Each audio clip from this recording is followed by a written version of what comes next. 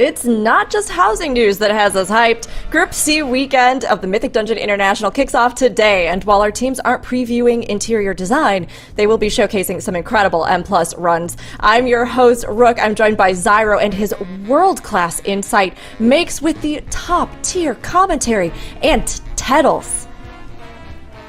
Hi, buddy. Hey, bud. How's it going? What about me? Nah, Teddles, you always break things down in the most amazing way. So yeah, you too. We're excited. All of us are pumped to be here with you. And honestly, we have seen so much already from Groups A and B. So Zyro, I mean, do you think there's even any tech left for Group C to awe us with?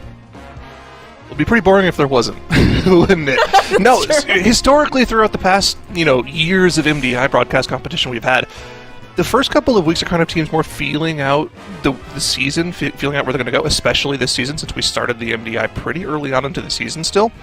But as we progress through the weeks, teams come up with more interesting and innovative strategies in order to stand out from the other teams and just improve their runs to a further degree. So yeah, I think we have a lot on the line this weekend. And from what I've heard, teams have submitted more potential tech this weekend than in the other weekends. So yeah, definitely, I think we're going to see more interesting stuff this weekend. Yeah, I'm super excited, and there's a lot to come, and with so much to look forward to, let's go ahead and take a second to look back at where the MDI began this time around. So, of course, everything started out in our time trials. Our top 24 teams this time, though, moved on, and were separated into groups A, B, and C, and we will have our CN group competing as well. From those groups, the top two have been pushed forward and or will be selected and determined with our Group C weekend in our global finals, where they will all face off for a prize pool of $300,000, which is our biggest one in the War Within so far. It's going to be huge, so if you are a Mythic Plus fan, get these dates on your own calendar, and remember that our CN group are going to have a rebroadcast, which will be announced soon, so keep an eye out for that as well. And in addition to our actual roadmap, of course, we had some format changes to this MDI, and with that, keep pushing. TGP. It's become our primary format of the MDI. As we just mentioned, there are more teams than ever and 4 big groups, which we've had competing and will continue to see before we face off in the global final, which is our biggest yet, with 8 teams versus 6. Now, of course, there are some other little changes and some big changes, including our Spec variety rule, but looking at these that we've talked about with our teams, I mean, Teddles, with 300K on the line, our teams have to be feeling the pressure to perform and earn a final spot, right? I mean, I think that the pressure has to be super immense. I feel like this season more than kind of ever before as well, the competition is very, very top-heavy, where you're seeing, I mean, we saw a missed count last weekend with triple world record run coming out of Group B. Like, I feel like whenever you're looking at that level of competition and you're feeling like you want to be making it to global finals, you kind of have to always be on watch there. It's true, right? And of course, although we've had more teams, we got to see some new faces in a huge range of different experience levels. These big hitters and some surprise elements as well always never fail to deliver the entertainment. So love seeing those records, and we have even more, especially as our returning champs come back in this weekend. So, you might have seen it this weekend or past weekends. You'll definitely see it this weekend. But we have a new Spec variety rule that's going to be in play, which all of our teams, no matter their experience levels, are going to have to contend with. So during days 1 and 2 of groups, the specs used by our teams will be tallied up, with the top 3 most played being banned out if they make it to group finals. And only specs played in runs that push the score higher or shorten times count. And we do have tiebreaker contingencies as well, which you can see outlined here. But it's been really interesting, I think, to see how the meta has developed, both on our off-meta days and our main meta days. I'm curious, are there any specs that you haven't seen so far that you think have been kind of flying under the radar? Listen, I appreciate that you and our producer both decided to throw this question to me because you need someone to be very nice about delivering bad news, and I'm afraid I have some for everybody that's been preying on the downfall of AUG. I am 100% sure we are going to be seeing AUG Evoker this weekend. It's just the spec that's been on the rise for the past couple of days, and I'd be shocked not to see them here. Why 100? Why are you guaranteeing that we're seeing AUG? Do you know something that we don't? Well, I have intel. I have my ways. Okay. I'm ready. I'm excited. I mean, look, I know that we've seen a lot of AUG Evoker, but I kind of missed it a little bit, so I'm excited to maybe see it a little bit back. Don't say that. You didn't miss it. The cat has spoken. There you go. All right, Production okay, knows. Og Evoker on the radar. All right, Makes, we'll keep an eye out. We'll see if this comes true. And Zyro, in terms of roster or team building, how valuable do you think it is this season to have hybrid players or like flexers or people who can do sort of multiple specs or roles? It's an interesting question, because in the past, typically the multi-classing / multi-spec addition to the team that a player can bring if they're able to do that has really only been important between seasons when the meta has shifted. Generally speaking, meta doesn't change mid-MDI, but we've had actually a lot of tuning occur in the past couple of weeks, and in addition to that, the spec variety rule makes it so that having somebody be able to play different specs at a very, very high level is really, really important. So yeah, this MDI more than ever, I think it's extremely important so you can still play extremely high keys with different specs on day one and then preserve your best comp for the Sunday of the weekend. Yeah, I mean, all the different approaches we've seen some teams, right, that have been like, you know what, we're just going to do it. We're going meta all the way. We'll deal with Sunday when we need to deal with it. But like you were saying, we've seen a lot more teams, I think, realize that seriously can cause you some problems when it comes down to it, to figuring out how you balance that, where you're going to add in those off meta, how you're going to kind of structure your comp has been so interesting. And a lot of our players have said, even in their surveys, that one of the big things they were focusing on this season was multi-specking, multi-classing, or kind of expanding the roster. So it's been really cool to see. And of course, we got a little preview of how our teams played in our time trials. And while Dark Flamecraft made an appearance in those, we'll also be taking a look at Dark Flamecraft both on day 1 and 2 this weekend.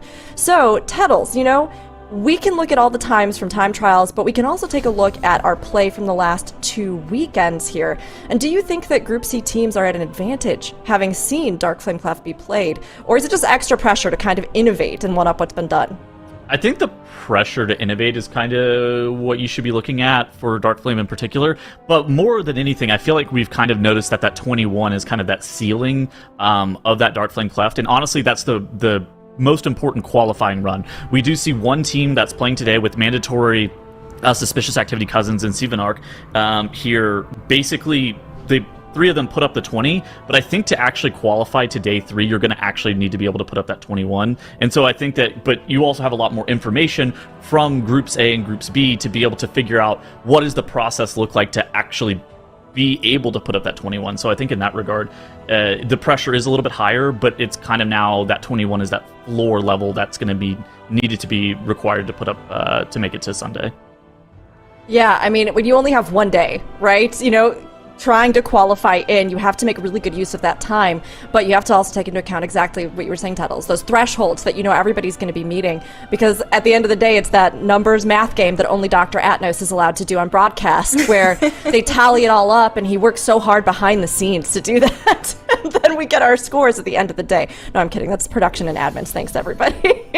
But while our time trials might kind of foreshadow some of the action, we also had 2 dungeons that they competed in. So overall, taking a look at our rankings, let's talk a little bit about where we can see this. So Makes, you can see here where our teams fell in the overall leaderboard. And looking across the Group C teams, are there any wildcards that stick out to you? Well, I do want to honorably mention the Ducks Can Fly, because that's been a team that's been ramping recently. They did really well the last time we saw them play, and I'm very, very happy to see them here on the 8th place.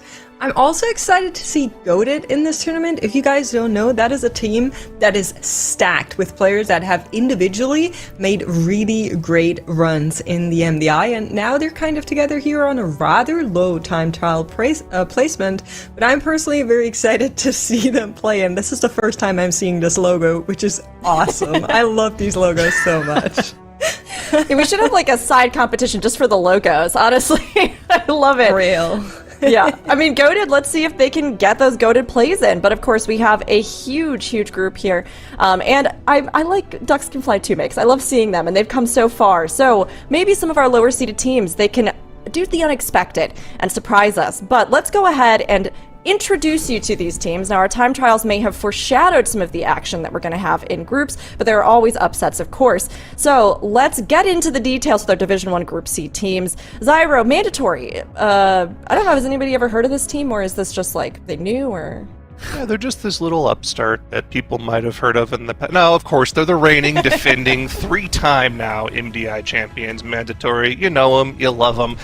And I think the pressure's really on them this weekend. Not necessarily to compete against the other teams, although that should be their first priority, but to try to compete with the ridiculous runs that both Wunderbar in week 1 and Miscount in our last weekend of competition put together, with those triple world record timers across the board for both of them, they're going to be looking to do the same this weekend, and I think anything less for them is going to be not what they're looking for. But the first team here to try to upset that possibility for mandatory is going to be Suspicious Activities, a team of a couple of players returning from Season 1 of The War Within, now with new players, with more of an optimized setup. They had a 20 and a 19 run in time trials, and they're going to be looking to match that or best that today with that Dark Flame Cleft in the dungeon pool. We have 2 more teams I want to introduce to you, and the first one is Svinarnik, which had some interesting pronunciations across our broadcast desk today already. Fiersa, their tank, is actually a mean demon hunter, as well on the Havoc as on the Vengeance, so I'm really, really excited to see what they do. They have a lot of players that are just mains on the current quote-unquote meta comp, so I think they can do really well. And there's another team I want to introduce to you, and that is Cousins. Now, Rook, you said they're not related by blood. We learned that much. But I can tell you that this is yet another team from Poland. And in the past, Polish teams in the MDI have been doing really well. I recall Miscount, I recall Polish Mountain. So I'm quite excited to see what Cousins can bring to the table. They themselves said that they had to switch their tanks since time trials, and they only got about 9 hours of practice after the time trials in this new constellation. I'm kind of hoping they just awe us all and, surprise us with some really great performances. I hope so too. Makes you say they're a new constellation, but really they're a new family here. All the cousins together, right? Not related by blood, but tied together by the bonds of Mythic Plus. I absolutely love it and excited to see what all of our teams are going to deliver today, including our reigning champs, of course. But this MDI, our teams actually had their dungeons revealed to them ahead of time, which has given them time to cook up some really good tech and some strategies, as well as to deal with the spec variety rules. So Tattles, I'm gonna put you on the spot here. I want a prediction for you from something that you think we're going to see in the 3 dungeons today. Anything unexpected, wild, completely you're like, this would be incredible, unmissable. Go. Okay. Hold on. All right, so the dungeons that we're seeing today are Rookery, Dark Flame Cleft, and Operation Floodgate. So far, across all 3 weekends, the highest Operation Floodgate that we've seen was actually on a 19. I think that there's a chance that we see a 20 put up today by one of the teams, at least. I think that Mandatory has a high chance of putting up a 20 in the Operation Floodgate, and that's my hot prediction of the day. Okay, all right, that's Huddle's hot take. I mean, we have any others? Makes you have any hot ideas, hot takes on what dungeon is going to show us something wild? Ooh, I mean, I think Floodgate is always good for some wild tech. Every single time we had a new set of 4 teams run this dungeon, they had new routes for us, and maybe we'll just get another one today. I think that would be really nice. I love it. I mean, Zyro, looking at these, do you think that any particularly stand out as being more difficult, or something that is going to be sort of like that baseline of competition like Tuttles was talking about earlier? I think 2 in particular stand out to me as something that's going to be difficult today. Number 1, Dark Flame Cleft, because we know 21 is doable as a push key, and I think in order to qualify through today, you're probably going to have to get the 21 done, just because, highest key is always the first tiebreaker. But Floodgate, as well as just one of the more difficult dungeons in the dungeon pool, that paired alongside with Priory are the 2 most difficult voted dungeons by almost every team across the board. So I think both of those 2 dungeons are going to take a significant amount of time today for the teams to work through. Rookery, while it might not be so difficult, we've seen teams, especially last weekend, have issues with the last boss in particular, but we know that there's a lot of time in that dungeon to get the 2 chests in, so I don't see that being as difficult as the other 2. Yeah, for sure. I mean, Zyra, you've just mentioned it here. We're going to be jumping in, but 2 chesting. The idea of 2 chesting or, +2, stuff like that, maybe we can, as we get into it, sort of touch on a little bit of that and how time or the amount of sort of keys you're able to push up plays a role. I mean, Tuttles, we'll have you heading off here, so, we'll say goodbye when it's time, but maybe you can give us a little bit of a touch base before you head out about this sort of system and time saves. So 2 chesting is, if you're old like me, you would have played Mythic Plus all the way back in the old days of Legion. And at that point in time, there were chests that appeared at the end of the dungeon that would give you artifact power and potential items in the dungeon. And to get the most amount of potential items out of the dungeon, you would have to +2 or +3 the dungeon, or 2 chests or 3 chests, and get more than the 1 singular chest. Now, if you depleted it, you didn't get any loot, or you got less loot, I guess was what ended up happening. But we still call it 2 and 3 chests, just mostly because we're old and we're stuck in our old ways. But it's basically just like the jump between. Because if you like only just barely beat the dungeon right below the timer, you're only going up 1 key level. But if you have a dominant performance, you can beat it by so much that Blizzard's like, you should be doing 2 or 3 key levels higher, and then they give you 2 or 3 key levels higher. Yeah. So it's kind of interchangeable, the language there. And of course, Yes. the teams are going to want to try and push these up because they only have 5 hours to be able to instance into dungeons, and they want to make sure that they can make the best use of that time and get the highest keys possible. So, Tattles, we'll see you later. Thanks so much for starting things off, but we'll see you later today. GG's. All right. And Makes, we'll toss it over to you. Go for it. I'm already so excited. We're seeing a resto druid, and we've been seeing a lot of shaman in our other groups to save that disc priest that a lot of the players found like a supreme option as an alternative healer's arrow. But I'm super excited to actually see the restoration druid come out here. Yeah, interesting. We're also seeing an evoker in the middle right there. But Let's try not to talk about it. I believe that is a devastation evoker, not an augmentation Yes. evoker, as I've seen the firestorm animation go off. So we're still safe, even though you want to see it. I don't really want to see it, not quite just yet. No, you're pretty sure you said that at the top of the show. I think you said 100% chance of seeing it. Okay, maybe you didn't say you wanted I'm a to see it. realist, Okay, you know? That's fair. Yeah, Well, the rest of Druid definitely good, although double Druid maybe not the most efficient thing to run, but if it's a comfort thing, that makes total sense.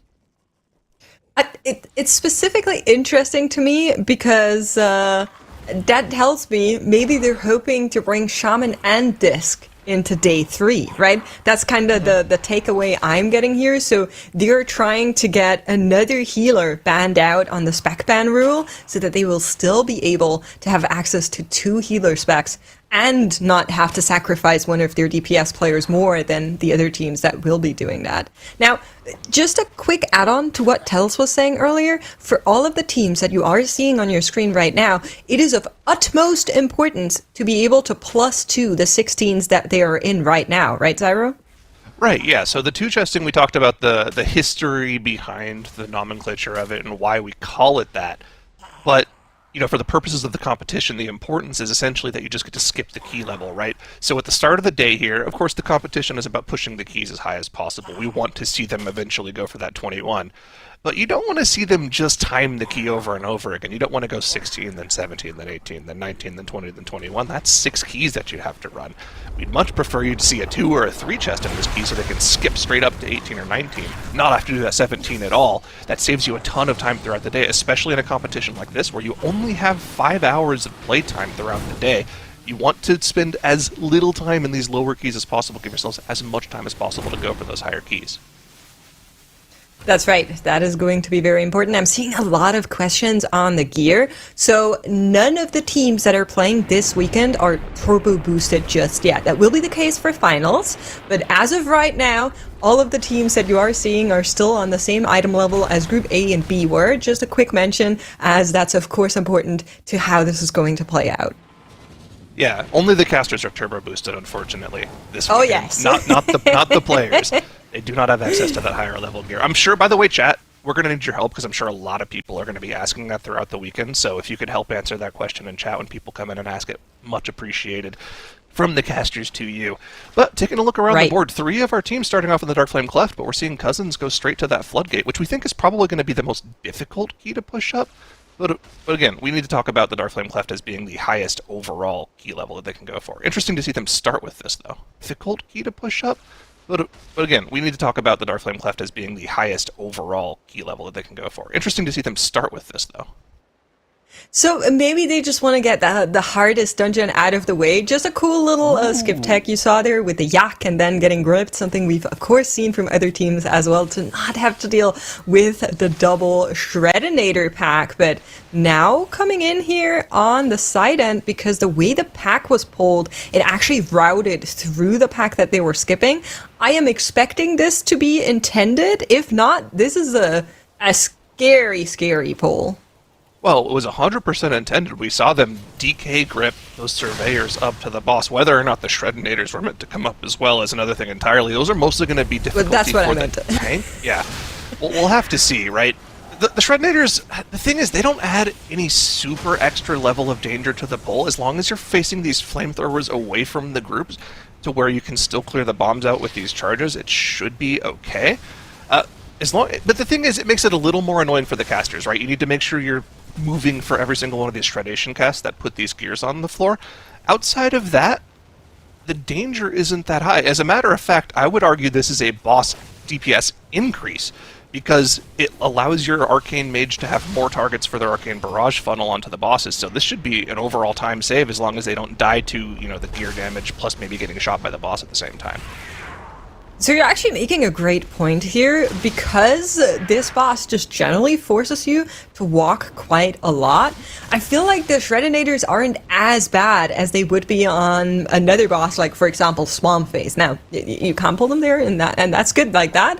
Let's not make that happen. But because there's already so much movement on the boss, it kind of plays into the way Shredation works, which I think is really cool. And I mean, they're making great process here as well. Nearly everything finished off. They have a little bit of an overhead damage there on Kiza. Need to focus Brant a little bit more, but looking really good in that 16 for now. I quickly want to mention that I really love that the druid's name is Uaue. I think that's a great name, and we should be calling to it a lot.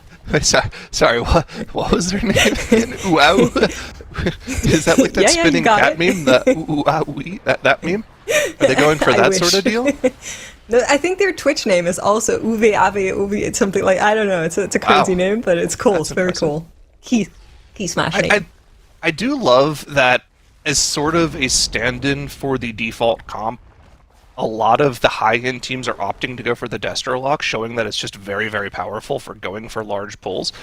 It seems like it's one of those specs that's just right outside, right on the fringe of being just one of the best specs in the game, so much so that we see teams bringing it on purpose into certain keys like Cinderu Metery, just because it's so powerful whenever you have pulls consistently that are over the 8 to 10 mob range.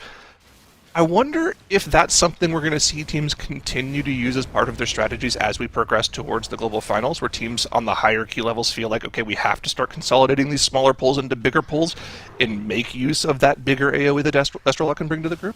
I think that'll be interesting to see if teams start going for those bigger pulls and bringing that into their strategies. Yeah, I agree. I also feel like we need to talk a little bit, once again, about the spec ban rule. Of course, Rook was gracious enough to explain it to us at the top of the show. If you missed the pre-show, that's on you. Watch tomorrow. But all of the teams are, of course, trying to save certain comms for the Sunday. And so on Mandatory, you can see we're not playing that Vengeance Demon Hunter. We're not playing Disc or Resto Shaman Cultite. And like you're mentioning, there's no play of either the Unholy DK or the Arcane Mage or the Boomkin that we've been seeing as the quote-unquote meta comp. Some of the other teams, like Cousins, they're opting to play that meta comp from the start. So if they make it to Sunday, they will need to deal with that problem when it comes to it. They're just trying to fight for the qualification as of right now. Yes, they are. Just trying to make sure they're as consistent as possible today. Mandatory now already on to BlazeCon at almost the exact same time as Suspicious Activities and Spinartic. So even though those two teams are the lower seeds from today trying to compete against the juggernauts of Mandatory, you're already seeing the difference in the competition is not that far off. All of these teams during time trials were able to do both of the keys at 18 or higher, some of them 19 or higher, some of them on 20s. So everyone is very close together, and a lot of this competition really comes down to playing on the day. We saw back in week 1, Firmawant, as the 19 seed of the competition, was able to beat out the 7th seed of the competition. I'm not going to try to attempt to pronounce the name of the team because chat's just going to make fun of me. I'm going to say it was Comteve, but that's probably incorrect. Oh, yeah. They were knocked out by Firmawant. So we know the lower seeds definitely have upset potential, especially on day 1 when this spec rule comes into play. Yeah, it is going to be a big factor moving forward, and we're of course trying to take into account how it all works. As of right now, only Cousins is really opting to go for the we'll fight that problem once we get there technique. Everybody else is at least saving their tank and one of the DPSs and maybe also the healer. It's hard to say because sometimes they just try to have one spec have a lot of count and then still save that Resto Shaman. Although I feel like with the Cleft being in here today, it's probably smart to maybe play that Resto Shaman because we know it's just really good at healing the Candle King. Yeah, and I mean, the thing about Dark Flame Cleft is it's a dungeon the teams will have put a ton of practice into this weekend, not only because it's part of the pool in both Day 1 and Day 2, but obviously it was a time trial key as well, and on top of that, we've seen extremely good routes on the 21, both in Weekend A and Weekend B, so this might be the most practice key these teams will have coming into the weekend. I expect these teams will have figured out, all of them, a way to do the 21 today, and it might come down to who can just do it the fastest, and that's going to be really fun to see. Let's get a quick look, though, at what we think is probably one of the most difficult pain points in this Operation Floodgate in Big Mama. Of course, it's not Mother's Day weekend anymore, but Big Mama's still there trying to electro-crush your tank down. And, I mean, this is just a really tough DPS check fight, and also a healing check fight. Every single one of those jumpstart phases is really a huge tax on your healer. I'm actually very surprised that we're not seeing Cousin opt to maybe be a little bit closer to the walls, because that does make your life a lot easier. They're still routing around it, but it looks more like a spatial reason, so that they're not trying to get as many of the after the jump start patches on the floor, rather than trying to have these mecha drones to be more controlled. You can see a lot of them are just going left, right, and center. If you stack up with your back against the wall, these guys are very easy to handle and they don't go as far. Just a quick tip for your own keys. And then you can also make the rule of whoever has the silence goes into the other direction where the wall is not. But like you're mentioning, it's a very, very hard boss. And they're not electing to press that Bloodlust that just came up as well, which is very interesting to me. Yeah, that is interesting. I wonder what the play with the Bloodlust is going to be. Usually we see it just pressed on cooldown because the third lust will come up during Swamp Phase, but on the 16 key level, when you're potentially trying to two chest, there's the Bloodlust right there, right at the start of the jumpstart phase, so they're going to try to get a huge burn on the boss here. Arcane Surge is available for Jerkane as well here. They're going to be able to get the boss incredibly low in this jumpstart phase. Of course, the boss taking increased damage during this channel, and they're actually just going to straight up kill off Big Mama during that. That was a huge burst of damage and execute with that Arcane Surge. That was a very, very quick Big Mama kill. Yeah, they were waiting, I think, for the unholy cooldowns, if I saw correctly. DT was just coming up right when that jumpstart came around, so very, very nice lining of CDs for our new team here. I'm very excited to see some new teams. That's always fun. A quick kind of tidbit information while we take a look at Mandatory working away on the Candle King on the 16. Svinarnik, which is also one of our new teams, your name actually means pigsty.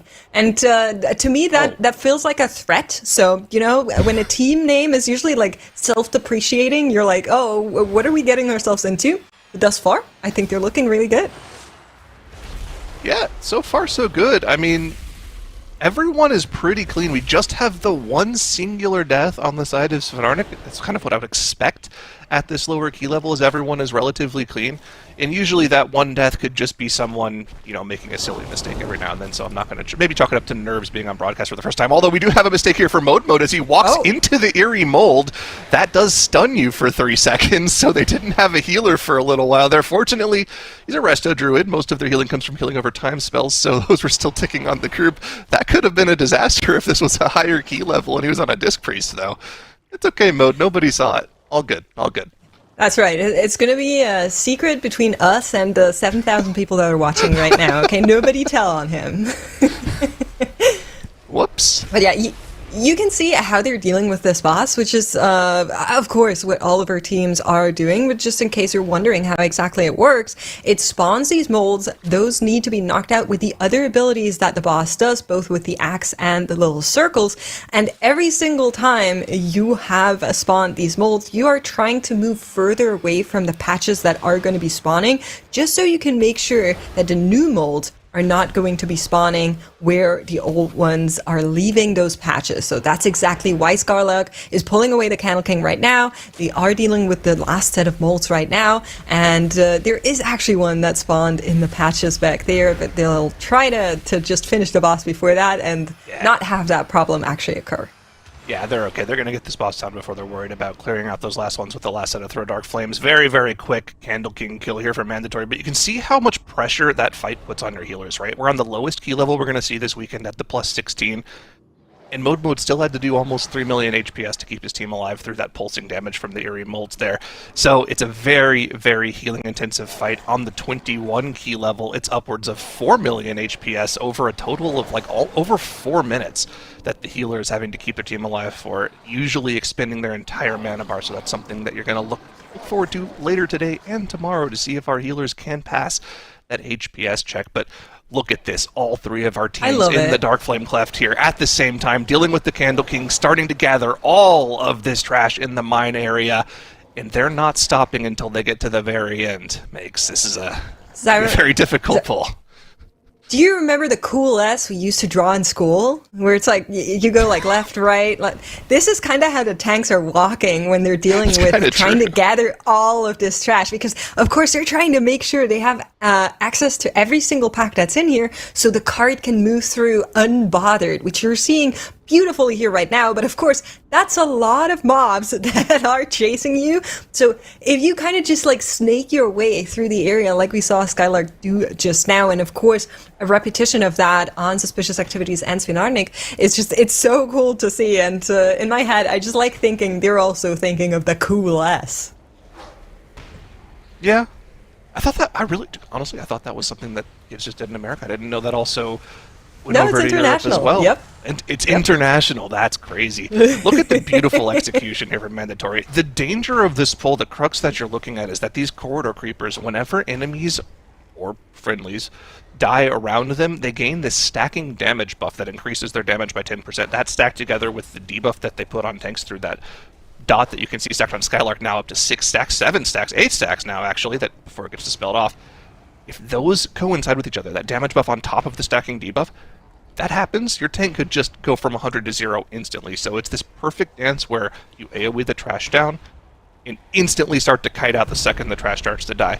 Most Suspicious and Activities and Mandatory have now dealt with that pull. Svinarnik are about to deal with that themselves. You can see their tank doing a good job kiting away to make sure they don't take that extra damage. I think all three of our teams have gotten through that pull.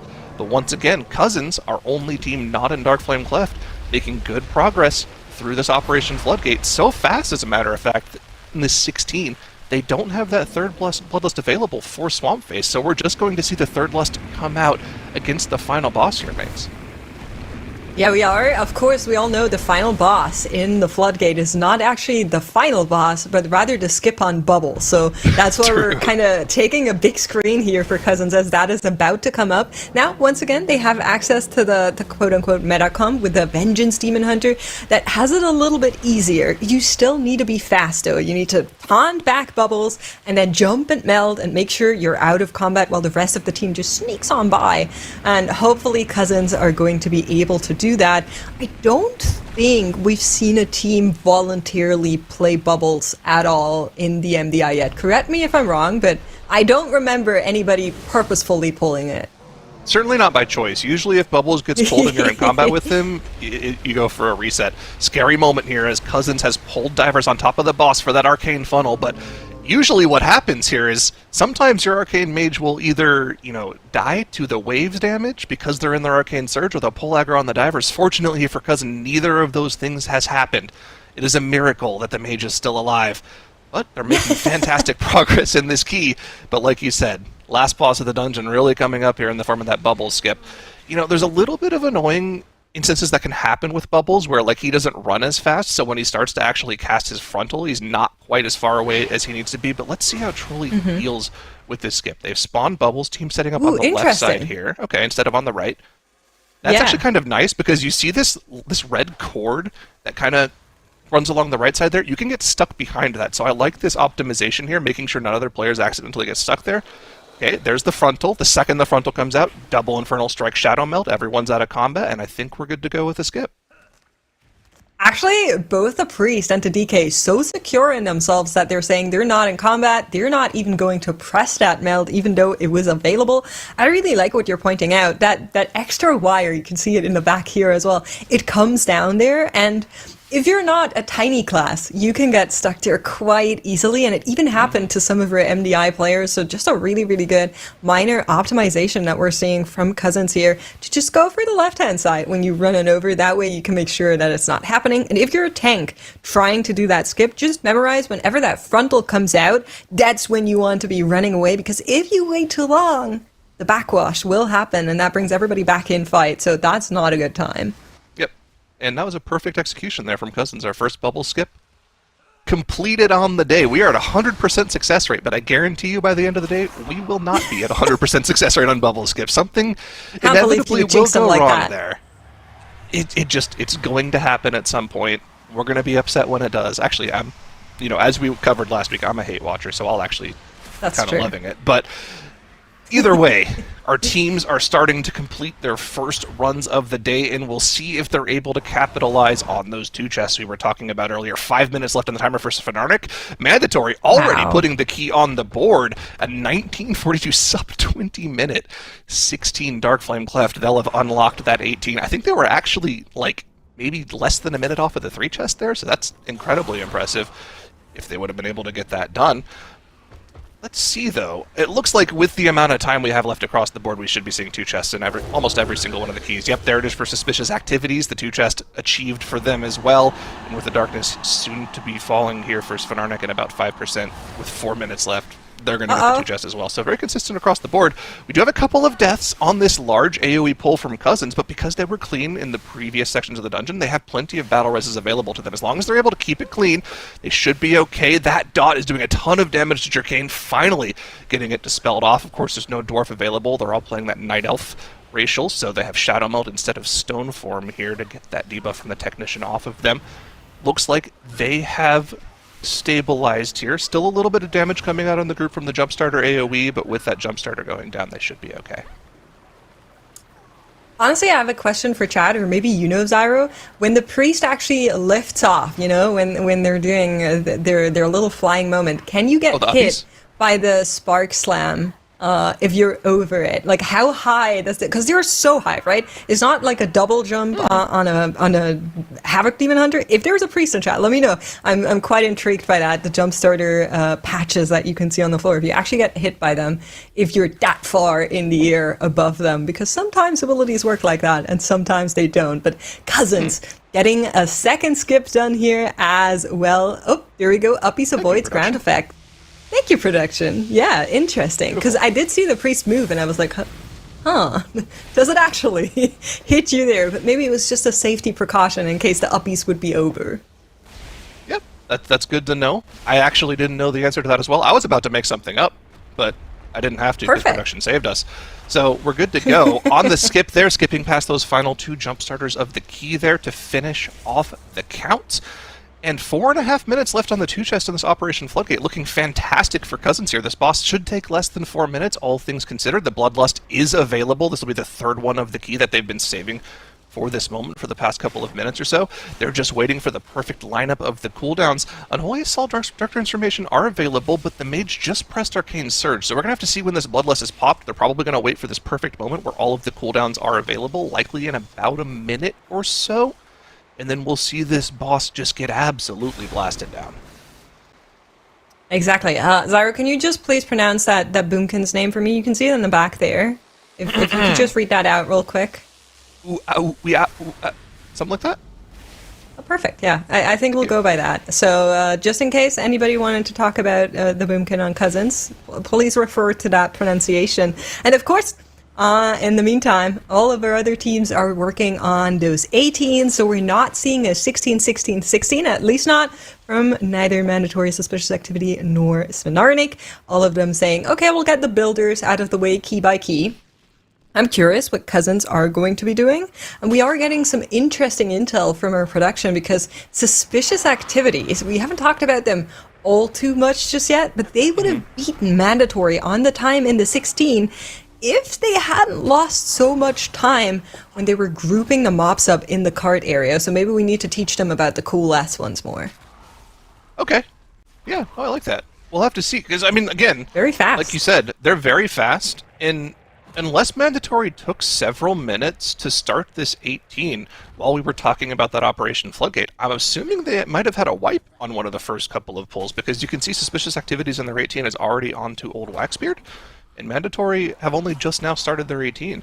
So Suspicious Activities getting the upper hand against Mandatory here at the start of the day. The 11 seed beating out the 3-time MDI champions to start today. So that's an interesting story if they can continue to keep up that level of play throughout the day here and put some extra pressure on them. But, you know, we've talked a lot about this Dark Flame Cleft, and as a matter of fact, I actually did a video this past week talking about Miss Count's run in this key back in Group B. Yeah, the start check that of this out. key is super overloaded. Yeah, check that out on the Warcraft channel if you're interested to see exactly what's happening on a lot of these pulls.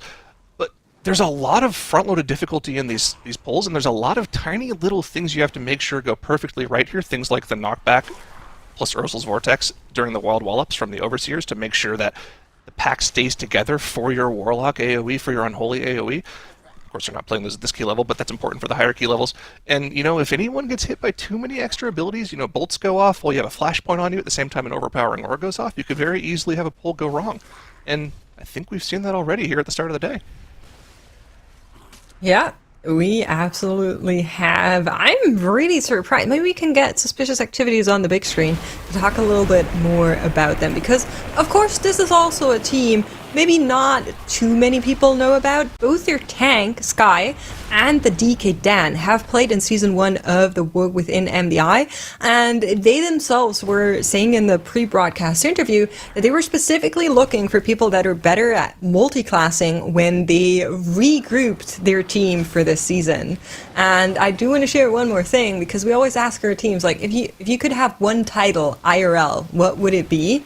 And their tank said a chef. Now, I am purposefully believing that this is because they're cooking some good routes up, and not because they're actually like a chef IRL. So I'm very curious on what else they have in store today. This is definitely one of my like kind of dark horse teams where I'm hoping to be really excited and surprised.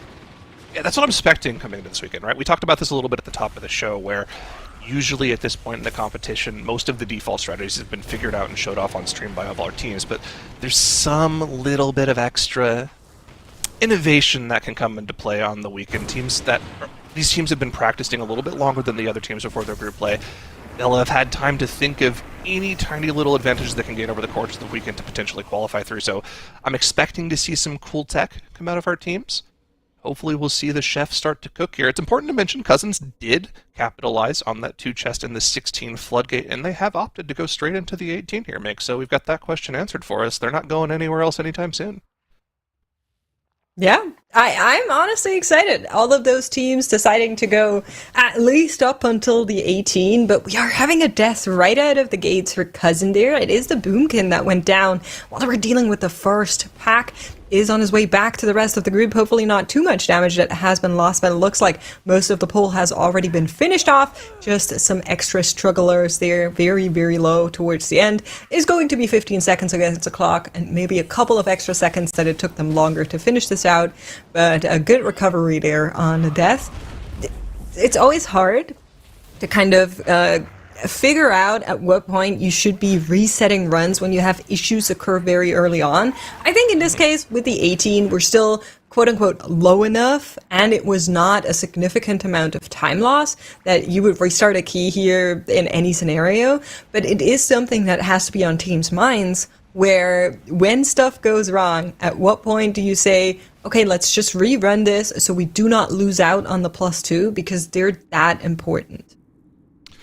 Yeah, and I think that death actually, you know, it was one of your Boomkins, one of your big AoE specs, but I think it was at the end of the second Incarn charge, and the pack was pretty much dead anyway, so that's not going to be that big of a deal. That being said, your Evoker dying at the very start of the pull is pretty bad. Fortunately, hadn't popped the Dragon Rage yet. So, again, didn't lose the cooldowns. Not going to be something that constitutes a reset here. If we do see another death without the battle res available, that would be a reset, though. This is one of the big make-or-break pulls of the key. Lots of things to look out here. Every single quenching blast cast is a ton of damage going out in the group. These explosive flame casts from the Blazing Fiends, if they let to go off, there's a little bit of group damage, but it also increases the group's fire damage taken for about 10 seconds as well, which makes the quenching blasts from these wandering candles even more dangerous. At the same time, your tank is constantly kiting around trying to make sure they don't get stunned by these bonk AoEs from the task workers. If a stun happens on your tank, it's probably a wipe. They're going to die. So there's a lot going on in these pulls that the teams have meticulously crafted out, how they're going to be moving around the room, how they're going to be using their interrupts and stops. And again, looks like after that first initial death here from Svenarnik, they're going to be able to get this pull down. One candle dead, only a couple more quenching blasts they're going to have to heal through. Listen, they showed us that they can do it with this pull right here. I always feel like it's specifically dangerous to the melees because they're also trying to dodge these bongs while getting good cleave on the rest of the pack, and it's just really hard to wiggle in and out of those little AoE zones. But Cousins back on their way, and it seems to be that the route we saw from them is the route that they want to go for. I assume Bloodlust timings will line up a little bit nicer than they did before, so it'll get that second lust more towards the middle of Mama, but they can of course decide to still use it towards the end. I think on Arcane. the 18, our Arcane Harpoon Mage going did off. go down here. Unfortunate. That's just the danger of how this pack can be so crucial, and they're also going to lose their healer here. Their tank trying to kite it out with a nail gun together with the harpoons and the pinches is just too hard. And that's exactly what we were talking about at this point. You zone out, you restart, you town portal it. That's a difficult pull to kind of deal with if you don't have your cooldowns going into, right? Every single one of those divers. Now, they cast this harpoon ability that will target one player and pull you into where they are, which is of course dangerous because there's a whole bunch of bombs on the ground. Even if you don't get hit by a bomb, the dot left behind by that harpoon ability does a ton of damage. We saw the priest go down to that after getting hooked in as well, even though they didn't hit a bomb. That's tough because you actually have to find the mob in the group that's casting it. Out of like the 8 divers they have pulled and 2 harpoons in a row they missed the kick on. It's a little unfortunate. They're going to lose 5 or 6 minutes to start the day. We have seen that 18 Floodgate has caused headaches for many of our teams in the previous weekend. So we don't expect that to be a key that's easily one-shot by all of our teams. It might get one-shot by 1 or 2 of our teams, but it's definitely not going to be as easy as the Clebs that we're seeing to start the day. Yeah, for sure. But at the same time, I kind of feel like that speaks to what Cousins are here for, to go for the Floodgate as first dungeon, to decide, yeah, we are actually going to be dealing with what we probably think is the hardest dungeon out of Rookery, Cleft, and Floodgate, and we will try to put that on the board as high as we can go, and then from there on, you know, we can maybe chill a little bit more, go back into something like the Cleft, where the timer is just a little bit more lenient, and stuff isn't as crazy for the most part. But of course, that dungeon will also need to be pushed up to the max. What do you think the final dungeon levels are going to be between our 3 dungeons? It's hard to say to start the day, especially considering during, the beginning of the weekend, we start the key levels at 16 instead of the 17 that we do on Sunday. I do think, looking at the dungeon pool, the cap for these dungeons is 21 in the Cleft, likely 19 in the Floodgate this weekend, and Rookery can be done on 20, but I just don't know if there's enough time in the day to do all 3 of those. So, conservatively, I'd say the teams should be going for 21, 19, 19. I think 21, 20, 19 is possible. If you get to that point, I think you're guaranteed through. Yeah, that's probably a good estimate of where the teams can expect to be considering a perfect day, pretty much. I agree with you. I think the time in the day just might be the limiting factor here, even if we have a team that just has a perfect run. It's still a lot of runs you need to do because of the fact that we are starting on the 16s, and it will require a significant amount of plus 2ing, which of course kind of benefits a teams like Mandatory, who used to play the more traditional version of the MDI before we changed the format to what it is right now, where it was all about trying to find speedy strats, especially on the quote-unquote lower dungeon levels, which I think this is a team that's really good at that, and I'm curious to see how they are going to be routing through a Floodgate, for example, because I do think on something like a 16 there is a more beneficial route that will get you through faster than on an 18 or a 19. And most of our teams have been playing the same route in there. Yeah, I mean, the thing about Mandatory, right, is as a team, we've seen them we've seen them grow a lot as a team throughout the years, right? When they first arrived on the scene as Monka, they were a team that had a very, very high potential in the high key pushing, but they maybe lacked a little bit in their beginning of competition, making sure they secured all of their 2 and 3 chests. But, you know, throughout the years, they've gotten better and better at covering all of those bases, and we've seen them evolve into the champions they are today. We've kind of seen Miscount also go through those motions as well, but they haven't quite secured that title just yet. And hopefully we can see some of our other teams start to show that spark that we saw in these teams when they arrived on the scene. Unfortunately for Cousins, however, it's another wipe at the start of the 18 Floodgate. But again, I mean, when you talk about the TGP, the way that you want to sort of route these dungeons out is you want the bulk of the difficulty to be situated at the start of the key, right? So if you have something go wrong, you only lose a couple of minutes of time, not 20 minutes of time.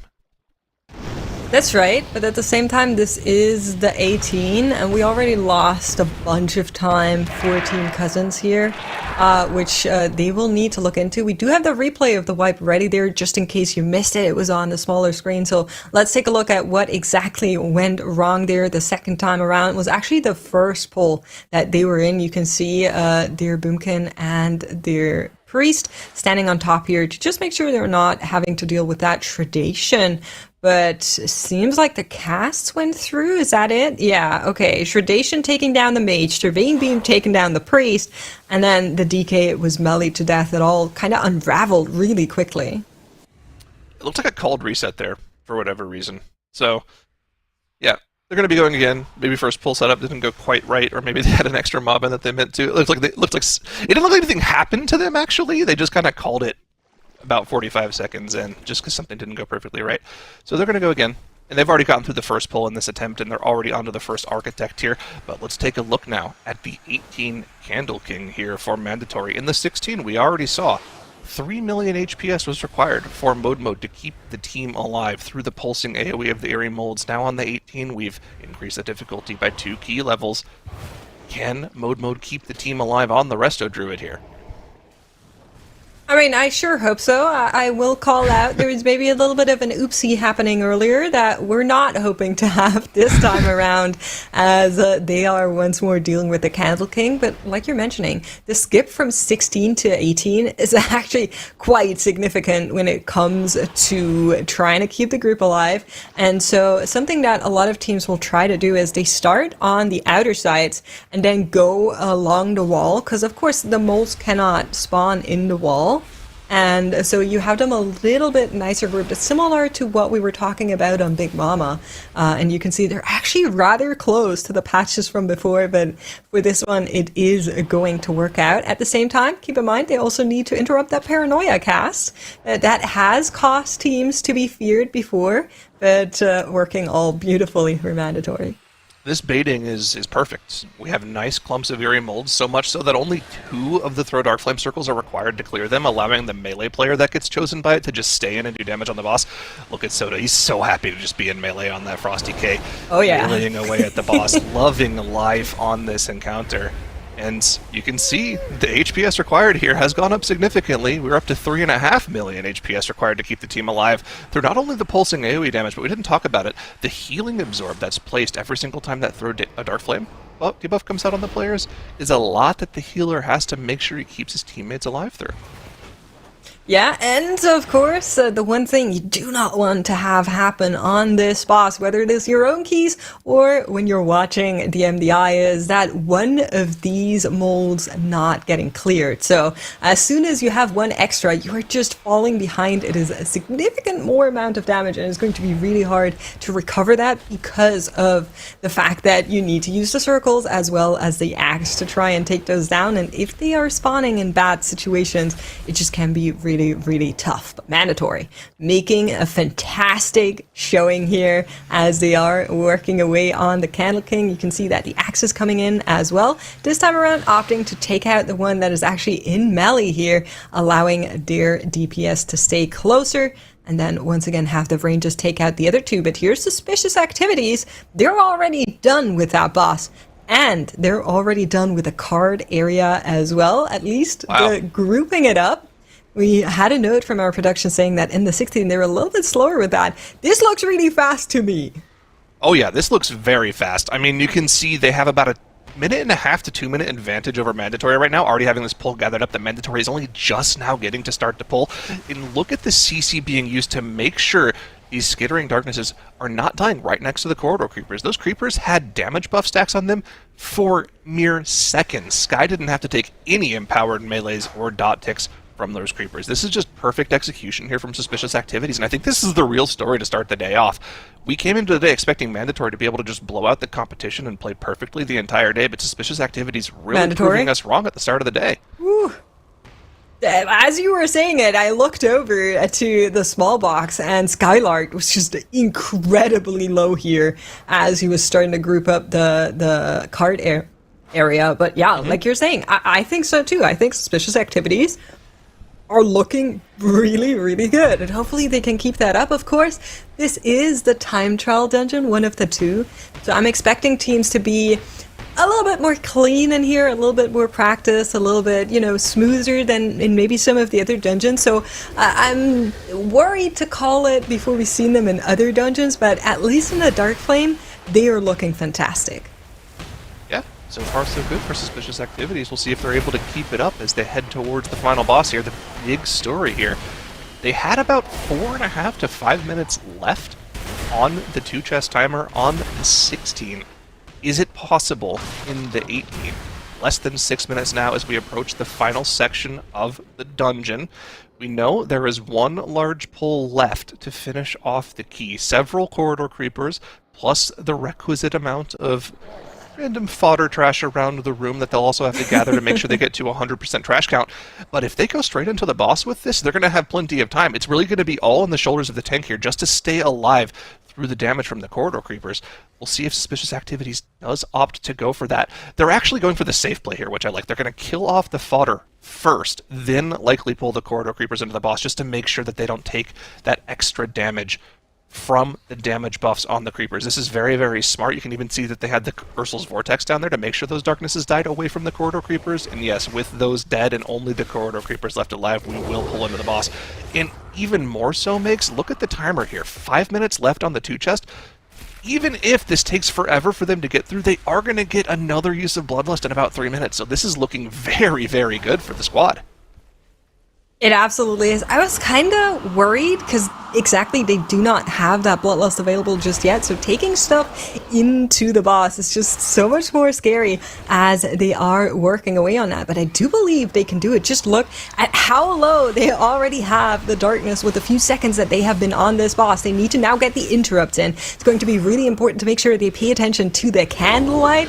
The rule, I don't know if that's the same for these MDI teams, of course, but the rule we have in our group is whenever you get hit by the Shadow Blast, that's when you go and run and get another candle. Now, that didn't happen here. Instead, their healer is actually going to gate out. Phenomenal use of that Warlock gate there to try and replenish that candle. And in the meantime, the Corridor Creepers have died off. And Suspicious Activities can just free cast onto the boss. 79% and 4 minutes. Looking really good.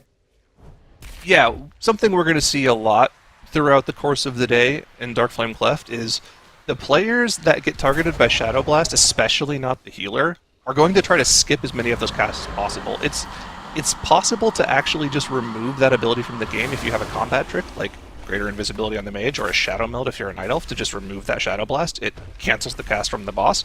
You would like to not take that damage if possible, but like you said, usually the Shadow Blast player is the one who goes and refreshes the candle, so that then becomes a healer job, unfortunately. Look at the candle, though. It runs out. We're at 0%. Okay, fortunately they were able to refill it before they would have gotten feared otherwise. That could have been a potential wipe scenario if your entire group gets feared. But I guess also you have Shaman in the group, so you could Tremor Totem it too, so maybe it was a little less dangerous than we thought. That's true. Another reason why a Resto Shaman might be the superior choice for some of the teams that are working away on the Dark Flame Cleft. I quickly want to jump over to our other two teams who are at the same spot in the dungeon, both Mandatory and Svinarnik, working on maybe getting a +2 in that 18. So a lot of exciting stuff still coming up as soon as Suspicious Activities will hopefully have that. Let's check in here. 4.5 minutes for Mandatory. I think this timer is good. I think this timer should be doable. They still need to deal with the corridor creepers as well. Svinarnik has a little bit less amount of time compared to Suspicious Activities and Mandatory. They do, but I think their timer is still looking pretty good. Let's get a full screen on Svinarnik here and see what they're looking at. 3 minutes left to deal with 20% of the boss's HP. They'll also have that Bloodlust coming off cooldown near the end of the 2-chest timer. I think they're very much okay on the timer here. Now, one concern is they'll likely only get one more press of their cooldowns within that time frame. They'll get 2 Arcane Surges, 1 Dragon Rage. So they'll probably have to have their Evokers sit on that Dragon Rage until they Bloodlust if they're trying to fully optimize. It's going to be tight, but I still think it's possible for them to get this 2-chest here. Well, the chat is spamming Blood Beast. I'm not sure if that's going to help us in this scenario. We're running a Frosty K, so maybe a little bit different spamming needed for those teams to be able to get the +2 locked in. But I think the timer is good enough. I think all of our teams should be able to do so, and Suspicious Activities locking that one in. Mandatory and Svinarnik basically on the same amount of percentages here. And of course, a quick little call out. Cousins working away on our big mama in the Floodgate, the only team to have ventured into the Floodgate just yet. But here comes Suspicious Activities saying, okay, we have the 18, we're going to go into the Floodgate now as well. Interesting. Okay. I would have liked to see them go straight for the 20, but I guess it looks like they're going for more of the strategy that we saw out of teams like Wunderbar and Miscount, where they set up a baseline of like 2 runs in each key on the lower level, and then they'll swap to a different comp that's more suited for doing the higher key levels, which means they're very practiced and meticulous about their day if that is their strategy throughout the day here. Yeah, I mean, it's so cool seeing all of these teams come in here and just really lay it down, especially keeping pace with Mandatory right off the start. But we will have a shift here on the desk. Thank you so much, Zyron Makes, for getting things started today, and we'll see you later on today. Bye! Bye! Bye! And we're going to be bringing in Nagura and Tettles here to bring us into the action even more as things continue to unfold. And I mean, Nagura, as you've been watching, I think we're all surprised to see how well these teams so far are keeping pace with Mandatory. Is this something that, based off of what you've been seeing of them, you think they can keep up? Or how have the teams kind of surprised you this morning?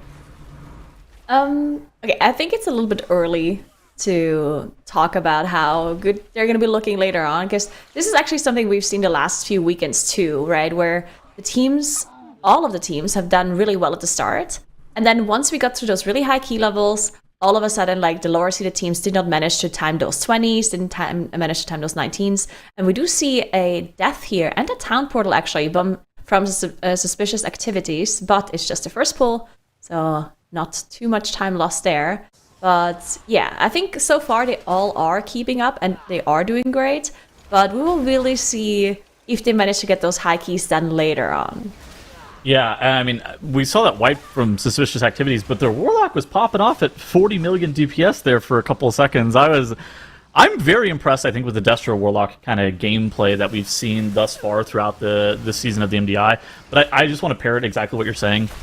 I think for a lot of these teams, the first 6 dungeons are very carefully calculated, where you 2-chest the 16, you 2-chest the 18, or you 1-chest the 18, and then you're playing your alt comps for all of those runs, and then you basically end up going through and you have like a good composition available for Sunday, assuming that you make it to there.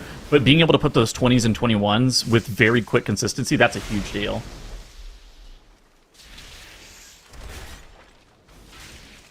Okay, so we're just getting confirmation. The reason that Suspicious Activities ended up wiping in that 18 Operation Floodgate is because, unfortunately, they started on an 18 as opposed to starting on 16. Well, that makes sense. Oh, no. Yeah, that happens sometimes, that they put the wrong key. Obviously, Not something you like to see, but didn't waste too much time. So as long as they're not making that same mistake again. But yeah, getting those 20s done or those 19s, as we talked about, some keys maybe are not going to go as high. They talked about it a little bit earlier, and I would like to know what you think, Teddles, about how high the keys are going to be going today. It's kind of interesting. So I think that everybody knows that the 21 Darkflame Cleft is able to be put up. We saw mandatory, like you see on screen right here. This was a team that put up the 21 Darkflame Cleft in time trials. Basically every single team that's got it during their group play has also been able to put this dungeon up on a 21 that has also made it to the global final. So I suspect that 21 Darkflame is going to be pretty reasonable today. Rookery, I think, is probably 19. Just due to the amount of time that it takes to actually put up like a super high level rookery. And so I think that it's one of those things that it's very easy to just lose a lot of time in the rookery. Dude, this architect, that guy had like, guy had like 0. But then the Floodgate is actually a very interesting proposition, because if you look at the Chinese time trials, they were able to put up a 20 operation Floodgate during time trials. Obviously they had 5 days, not 5 hours, to be able to put up the 20 Floodgate. But that means that I think it's potentially on the table. So I think there's a world where it could be like 19, 20, 21 as the ending score for some of the teams. I don't think that's going to be the score that's required to qualify to Sunday, though. Like, how are you kind of feeling about the vibes, about the levels that are being placed? What was your kind of gut reaction? I do think I agree with both you and Cyro that it's like 21, 19, 19 is probably good enough to qualify. Yeah. And 21, 20, 19 might be something that the first seed puts up. And I think that could be reasonable.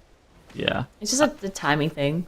I mean, mandatory is by far the favorites out of today, right? They are the number 2 seed on the entire season. I think the second team that's supposed to qualify out of this day is supposed to be Suspicious Activities, but they're the 11th seed. So I think that it's one of those things that mandatory, if, like, they're trying to win the entire TGP. That's their aspirational goal. Their aspirational goal isn't make it to Sunday, right? They're trying to win the entire thing, and whenever they're trying to win the entire MDI season, it's kind of a situation where you want them to kind of have a Wunderbar or Mist Count-esque performance during their day one as well.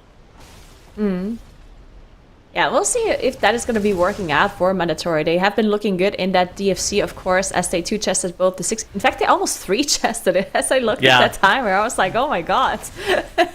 Maybe that... Honestly, it is possible that was even their plan going in. If it was that close, then maybe it would have been something that they think is possible. And then I guess the problem is then, can you 2-chest the 19? Because if you cannot, then there's no real reason, I guess.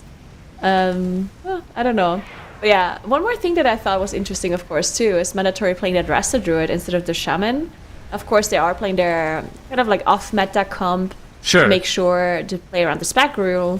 But yeah, Mode, I guess, is just a player that likes playing Rasta Druid. It's just a comfort pick, I guess. I think it's one of those things that it's interesting because the Spec variety rule, I don't think that teams are making the second best composition whenever they're trying to play around the Spec variety rule. Instead, they're trying to make their second best composition, right? Where it's like, what are we the most comfortable on? How can we kind of play around it? And then if you take a look at a team like Cousins, who's currently in this 18 Operation Floodgate, what do you think about them saying, more or less, to hell with the Spec variety rule, we're just trying to play to make it to Sunday? How do you feel like that's been playing out so far that we've seen from the teams at this point in the MDI? Yeah, so a lot of the Cousins, of course, being the lowest seeded team coming in today, I think we've seen this very same thing from most lowest seeded teams coming into the day. And some of them have been doing really well with this, like with the meta comp. And I do think that a lot of them maybe don't actually have like a plan B. They're like, our plan and our only plan is to try our hardest to somehow make it top 2 on like the Friday or the Saturday, depending on which division they're in. Sure. And then I think they really just put all of their practice time into those 3 dungeons that they know they're going to be playing on those days, play that meta comp, and they don't really think much further. Because for a lot of these like lower seeded teams, this is like such a tall task to make it further or to make it to global finals, right? I think for them, just getting the experience and just trying their best by only focusing on one day And don't get me wrong, I don't know this, right? Like, it's possible that they also practice for Sunday dungeons as well. But that's what I would do at least. Like, if I know I have a really low chances to make it to globals, then I want to try my hardest to win that first day or to potentially make it to Sunday. And then, we'll see what happens afterwards. Yeah, I mean, there's also pretty big prize pool implications about being able to make it to Sunday and continuing to even just like go from fourth to third today. And Cousins having 2 deaths to Swamp Face here. We saw their Arcane Mage going down a little bit earlier, and then their Balance Druid going down as well. 3 deaths on the board. How are we feeling about the timer here so far, Nagura? Is this going to be timeable by then? I think it's still timeable. Lust is pressed. Yeah. Oh, Yeah, they're gosh. definitely struggling here. Yeah. Surge isn't up for 52 seconds. I think you're right. I think it's going to be timeable. We tend to need to see around the 23-minute mark for Swamp Face to get killed off for it to be timeable. But it's going to be pretty tight, I think. They're kind of at the point where they can't make too many more major mistakes. Otherwise, they're going to be running up against a really, really tight timer there in this Operation Floodgate. Yeah, even smaller mistakes might be problematic now, considering they don't have any battle rests anymore either. So Yeah. any like small little death here and there means that they're gonna have to run back, which would turn into a bigger mistake, because that's obviously a bigger time loss. So we'll see if Cousins can finish this dungeon still. One good thing is that the end of the dungeon is not necessarily the hardest part in Floodgate. We all know that the difficulty pretty much lies all at the start with a couple of trash packs that you're pulling, Big Mama, and the Demolition Duo, and Swamp Face, of course, as well. As soon as you're done with that boss, it feels pretty much like just free. There's still things you can wipe to, but they're just much easier to handle than the start. So hopefully Cousins can figure it out. Mandatory also moving on, working their way towards Big Mama, just doing some trash pulls here to make sure their bloodlust gets back up.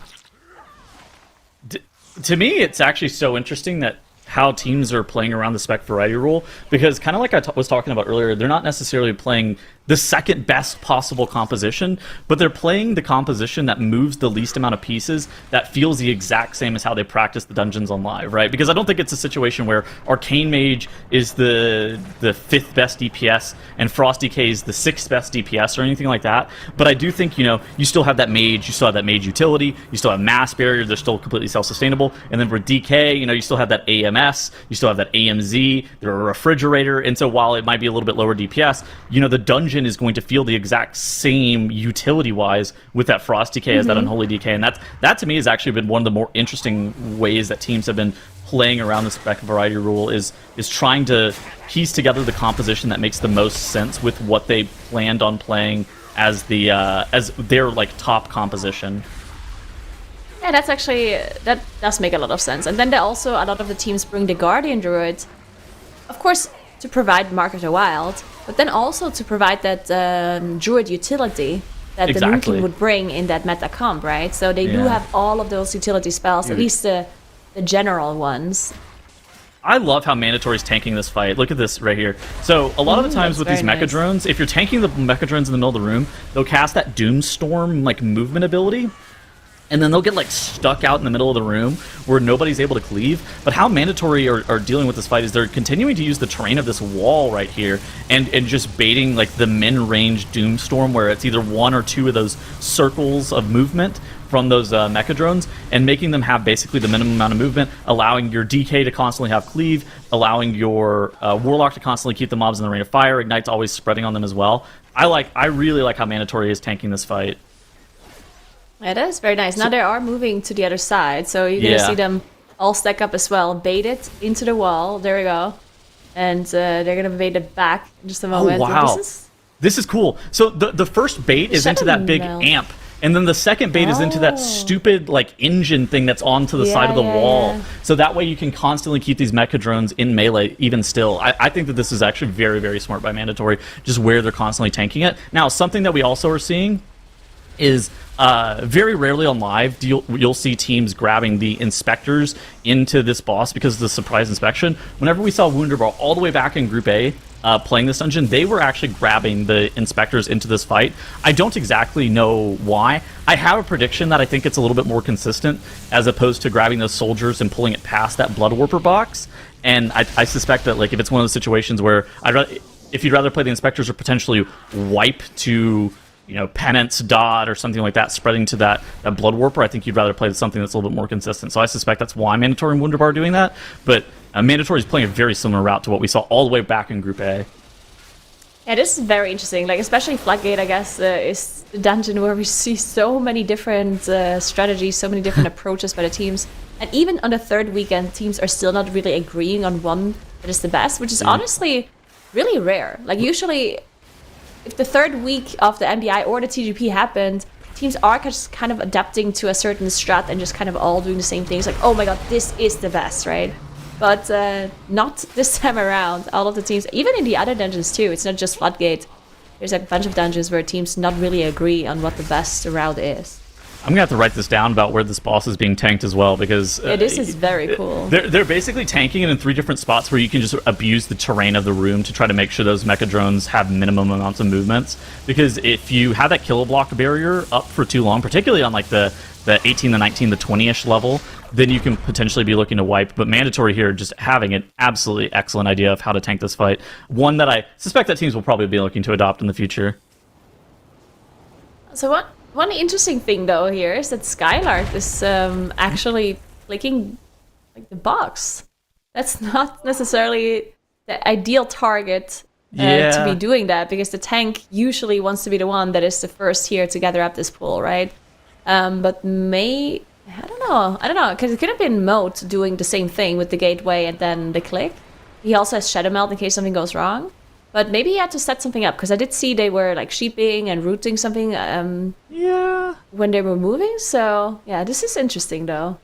I mean, it's supposed to be a Moonkin job, but like I think there's, you know, obviously Mason's on this Warlock here, so it's maybe just supposed to be, I don't know. I think it's probably like a consistency thing more than anything else. All right, so let's take a look over here at Cousins here in this 18 Operation Floodgate. We were looking at their Swamp Face earlier, about a 23:05 split on Swamp Face. We said that they were going to be fine to time this, but they didn't have enough time for like any major mistakes or anything like that. It looks like after Swamp Face, they had the skip go clean, and they continued on to the final boss, and they're actually making really great pace on Giesel Gigazap. I don't even think they're going to have the Bloodlust coming back up. I think we're going to probably be 2 minutes under here. Yeah, they're doing great. They had no issues moving forward, so they're going to be able to time this, which is really nice, even though they did have those issues come through. I do also want to take a quick look at Svinarnek, as they are in that rookery. They did move on after 2-chesting the 18 DFC, and they decided to go to that rookery. They do have 2 deaths on the board, but it looks like they got past that, like one of the most dangerous trash pools between first and second boss, as Kaiser does go down here.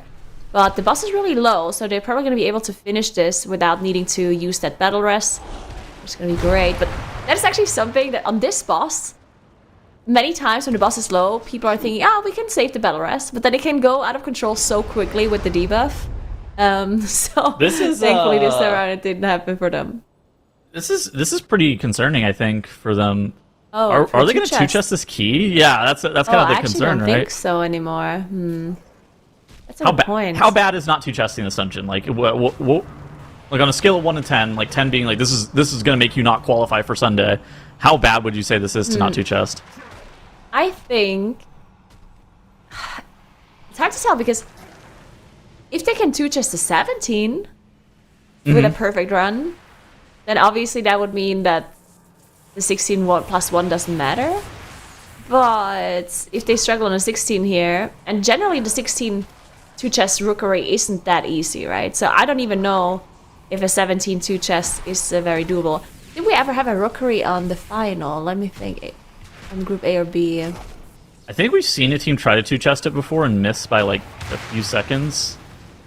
Because they ended up 1-chesting, I believe. Wunderbar 2-chested a 17 apparently. Okay. Oh, look at this. They're going for it. They're basically jumping with the parasol down, and these crushers are supposed to snap. Now, I've seen them do some really jank stuff if they don't get the snap perfectly, but for Svarnik here, it looks like they've actually snapped them immediately. This is great for them and for their ability to be able to maybe make up a little bit more time. If there is a way for them to be able to be looking at 2-chest this dungeon, it is by just all full sending those crushers into this pull. I think this is super smart.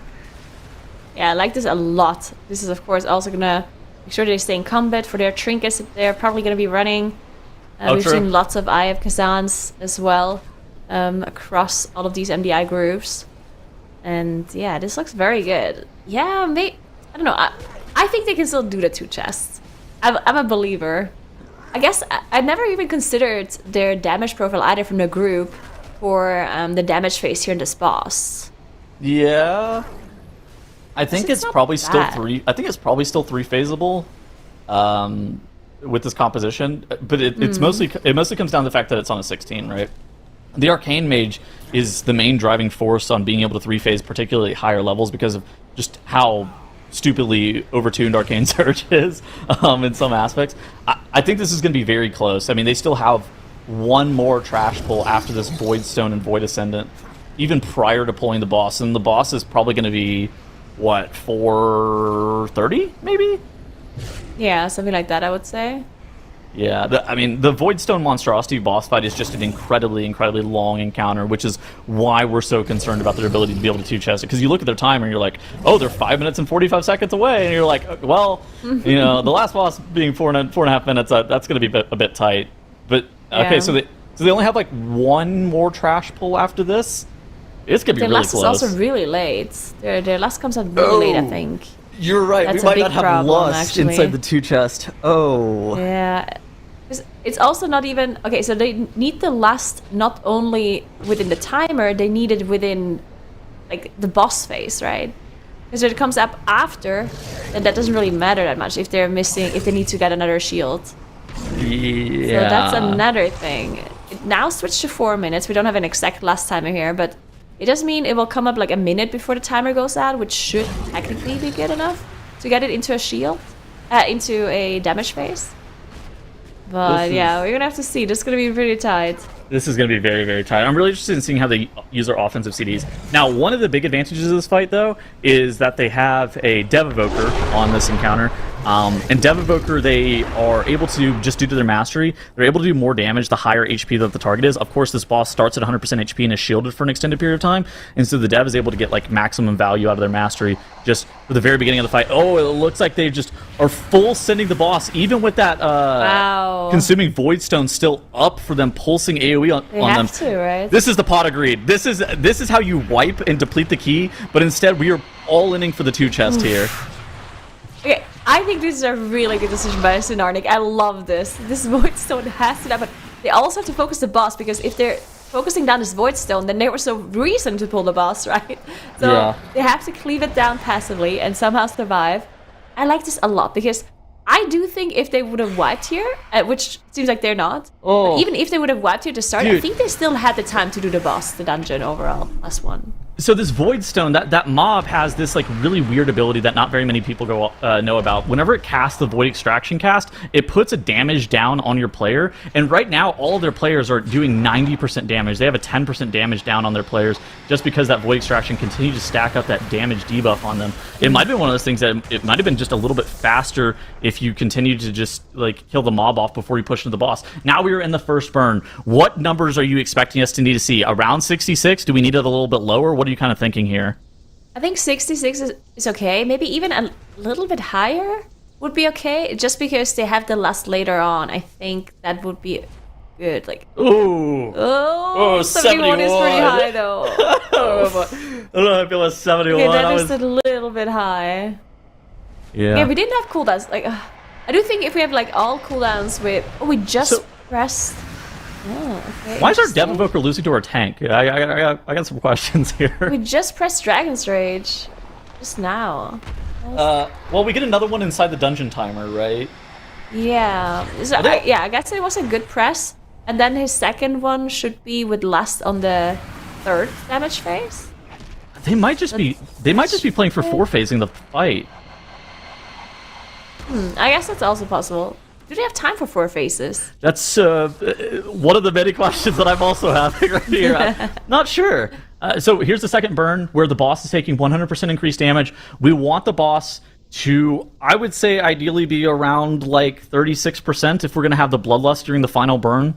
We can maybe burn from somewhere around 40%, but not too much higher, and it looks like the Voidstone Monstrosity is going to shield himself at 42. Oh, 42% Okay, with 42 is Bloodlust. definitely rough. I do think they can. Okay, it's 2 minutes still, right? I think 2 minutes is good enough to get 2 more phases. You think? I think it's gonna be really close, though. I don't know. Okay, so the Death Evoker still has 45 seconds on his cooldowns, which is a bit long. What do you do with it? So you have like basically 2 options here. You can just basically fast push the shield, and the Dragon Rage isn't going to be up, and it just is what it is, and you can play for 4 phases. Or you can wait for this Dragon Rage to come up, and you can kind of sit on your hands and pray that the Bloodlust plus all of your offensive CDs by themselves is enough to be able to chip away 42% of the boss's HP. I think that either decision has merit. I'm not actually 100% sure which one is going to be more consistent here. I don't think that they have enough time to two-phase. I think you have to wait for the Dragon Rage, and then you're just going to press this Lust and just like pray that 42% is enough. 42% is very, very, very high for this burn.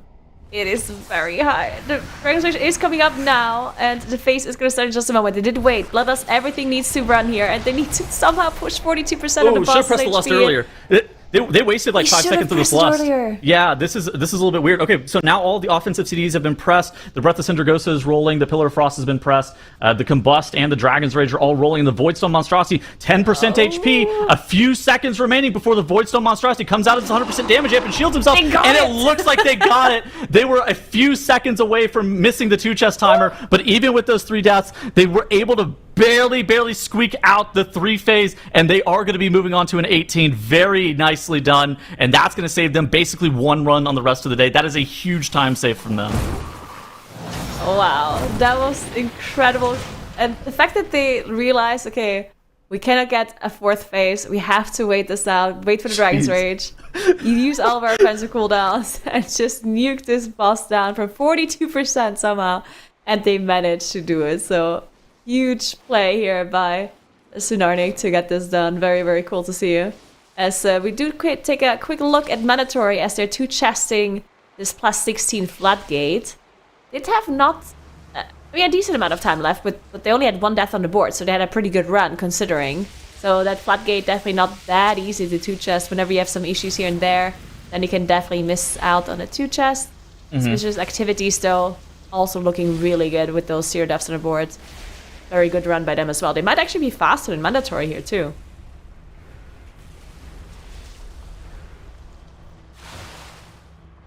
So looking at Mandatory here, they 2-chested the 16 Floodgate.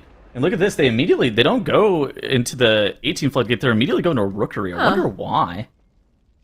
That's very interesting actually, wow. So typically what teams have been doing so far is they're staying on their quote-unquote alt comp for as many dungeons as possible to kind of reduce the amount of menuing or like load screen or like character swapping. And you'll do all of your character swaps kind of all at once. Or potentially during breaks. Like, do we think that they're going to swap their comp for the 18 Floodgate? Yeah, see, yeah, I was thinking this too now, but that would be a bit early to switch, right? Kind of the 18 already. Well. Yeah. Because if you switch on the 18 Floodgate, then you have the 18 plus the 19 that we're assuming they're going to do in the Floodgate. Yeah, look at that. I don't know. We do have the runs here. It's kind of interesting to see them go to the Rookery. Like I feel like if you were just going to stay on this comp and the Floodgate on the 18, you would have just ran it back to back, just because you would feel a little bit more warmed up here. Strategy wise, it's just not very common for teams to go 16 Floodgate and be like, yeah, all right, 16 Rookery seems good for us. Yeah, this is for sure strange. Yeah, I'm sure they have a reason why they're doing this. Maybe they play a 3rd comp. 18 Floodgate's hard. Like, it's not that 18 Floodgate is particularly easy. I think it is hard, it is probably the hardest 18. Either it or Priority of Sacred Flame. But I think that Floodgate is probably the harder of the 18s. Maybe that's the big reason. Maybe they think that they can 2-chest the 18 Floodgate, but it requires their more meta comp, and it's just something that they plan for in advance. I think it's just something that we're gonna have to watch out for. They can 2-chest the 18 Floodgate? I think there's maybe a chance that they could 2-chest it if they were only playing their best composition. Oh. Because then it would make sense that they would stop, right? Yeah. I'm just That's true, but speculating here. I'm purely if they speculating. two-chest it, then it would also like really play against the spec rule even, right? Because if you need to play a good comp, two-chest, then not... I mean, obviously you're gaining a dungeon, but then at the same time you're losing 2 off-spec dungeons, in a sense, you know what I mean? Listen, I'm not here to talk about math. I'm just here to... I'm just saying maybe. I'll say there's a chance. I don't know, because... It would be very cool to see that. I think that what they're doing here is atypical, where they just went to the Rookery 16 after the Floodgate 16. But we're gonna have to wait and see. Maybe they just have bad vibes in the Floodgate. Like sometimes I get bad vibes in the dungeon. I'm like, dude, I just want to go somewhere else. Suspicious Activities actually is doing the exact same thing. They also two-chest the 16 Floodgate and are now doing the Rookery as well. So maybe they really just think they have to switch the comp there. Yeah. Which is possible. Which is possible. I mean, that dungeon is so hard that I think that pulling out all the stops in terms of your composition and in your practice, it really does make sense. Now, I'm interested in seeing how teams are going to be looking to path around this area. I guess whenever both teams are playing the Fire Mage, you kind of have to play that corner pack. But I've seen some routes kind of start to develop recently where teams were electing to not play that triple Thunderer that's in the corner. I wonder if teams are going to be starting to look maybe to do that, continue to do that across this weekend. Obviously, again, you can't with the Fire Mage. The Fire Mage Ignite just spreads to it during the intermission on the boss. But for the higher level keys, it is something to kind of be watching out for. Yeah, honestly, I don't understand why they don't pull the whole boss room with the boss. Like, what is That's a good this? point. I think you're onto something. Yeah. I don't know. What is this? This is, Solar in Beam. my pug groups, we pull everything. In your pug groups, you have Solar Beam, of course, and Solar Beam's OP. I read it on Reddit. Exactly. Now we do see a sheep come out here on one of the casters as they're continuing to kind of just chain pull everything in, which is of course, I mean, we've seen the teams do a lot, and there isn't really like that much variation you can have in routing in Rookery here at the very start. We definitely have seen like small differences here and there in routing overall, but this first room usually is pretty similar. Yeah, I think one of the big adaptations that's starting to be made from teams from weekend to weekend is taking the Crushers into Stormguard Gorin, so the second boss.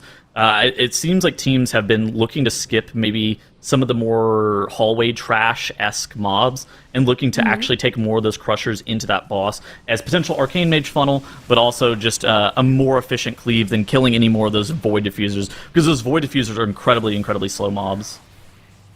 Yeah, there's some mobs and they're dangerous mobs, and it's just not something you want to deal with if you can avoid it somehow. I mean, but it's also a Vengeance Demon or thing, right? Being able to skip that entire hallway, True.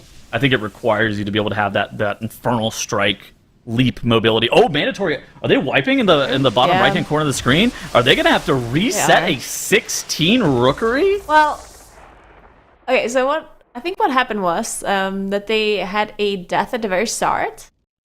They used a battle res, and then someone else died during the first boss, and they didn't have a res, so they just like died on purpose and reset. Right. Which is not gonna be like. Of course, it's interesting for sure, right? But so what do they? Oh no, they do have a res here. What? Yeah, okay, so it's a Thunderer, a Rook Guard. It doesn't look like they have any Storm Rooks. Oh my god, he got hit by the wild... okay, so Skylark went down to the wild lightning, and then Soda ends up getting melee to death. Yeah, okay. That'll do it. That'll do it, yeah. A very unfortunate series of events. That wild lightning is actually pretty easy to get hit by, particularly as a tank, because as well, like the wild lightning, not only does it do the circles out from the boss, but it also has a circle underneath the boss's hitbox, and if you're not like super careful, you can accidentally get clipped by the circle underneath the boss's hitbox. That could have been potentially what happened to the Skylark. I didn't exactly see. There's also a chance that he presses Skull Bash to interrupt. It dashes him into the circle. Very unfortunate series of events there for them. But nonetheless, they did have a tank death, which will, in most situations, wipe you.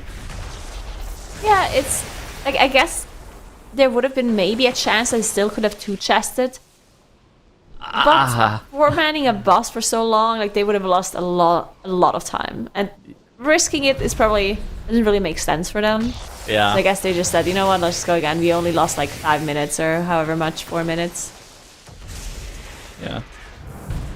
But that's good for all the other teams, of course. We talked about Mandatory being the favorite team here by quite a bit. But mandatory having some issues here in the 16 early on. That's exactly what the other teams want to see, because they, of course... Now, I do still think that, of course, losing 4 minutes is not going to be the end of the world for mandatory, and that's probably not going to be good enough for 2 other teams to overtake them.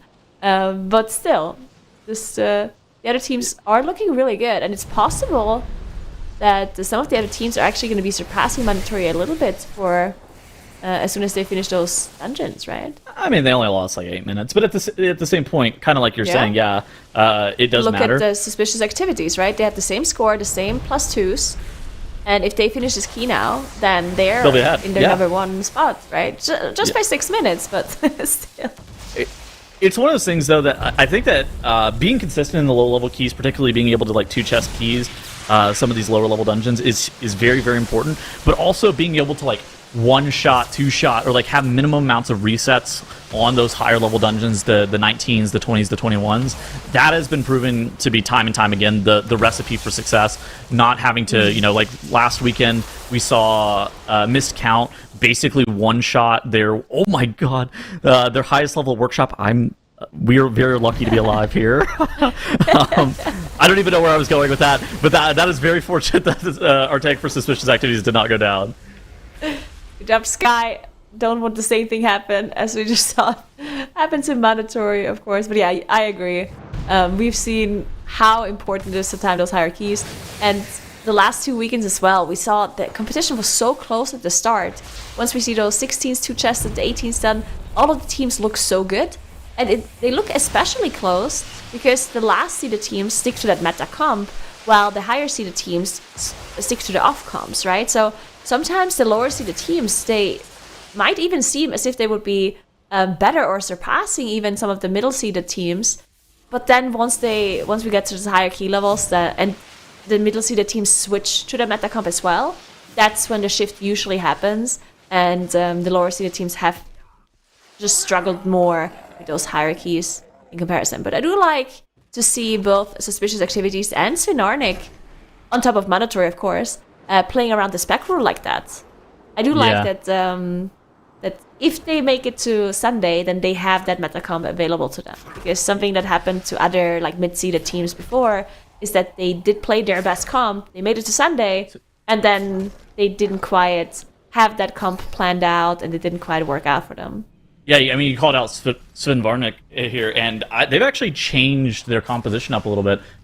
They were playing a Dev Evoker and a Fire Mage in the last dungeon, but now they've actually swapped this up to the Arcane Mage and the Balance Druid. So trying to play something that we kind of anticipate to be more widely played into the future, but I think the Arcane Mage swap up here does make a lot of sense. I mean, Arcane Mage is very, very integral part of the strategy of killing the last boss off, and so I think that looking forward to that last boss, it does make sense that that's the piece that you're going to be looking to move here in this 18.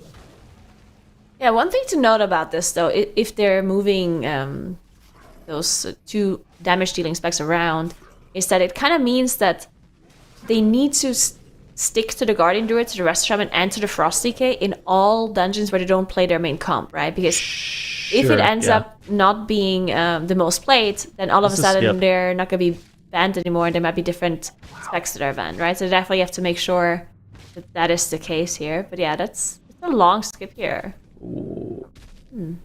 Okay, our Resto Shaman, he looks like he Invis Potioned, and the rest of the team are all Nelf. Okay, that's cool. Look at this. So we got the 4 Night Elf composition. Everybody else is able to press Meld. So we just sent our Restoration Shaman ahead in advance with that Invisibility Potion because, of course, Shaman not able to be Night Elf, get access to that Shadow Meld racial. So that's kind of that hallway skip that I was talking about. I didn't know how you were supposed to be looking to do it whenever you weren't playing that Vengeance Demon Hunter, but they kind of show how you're able to skip that trash. Now, what you're going to have to see later is where we're going to be looking to get count. The answer is we're going to be taking Crushers into Stormguard Gorin here in a few moments. These Crushers that are kind of asleep off to the side, we're going to disturb them, wake them from their slumber. They're going to get real mad. We're going to take them into the boss. Yeah, poor guys, just minding their own business, just being asleep, then just being awoken, and then also just have to meet that boss as well. That's a Gorin guy. Unbelievable. But yeah, this is an interesting adaptation and also I really like the fact that they adjusted the route to not having that Vengeance Demon Hunter. That's one of Yeah. those things, whenever this happens on the MDI, especially with this new Spec rule, it happens a lot, where certain strategies that we know from live servers that people think, oh, this is only possible if you play this comp, right? And then on the MDI, we see the teams with the Spec rule play other comps, and all of a sudden they manage to find a way to do that similar strategy and just solve it with a different variation, with a different set of utility. It's always really cool to see how those teams are adapting. But now, look at this. You get all these civilians, and you get these additional bonus crushers, triple, it looks like maybe even quad bonus crusher into the boss. Now, the crushers are very, very dangerous, but you have a couple of tools with this composition that you wouldn't otherwise have access to. Of course, you have one Ursul's Vortex and the A-Bomb limb. That is very standard in this composition. You'll rotate between those two to make sure that those crushers leap. Can't do any damage to you, to be able to cancel those as they're in the air. But in addition to that, since you're playing that Guardian Druid, you have access to another Ursul's Vortex as well to be able to continue to grab those crushers and reduce that projectile damage from that. A really interesting strategy that, kind of like you were talking about, it just is something that's a little bit more enabled potentially even by this Spec variety rule. Yep, very cool to see for sure. We do see Cousins now as they are on the last boss in their 16 Dark Flame Cleft. They are two-chesting the key as well, so they're going to be moving on to that 18. And hopefully also chesting the 18 as well, because we've seen all the other teams be able to do so. But yeah, taking a look at suspicious activities as well. They're also on Goran. And Manator is making their way to Goran too. So all teams, or when I say all teams, I mean 3 out of the 4 teams, are in that rookery and trying to get those keys done. Yeah, I mean, they're looking really solid. I'm interested in seeing what Mandatory's about to do here with their skip. Like, are they going to potentially be looking to skip a bunch of this trash? Now, they are on a 5 Nelf comp with potentially like a Warlock gate. There's a chance that you just slam a max range gate and you try to run by. Let's see what they're going to be looking to do. Are they going to potentially play this trash pack that you're seeing right here with this Void Diffuser and the Crusher? Now, something that's actually pretty notable is that Void Diffuser does have True Sight, but since it's so far on the left, you can actually walk by it if you're fast enough. Oh, okay. There was a master route that was used. I actually didn't block that. I think so. I think we got a master route just to make sure that they can skip past this properly. We did see some Shadow Melts come out already. Yeah. I think they did Shadow Melt the previous packs, and now they're just getting those crushers in. Yeah, master route does make sense, I guess, to make sure these mobs are not annoying you and hitting you into the back. Well, I mean, the crushers as well, if they like left on you, like right as you were trying to turn the corner or something like that, they might be a little bit too close. I really like that gateway too, that gateway down the stairs with the instant cast gate, and then everybody just like clicks it, and you dip behind LOS and you just all 5 Nelf at the exact same time. A very interesting strategy for Mandatory to be looking to continue to kind of skip that trash pack. But again, kind of like we saw earlier, you're going to have to take those crushers to be able to maintain count. But now Stove going down, this can actually start to cause a lot of problems for Mandatory, as those Oracles are going to be looking to potentially start free casting onto people with the one less kick. It can actually get a little bit hairy, as Soda also ends up dropping very, very low here. Is Mode going to be able to catch back up? Yeah, so Stove did have to get Battle Rest, and they're trying to make sure that they're not going to fall here, as the diffusers are still alive and some of these crushers are still jumping around. This is still very dangerous for them. You can see another AoE's coming out as everyone drops so incredibly low. We do have some defensives left still, and Mode is trying to keep everyone alive. It does look like we have recovered, but damn, that was incredibly scary for Mandatory here, losing the mage at the 70% of the pull done, and there was just no damage left, it looked like, as it took forever for them to recover and to finish it off. I mean, you described it as scary, but it felt very... I would describe it as almost like uncoordinated or like out of control, I guess, in a lot of ways, where it didn't feel like, once the kicks from the Oracles really started going through, it felt like we were kind of in a spot where it was looking almost as a foregone conclusion that they were going to be looking to wipe. But Mandatory able to really claw it back there in the 16. Now, how much time did they lose there? Is this going to potentially impact their ability to be able to chest, or do you think that that's not that big of a time loss? I don't think that it would have been... I don't think they cannot two chest anymore. I think they still got it. I would like to see the other boss splits for the other teams, though. Because we do, of course, have 2 more teams in that rookery. So we could take a little bit of a look at suspicious activities, for example, to see what pull them up right here. 1335 Stormguard Goran. Alright, so I guess we can compare that a little bit. Now, of course, suspicious activities did not have as major of a problem. They only had this one death on the board. So I do assume that Mandatory is going to be a little bit slower than that. But they're on pace for sure. They're like 2 minutes off to be able to still get that split. So, yeah, I think they're going to be fine. Looking over here to Sven Varnick, they're actually doing that parasol jump skip again, taking these crushers into the double ascendant. You really just need to make sure that you're getting your kicks overlapped really well. They do actually have access to that Restoration Shaman interrupt, so you kind of put the Moonkin and that Resto Shaman on the same mob with potentially like the DK, and then the Bear Druid and the Mage with the long Mage lockout should be able to solo the other Ascendant. So in theory, you shouldn't actually have any of the bolts coming out of these Void Ascendants, which is unlike the normal standard meta composition that has that Disc Priest that doesn't have that interrupt. And so this should actually be a situation where this comp should have an easier time of doing those double Void Ascendants together, and you should have less Void Bolts going off just in general. Yeah, if the healers are still used to kicking, I mean, you have to remember these healers, they've been playing Priest for so long. I don't know if they still remember how to interrupt, but I do think that the MDI players are going to be able to adapt to that, of course, being able to use that. We got hit by a ball! We do see the shaman go We got hit by a slow moving ball! Like, there's no way! I'm so sorry. I was just blaming the healers, and then... sorry. Oh god, that was my fault. I'll take full responsibility for that death here. I'm sorry, Svinarnik. That's all on me. But yeah, we do have... Kessens did 2-chest the 16 DFC, as I said earlier, and are now moving on to the 18. We'll take a look at them later on to see if they can 2-chest the 18 and make sure that they get the same score as the other teams, or the same potential score as the other teams. Of course, they still have to time the 20 first to be able to realize those 2 points. And now Mandatory did finish off the boss, so let's take a look. We do have 15-13 for Svinarnik, but they're in 18. Oh, okay, Mandatory is actually faster than Suspicious Activities. Yeah. Even though they did have this issue there. So yeah, they're definitely looking good for the 2 still. It's going to kind of come down to like the final boss, right? 3-phase versus 4-phase. I think they'll even potentially have time to be able to 4-phase it, as long as you don't like let that creep into the potential 5-phase on that last boss. You should be more or less okay to be looking to 2-chest this dungeon, in my opinion. Yeah, fingers crossed. I mean, so far the teams, I think, have been really competitive, especially for some of the newcomer teams that we have in here, or those freshly formed or new faces in different configurations. So, love seeing it so far, but I'm going to pop in now so that I can let Tettles go. Go be free, Tettles. Go. I don't know, roam around, frolic. Whatever it is you do when you're not on the broadcast. I hope you have a good time. Uh-huh. Or sit on your couch. I mean, that's also fine. Sit on your couch and watch the MDI. Sound good? Tuttles is just like deadpan. You all can't see, but he's completely deadpan right now. All right, Tuttles is out. We're bringing Dratnos in. I've stun-locked him. We're bringing Dratnos in.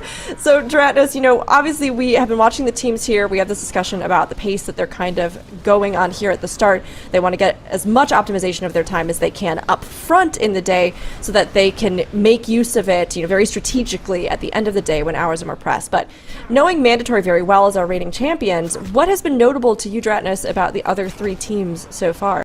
Yeah, I mean, I think the really exciting thing is that we have 4 teams that are capable of 2-chesting the 16s, right? So for anybody that's not familiar with how dungeons work, right? If you can time the dungeon with more than 20% of the timer left over, you get that what we call a 2-chest, because back in Legion you actually got multiple chests of loot for doing it that fast, and that terminology has stuck ever since. And that lets you go straight to the 18, or if they could even 3-chest, which Mandatory maybe would have been able to do in this Rookery if they hadn't had that pull go a little bit wrong. I guess they're still a little bit off that pace. But yeah, the really exciting thing is that we have so many teams that are able to do that at the plus 16 level in this weekend, because in some of our previous weekends, some of our lower seeded teams would be only timing the 16s. They wouldn't be 2-chesting them.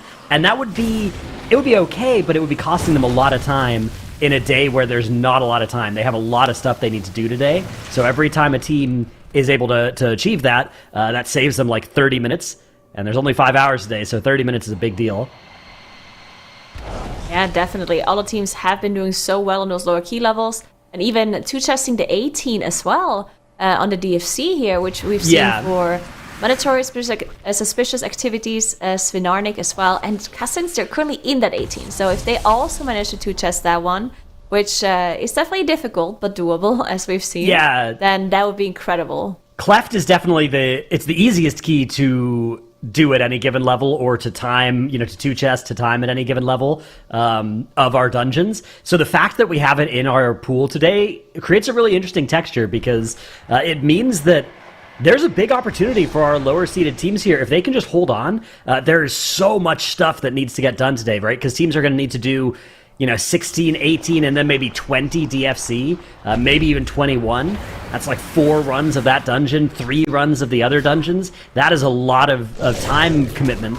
And if you have even 1 or 2 wipes, 1 or 2 dungeons being reset, you won't have enough time to do that. But look at Mandatory here. So they actually snuck around the side, killed that other pack first, and I feel like they want to take this into boss here, having spawned boss, maybe?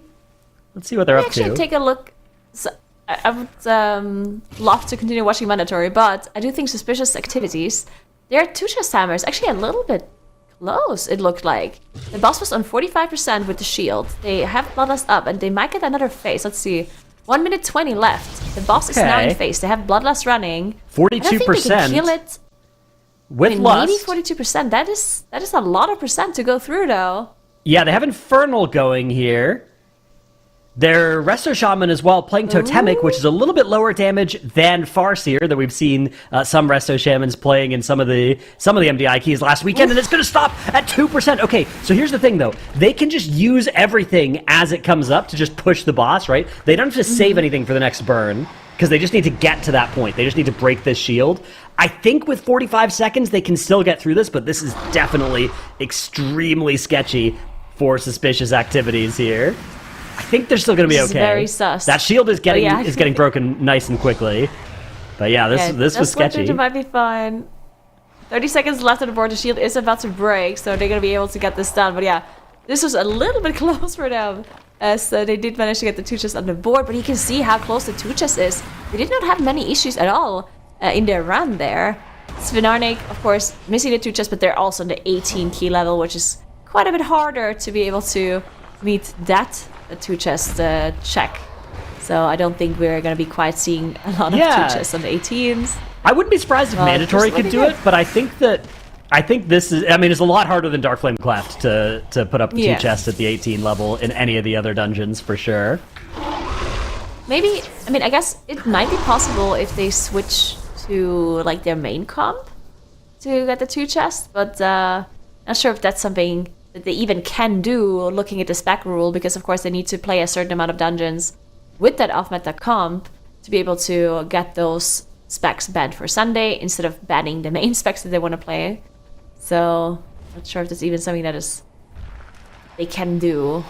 Yeah, we'll see, but it's possible. So if we think that today is going to be 9 dungeons per team, then you want to do 5 on your alts first, on your off specs. And then go and do the last 4, the hardest 4 on your main specs, which could be 2 runs of one dungeon and then 1 run of the other 2 dungeons. But if we think that Cleft is maybe going to get run 4 times instead of 3 today, right? Something like 16, 18, 20, 21. I don't think that that's very realistic, though, for that many of our teams, just because there's so little time today to accomplish that. I think only Mandatory, based on time trials performance, is like really in range to do that. So I think that 9 dungeons today, you could choose probably either the Rookery or the Floodgate 18s to be on main specs. Yeah, I think so as well. We're gonna see as Svinarnik does get through that last shield, and they're gonna be able to finish off the boss to advance to plus 19 here in their Rookery. Nicely done. Svinarnik looking really strong. They actually have... How many points do they have now? Let's see. So it's still 36, but they haven't done the Floodgate yet. So basically the way it's working is Suspicious Activities and Svinarnik have both timed 4 keys. And Mandatory and Cousins are both working on their 4th key of the day. Mandatory about to finish that off as we are entering another burn phase on this Voidstone monstrosity. Huge damage coming out from all of the Infernal, all their CDs dropping here. That boss is not shielding again. Mandatory going to put that on the board. So their 4th dungeon of the day is completed as well. And that leaves just Cousins now, who are still working on their 4th key. So maybe 20 minutes behind the field. Here's a look at our Rookery timers, though. You can see Mandatory a solid chunk ahead of Suspicious Activities in that plus 16 level dungeon. The question is whether that pace they were on is good enough for that 2-chest marker when they go up to the plus 18 key, which it probably would be without that death if they had a perfect run. There looks like there's enough time there for that to go up 2 levels and still be on that line, but it'll be close. Here's the cleft, by contrast, where you can see, wow. Oh? I mean, this is really good news for all of our teams here. That they often when we have a team like Mandatory in one of these weekends, there's like a huge gap between them and the field, but here, they're only a couple seconds ahead. Look at Mandatory. They switched modes onto the Priest here. Ooh. So I do think that they actually wanted to chest this, and they're thinking that the Priest would be helping them out more here. In comparison, having that extra PI and having that disc freeze profile, damage profile. Yeah, so it looks like they only switched to disc freeze though, right? I think everything else did stay the same. So they could do the 18 Rookery with their off specs but a disc priest, and then they could do the 18 Floodgate with their main specs but a Resto Druid or a Resto Shaman or whatever other healer they want, and then they could do all of the 19s or 20s with their main specs, and that would work out pretty well with the spec variety rule for them. But yeah, it's interesting for sure. I really like seeing mode on the Resto Druid. That's a fun one. Yeah, and it's definitely a comfort pick, right? Because we talked about this before. Of course, having a second Druid is not really going to help you that much, as you already have the Mark of the Wild, and a lot of the Druid utility is of course nice, and it does stack. Like something like Incap Roar, Typhoon, Vortex, like these things do, like you can use them multiple times and they're still going to be useful, but only to a certain extent, right? So it is nice to see Mo just kind of playing that comfort pick. But yeah, it's also interesting to see him on the Priest now. So we'll see what the rest of their strategy is when it comes to that spec rule. We'll see what they're going to be playing in the other dungeons. And I would love to see a 2-chest here for the plus 18. They have to be really fast to be able to get that one done, though. So there's been a bit of discussion back and forth in chat, and you've both been hitting so nicely on a lot of the different specs we've seen today, a lot of the play. But maybe we could focus in here so chat can get the feedback directly from you. Thratnos, Frost DK over Unholy. Is Unholy bad? Is Frost DK a specific pick here that they're finding works well for them with the off-spec day? Chat has been back and forth about it, but with those two, what do you think is sort of, are the teams using them for as they look at the spec variety rule? Yeah, I mean, I think Frost really is a great spec. It's actually like, it's probably one of the top, 5 or definitely 10 M plus DPS specs this season. It's just Unholy has been so good, especially at the really big pulls, but Frost is definitely it's just a great spec.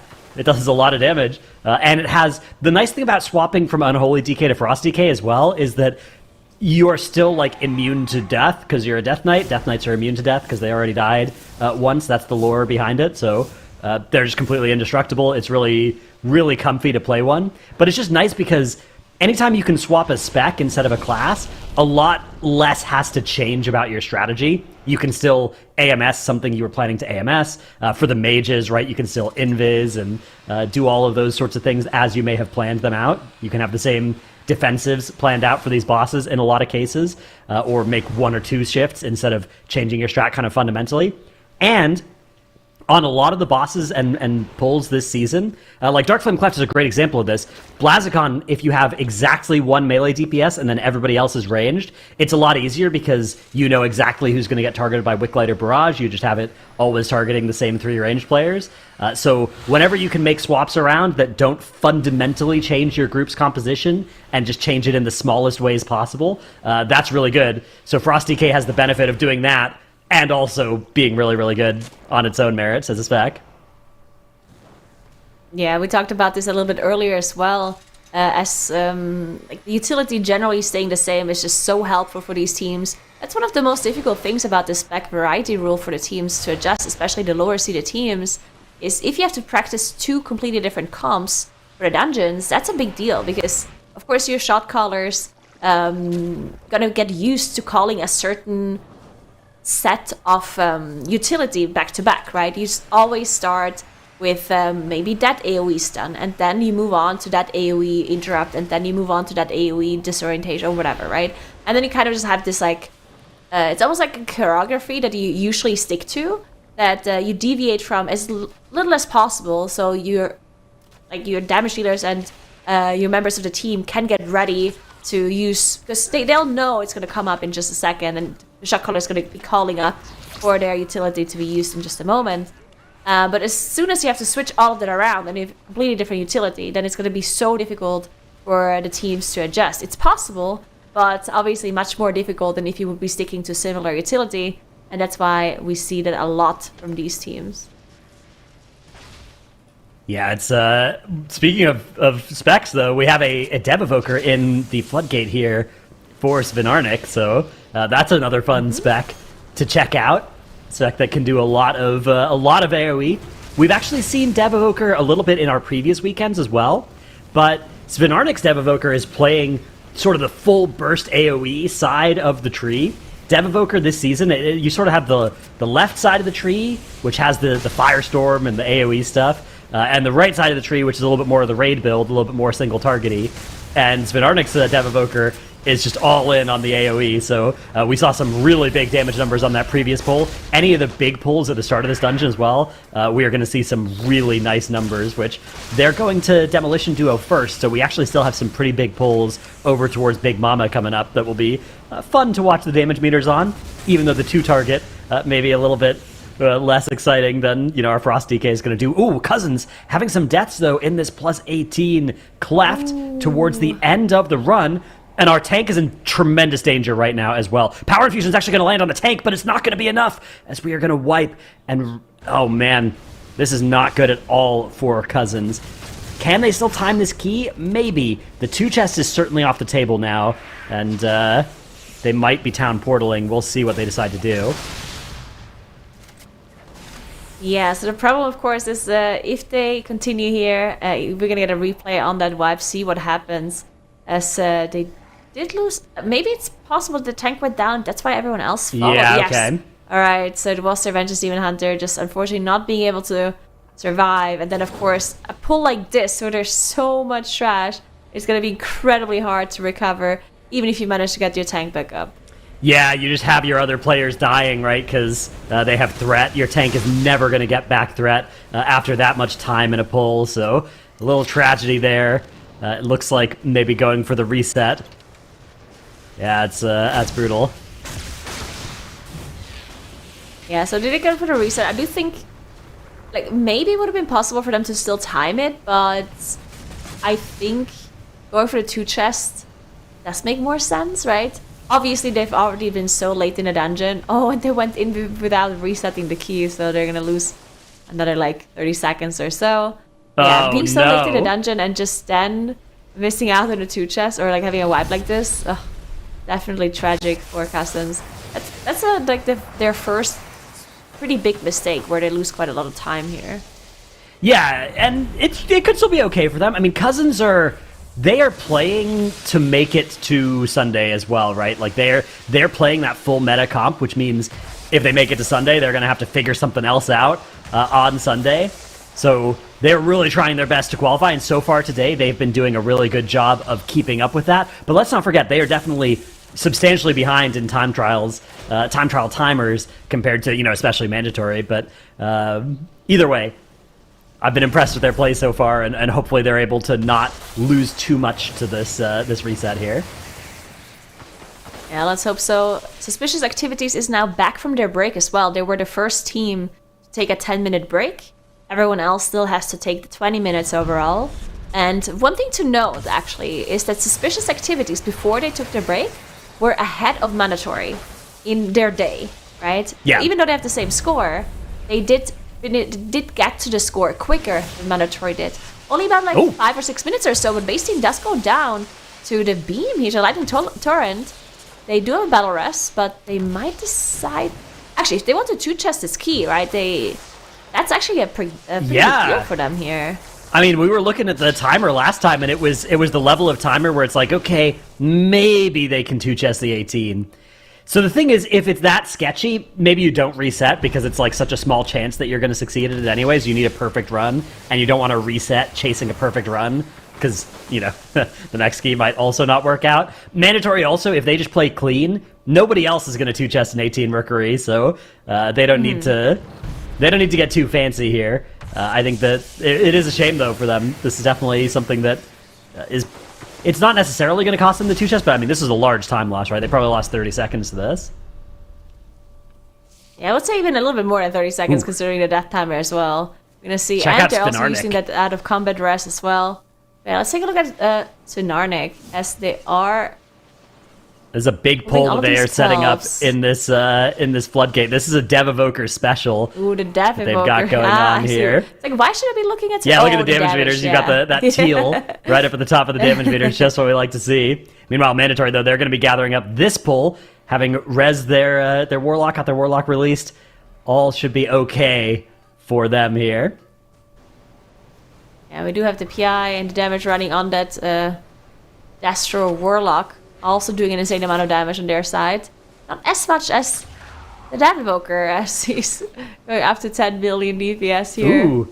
And yeah, also the utility of the Death Evoker. I do think, especially for pulls like this, it's incredibly nice to have all of that Evoker utility coming in. Yeah, we've talked in previous seasons about AUG utility being such a strong selling point for the AUG spec. Dev has a lot of the same tools. AUG, a lot of the stuff that made AUG, you know, super OP was buffing the tanks and the healers, and that's kind of gone now. So with that being gone for AUG, Dev kind of does all the stuff that AUG now still does, aside from Wernstone. If you ever want a Wernstone skip, you still need an AUG for that. But the Dev Evoker is providing, you know, a rescue shield to themselves and somebody else. And actually, when they're playing the Flameshaper hero talent tree, they can give themselves and somebody else a renewing blaze as well. So you can do like double rescue, double renewing blaze, shields and defensives on people. It's a really powerful utility kit, not to mention, you know, the Evoker racial knocks on things, keeping, you know, mobs controlled. Another thing that was cool, though, is Spinarnik are also playing Frostfire Mage, which we saw a little bit. I think it was Hearthjacks that was playing it for them, or for Miscount in last weekend, but another cool... there's so many deviations that we're seeing on these, you know, hero talent trees and builds, even just talent trees among these different teams. But Mandatory, now this is a very important pull. This is the pull that we've seen cause probably the most resets in Rookeries. It's such a scary pull. I mean, even you do this pull in a +10 key on live servers, you're in big trouble half the time because there's so much damage coming out that's unavoidable, and you have to be interrupting these void bolts, and you have these jumps coming out from the crushers on players as well, and you're trying to spread, but you're also trying to get in the barrier. It is a very challenging set of 30 seconds that you're trying to live through here. Luckily, Mandatory do have Lust to try and get them through this. You can see the health bars are looking kind of scary anytime these abilities are going off. And then the 16 earlier, Stove actually did go down at like 70% through the pull, and even though they did rest Stove back up, it looked like they almost wiped for the end of the pull, did manage to barely recover. So it's here in the 18 is very good to see. They also have the Bloodlust here, which I believe they did not have in the 16 because obviously they were a little bit faster then. So yeah, that's obviously helping out as well. Not only for the damage dealers, but also for the healers. That's also something that sometimes is missed. The fact that the healers, of course, are going to be super supported as well by that Bloodlust that is running, and they're going to have a much easier time keeping the group alive. So sometimes having the Bloodlust be a defensive tool as well is something that people are missing sometimes, but it is true most of the time, especially in these huge dungeon pulls as well with lots of incoming damage. There we go, Mandatory now moving on as they're pulling these crushers into Goren. And because they skipped so much trash, they have to pull all of these crushers in to make up for the missing enemy forces that they did do a mass skip in with Shadow Melt. Mode was the only one not Shadow Melting. Did move ahead a little bit earlier. Everyone else did use that to make sure they can go past. And Mode did use that Invis pot. And now those crushers are about to go down. They're using as many tools as they have available to the team to be able to interrupt some of these crusher jumps. They don't have any kind of overlaps. And one thing that they do as well, which is really cool to see, is they're making sure they're using some of this utility, some of those interrupts for the jumps whenever there's damage from the boss coming out too. So that is something that they can handle pretty nicely with their immunities and with the DK, but whenever the big AoE from the boss is coming out, whenever that jump comes through, then you don't want to have the Crusher overlaps as well. That's why they're saving their defensives and also their utility to stop as many jumps as possible during that time. Yeah, it looks like they're through the ads now. Like you said, they're not the scariest mobs to be on this boss if you control them during the other damage. Which, this is a boss where, like, you can see the health bars right now. Nothing's moving for a solid 10 seconds, and then bang! The boss jumps and everybody takes half their health in damage except for the Death Knight, who, again, is immune to death. But everybody else takes, big hit of damage on that boss crashing into the ground. Sometimes it can be hard to tell as well where the damage is coming when you're playing with an Oracle Disc Priest as well, because these guys have shields for large chunks of their health bar on top of them right now, so it can be a little bit harder to read since mode swapped over to that Disc Priest, the main spec. It's been fun. Mode's been, Disc Priest main since the first time we had Workshop in a dungeon pool. I remember, seeing him playing Disc Priest in MDIs back then. So it's anytime there's a Disc Priest main season, it is great news for mandatory. Which there's been a few of them recently. It's been a pretty nice couple of years for Disc Priest. Yeah, definitely having a good time if you're Moat, as Castins is now doing that 18 DFC again. That unfortunately they did have a wipe on the very end of the key in this card area. Very heartbreaking for them, unfortunately. And now they did that triple Wandering Candle pull, which can be pretty dangerous, as you have all of these Quelching Flames coming through, doing so much AoE damage to your group. You can AoE, you can line of sight them, but usually these MDI teams actually tend to not use line of sight. They kind of just space out their defensives well enough, and still kind of position themselves sometimes to be able to line of sight in case they need to, but usually they are able to just not do that, and the Disc Priest is healing everyone up nice and healthily, and now they're gathering up another candle pull here. Sometimes what we see as well on this pull in particular is that at some point the Disc Priest is going to be leaving, go back to the previous room and pull some trash there that is left in the corner on top of the boss to get that extra funnel for their Arcane Mage. So we'll see if Cousins is also going to be doing that in a second. Yeah, it's been fun to see, for instance, when Mandatory was pulling trash onto the boss that they have now just killed, that strat is largely optimizing the Arcane Mage, which they aren't playing at the key level that they're at, but Cousins are playing the Arcane Mage, so they're getting the full value out of all of these Arcane Mage strats, like pulling trash onto bosses, which, there are a lot of specs that benefit from pulling trash onto bosses. There aren't many that benefit as much as Arcane does. They get so much extra single target damage out of those extra targets being under boss, so we'll see if Cousins are going to go for it. It is kind of scary. I mean, this is not an easy boss, so I wouldn't blame them if they weren't doing that. That's something that some of our top teams have been doing, but it looks like maybe they're trying to set it up. I'm not sure. We'll see if some trash comes and joins here. Not have them pulls here. Yeah, as you say, it can be pretty dangerous, so if they get the trash count some other way, there and comes, still manage to just... Oh, never mind. They did actually end up pulling them. Yeah, the Blazing Beans are going to be gripped in, so they will get that extra funnel. Really nice for them. See if they can manage to execute this one. Just requires some extra interrupts and some extra things to take care of. But should be doable for Cousins.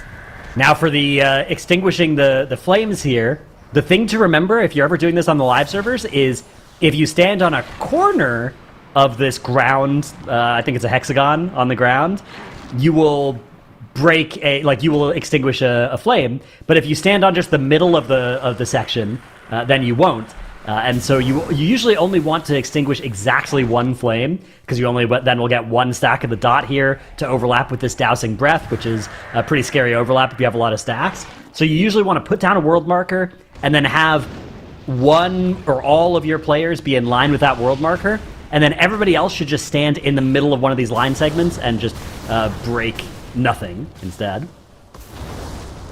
Yep, I guess it's an octagon, not a hexagon. My bad. Oh.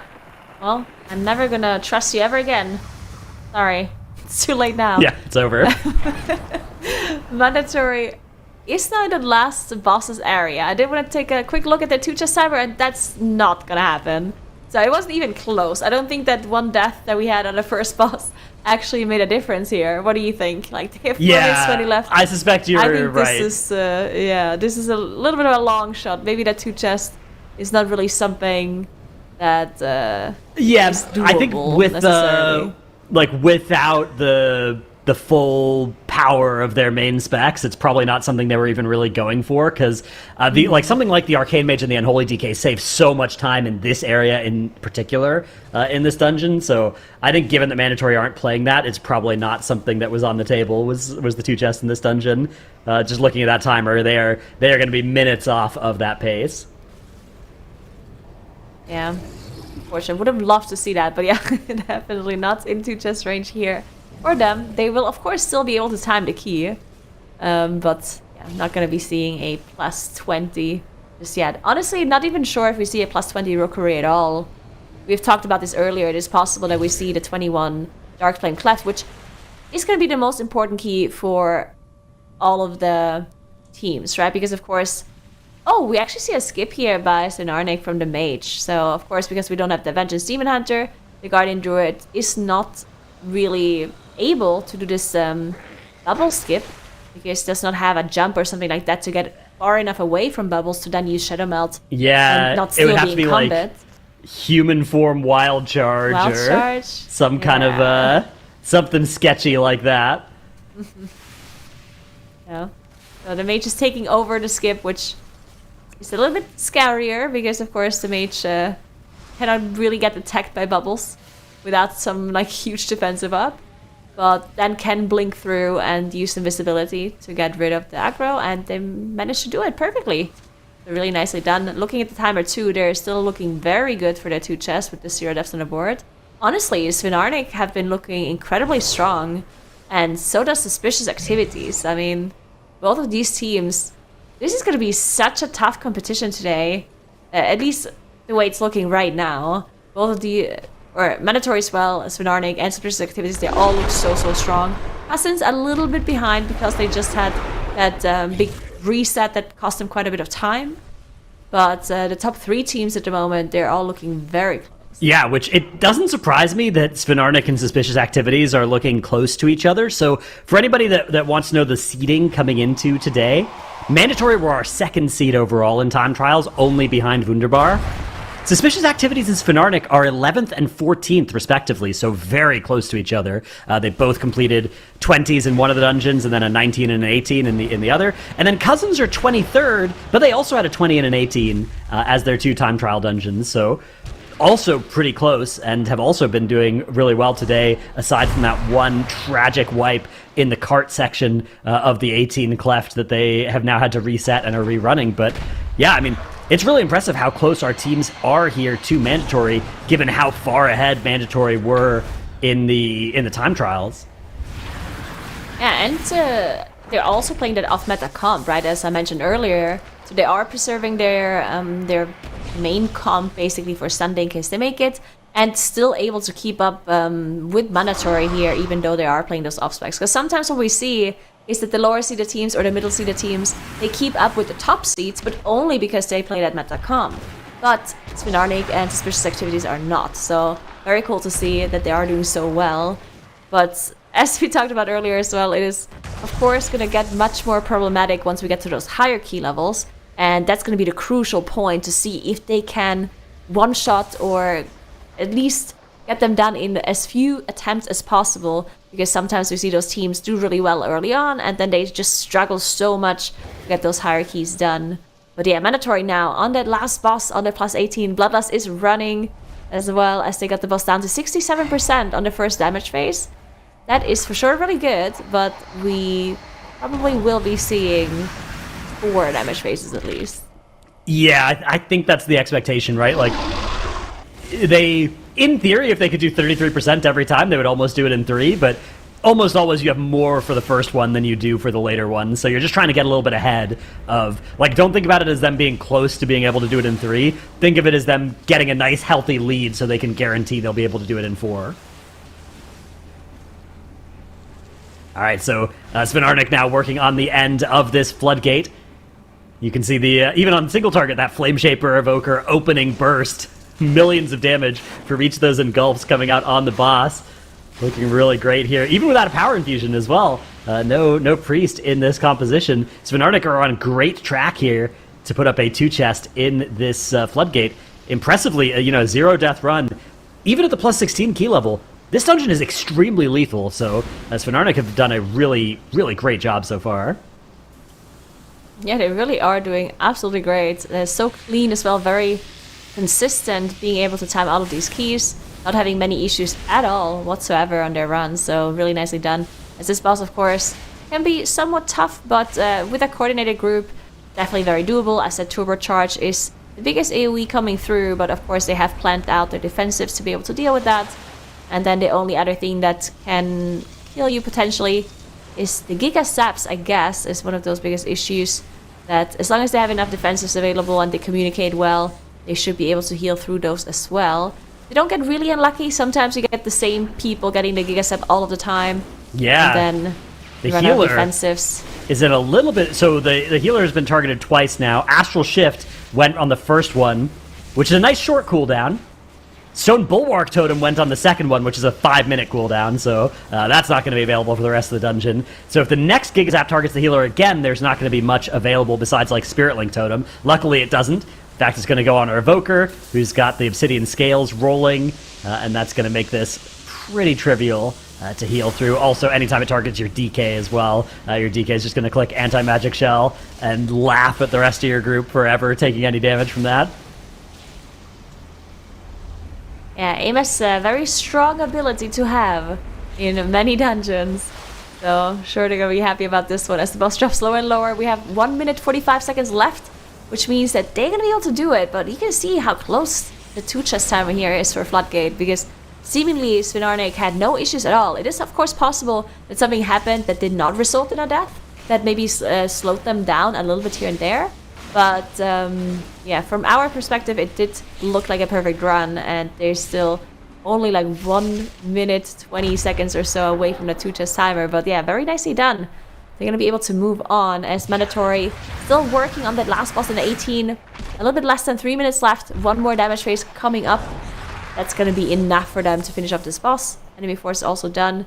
So yeah, Mandatory getting that 18 done, having to reset the Rookery on the 16 level before, because they had Skylark to go down on the first boss. Not having those issues on that 18 run and being able to... So we'll see what they're doing. This is their 5th dungeon of the day, which means if they think it's a 9 dungeon day, they can swap to mains for the last 4 of the day. And that could include the 18 Floodgate. I think they maybe want to do 10 dungeons today, though, so maybe they should do 1 more dungeon on these Auspecs, on these alts, just to make sure that they don't run into any awkward issues at the end of the day, because we are still only 2 hours into a 5-hour day, so they've been making really fast time so far today. They do have to also take breaks, so maybe they'll choose to take some of their required 20. In fact, they are taking 10 minutes of their required breaks. Yeah, okay, so Mandatory taking a break. Suspicious activities, they already took their 10 minutes, or their first 10 minutes. They have to take another 10 after. And they're right on Mandatory's heels. They are also in that 18. They are about to finish off this dungeon here as well, as they did pull some trash onto the boss here. They're missing 1 count, so we're gonna have to get 1 citizen or something into the boss at some point. I think yeah, they're gonna be able to get that done later on. Maybe they even get it in for a funnel eventually. They do have Bloodlust available. We'll see if they use it on that first damage phase or if they're saving it for one later on. Looks like they have all cooldowns available. So maybe they're just sending it here. As their healer does go down, they do have... Okay, so this is potentially scary, because now you only have 3 of the Storm Rider's charges, so everybody else needs to make sure that they clear those spikes. Looks like they've done a good job of immediately recognizing that, and they have successfully cleared all of those spikes. Otherwise, that would have been a disaster. Here comes the Afflicted Civilians now, giving them some extra big arcane funnel. Although the Arcane Mage is actually not positioned... is positioned nicely, so any Arcane Orbs shot out are going to go through them as well, which is an important part of getting the full value of the funnel here. Boss now dropping almost to 60%. In fact, it is going to shield sub 60%. Wow. Nice burst by Suspicious Activities. And that's absolutely insane damage coming out by Suspicious Activities here. That's really cool to see. They're still very likely gonna need 3 more damage phases because they're not gonna be able to get that much damage into the boss again. First of all, because they're not gonna get Bloodlust again, but they're also not gonna get that funnel again for the Arcane Mage as well. So probably gonna take 4 phases. But yeah, Suspicious Activities. I'm actually incredibly impressed by their performance so far. They're doing so good. And as I said, even being faster than mandatory so far in the day, considering the 10-minute break that it took earlier. And if they finish up this dungeon faster than 10 minutes, faster than mandatory is coming back from their break, then they're still ahead in the dungeons that they did today. And Svinarnik, as they are now doing another dungeon as well. Let's see where they're in. I think they're doing Floodgate 18. Yes. Alright, so we're gonna see that dungeon attempted by Svinarnik. They're sticking to that Moonkin Guardian comp that they've been playing. So we'll see if that's working out for them here. Yeah, they're off the Og Evoker, which makes sense, especially as the key level is getting a little bit higher. They are playing still Fire Mage, though, which is pretty exciting to see. But Suspicious Activities burning now to 33%. Actually, almost on pace for a... If they had Lust, but they already used Lust on the first one, they would maybe be able to take this down in 3 phases instead of 4, which is very impressive. Yeah, this is actually pretty crazy. They have so much damage. Svinarnik here on that first pull in Floodgate. 18. Yeah, they did switch up. Oh, their Moonkin does go down to throw dynamite here. Yeah, to throw dynamites on the high key levels can just be so deadly if you don't have any major cooldowns or defenses available here, on top of other damage that can come through too. But looks like they're not resetting. It was at the end of the pull. And I think there was also just no Incarn running anymore for the Moonkin, so they actually lose out on too much. Yeah, Moonkins, they do a lot of damage in Incarn, not a lot of damage outside of Incarn, so that's all good. Suspicious Activities gonna be getting to this next burn here. A little bit awkward timing as it's right after that Null Upheaval, but it should be okay. Here comes the shield is now gone. I don't think they can do this all in one phase, but let's see if they can. They are sending all the CDs. We've got that Rune Weapon going, we've got the Arcane Surge, we've got the Infernal. We've got everything to try and push this boss in one more phase. Are they going to be able to do this? I feel like it's going to shield at like 3% health here. Let's see, though. Couple more seconds. Wow, they've done it. Oh my god. A 3-phase in the plus 18. Suspicious Activities. Incredible DPS coming out from them. That is huge. And that's going to put them in first place over mandatory on time tiebreaks right now. That is remarkable because it's not one of those situations where they have different dungeons. They have the same dungeons. They have an 18 Rookery, which they are a minute and a half faster in. They have an 18 Cleft that they're 30 seconds slower in, and an 18 Floodgate that they're at basically, or 16 Floodgate that they're at basically the same timer on. So yeah, Suspicious Activities. I mean, they have just had a better start of the day than mandatory. Any way you slice it, they're going to be able to start going to their next dungeon now, and mandatory are still taking their break, which Suspicious Activities have already taken that 10 minutes of break. Yeah, this is actually incredible. They're looking so strong. We'll see where they're going now. But yeah, that's crazy. I'm really impressed. Svinarnik is still moving on in that plus 18 Floodgate as we talked about. It looks like Suspicious Activities is also going to their Floodgate as well, to that 18, and not switching comp. So they're still playing their off-meta comp basically as they're moving in here with that Warlock and that Frosty K and the rest of Shaman, the Guardian Druid. So we'll see if they get the 18 done. The 18 can be pretty rough. We've seen Cousins have some issues there earlier, and we're going to see a repeat of that pull that we just saw Svinarnik do, where the Moonkin went down at the very end. Of course, Suspicious Activities not having the Moonkin player on their side, they have that Dastro Warlock instead. We are going to see Cousins taking a 10-minute break as well, so only 2 teams now in dungeons, and it's both 18 Floodgates. Some of my favorite dungeons to watch. It's interesting to see. I'm still a fan of the Big Mama first strategy in this dungeon, but that's it seems like most of our teams, not all of them, but most of them are instead preferring to do like a big pull with lust like this, and then head over towards Demolition Duo instead. But a couple of our teams, like one team per weekend, have done the Big Mama first strat, and I really like that one. I do like that one as well. There's so many different strats you can do in this Floodgate, though, which is something I really love to see whenever you have these open dungeons. But I did want to point out one thing, because, of course, we've been talking about suspicious activities and mandatory, and that suspicious activities is, like, doing better than mandatory and whatnot. And then some people have been pointing out, but Svinarnik, they are also on that same score, and they're even further ahead. But Svinarnik did not take their 10-minute break just yet. So they are, right now they're ahead.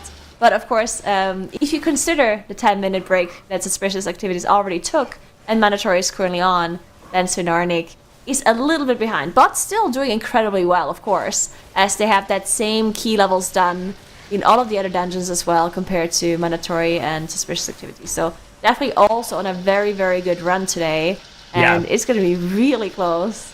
I mean, they are 1 minute and 22 seconds behind mandatory on the time tie breaks, who are 41 seconds behind suspicious activities. So we have 3 teams within 2 minutes of each other halfway through our day. And there are only 2 slots into Sunday, so this is going to be a nail-biter of a day. Within 2 minutes of each other, halfway through our day. And there are only 2 slots into Sunday, so this is going to be a nail-biter of a day. And the thing is, with the dungeons that we've chosen, the fact that Darkflame Cleft is among them means that this is going to be such a intense end to our day, because there's no room to wipe. If you wipe, you are losing attempts, or maybe even the possibility of putting up something like the 20 or 21 Darkflame Cleft, which is going to be huge, because the way that our tiebreakers work out is right now, these teams are going to tiebreakers on timer, because they have the same dungeons as each other.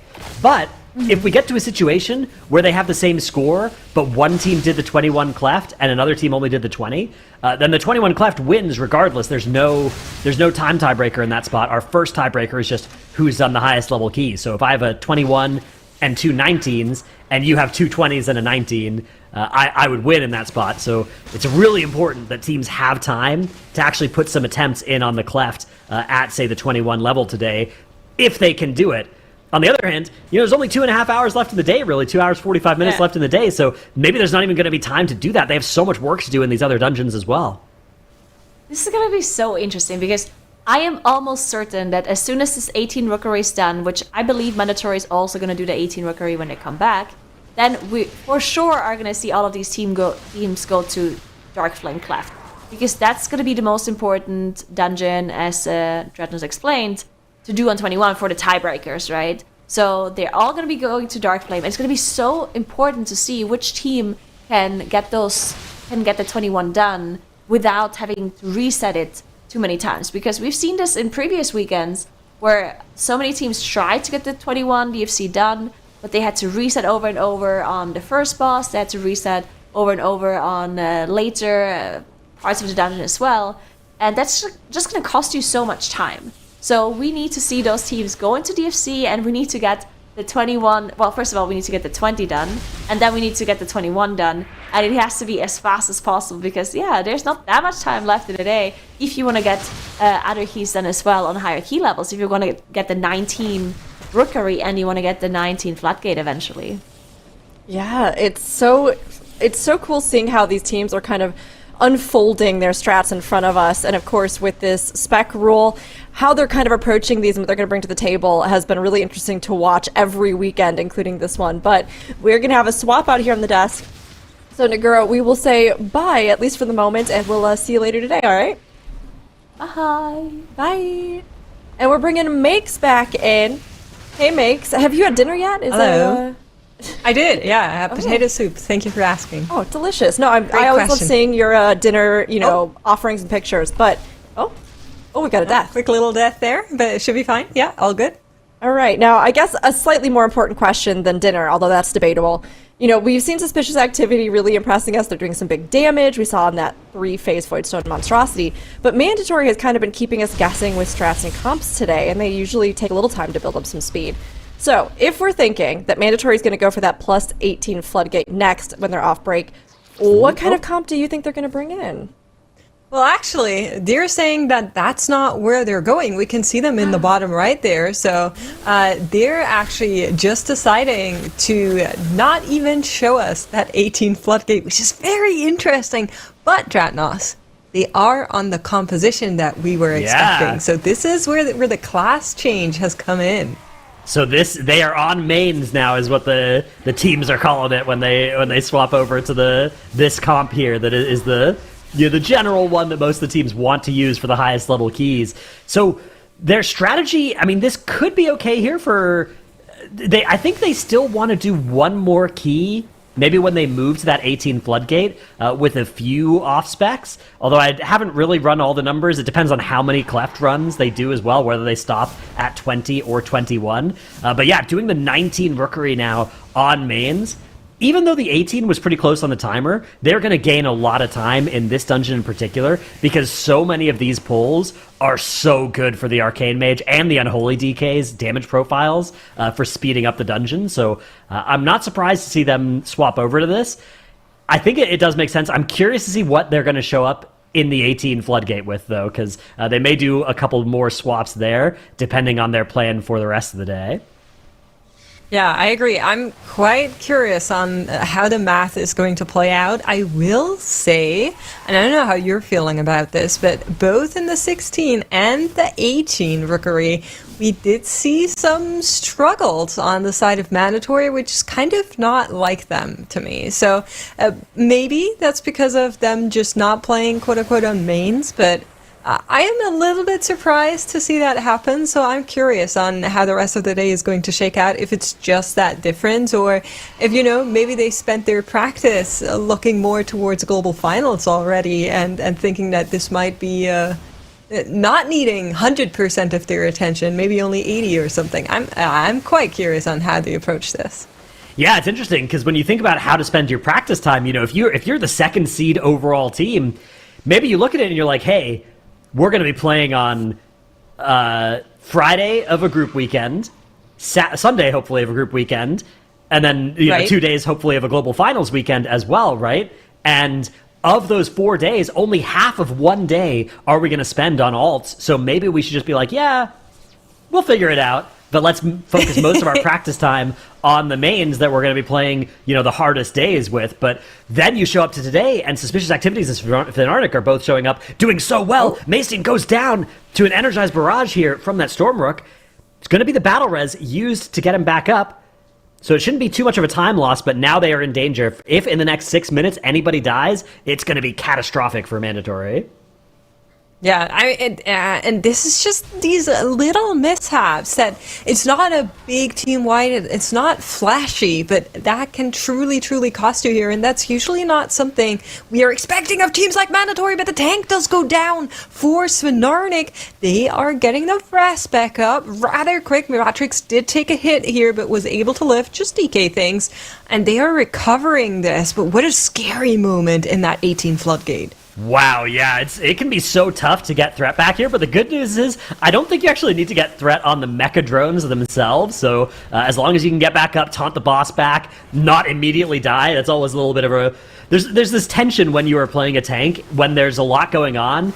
If you focus on getting threat, you might just die yourself, and if you focus on not dying yourself, you might not get threat, but it looks like they've done a good job of fixing that all up, getting the pull saved and stabilized. And so they're going to keep that dungeon run going. Nice recovery by Svenarnik. Stove here, getting chased down by that laser, is barely going to be able to avoid it, but that was looking sketchy for a second there. It was. He had a couple of unlucky spawns. Usually you try to move with the rest of the group, but notably, range DPS have their own mind about how that whole thing goes, and there's just been a lot of dicey situations that he found himself back-to-back in, but all was well here, and they managed to get through that first intermission. Now, that's not going to be all, but that is going to be the one where they have some extra trash on there. So now, the extra funnel damage for that Arcane Mage is actually going to fall off a little bit. The Cursed Thunder will be gripped out of the Polymorph, you saw it right there, and they're going to be going into the next phase. So they still need to make sure they have those interrupts on lock, as the cool kids say, I've been told, but it's looking good here. Yeah, that definitely sounds like something the cool kids would say. Yeah, Boss damage I is know, looking pretty solid out of mandatory as well. So, yeah, good job by them doing the first section of this dungeon. Again, costing the battle res earlier is not great, but it should still be okay. Definitely the most important thing is going to be that big pull before Stormguard Gorin. That's a huge inflection point in this dungeon. Cousins also entering a rookery. For them, it's going to be the plus 16, as they are now off of their break as well. And then Sonarnik and Suspicious Activities both working on Big Mama. Suspicious Activities, you can see their tank is in some danger as well, but it looks like they're going to be able to avoid the death that Sonarnik saw in that similar spot on that fight. So all of our teams doing great right now. No deaths to be seen anywhere. So the interesting thing is, right, both Suspicious Activities and Svenarnik deciding to still play with the non-main comm, for lack of better words. We're still seeing that Bear Druid, we're still seeing that Resto Shaman, we're still seeing the Warlock as well as the Fire Mage. So if Mandatory decides to play something different in their 18 Floodgate, I don't want to say I'd be concerned, but I would be at least confused, because we are expecting specifically the Dark Flame Cleft to go rather high, so that is something we'll need to keep an eye out for. The other teams are definitely more on the cautious side and are trying to get all of the 18s done with the non-mains, just to make sure that then they can get on over to the mains and not get these banned out if they should make it to the Sunday. At the same time, this is where the dungeons are starting to get dicey. We are out of the 16s for most of our teams. You can see the 19, of course, on the big screen, but even something like the poll that you are seeing on Svenarnik right now is actually so scary, and they will need to play this one clean. The surprise inspections, RPG, there's just so much that's happening, and you need to get those interrupts down. So we're going to take a little look here at how it goes. They already had 3 deaths in this run. Yeah, absolutely. You know, on a plus 18 level, the timer in the Floodgate is already a little bit sketchy. Although as long as you can avoid the full wipe, it should still be okay here. But this is a scary pull that they're working on right now. These Blood Warpers putting out large damage and healing absorbs on the group. The Resto Shaman can do some good work against it, but a Blood Blast is actually going to come out and take out Svenarnik's tank now. And we can see more deaths are to follow. Looks like it's just the one so far, but this is so sketchy. Well, the thing is, it's all awry, right? Your tank goes down, aggro goes onto someone else, the melee dies, then all of your ranges and your healers are suddenly having aggro on them. They're trying to kite it out. That means the pack is spread, despite the battle risk going out on the tank. It's just so hard to recover this. They're trying to get the group back together, but another 3 deaths on the counter here. You can see Fiersa fighting for his life. And I did say at the beginning of the show, Fiersa is a Demon Hunter main. So this is a team where I'm expecting once they're actually able to log on over to that Vengeance Demon Hunter, they'll be so much happier, because it's quite brutal to try and outlive these keys if you're not that used to tanking on the Bear Druid. But he does go down once again, and there are no more battle rests. I think that's it. I think they have to restart the Floodgate. I think it's probably good for them that ended up restarting and they didn't trick themselves into keeping the pull going any longer. Definitely good to just get out there and try it again. Although it looks like, they weren't all immediately town portaling, but they are now. So, yes, Svenarnik, they're losing a lot of time. That is unfortunate for them. But definitely not out of it just yet. A really pivotal pull is coming up for Mandatory, though. This is going to be the big, most important pull of the Rookery.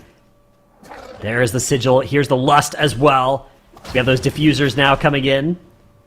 And this is going to be so dangerous. Stove fires off the Evocate and the Arcane Surge now as well, hoping to not get too bullied during these cooldowns. Unfortunately, a little bit of bullying immediately does start happening to him, but hopefully something that the healer can deal with, and he doesn't have to.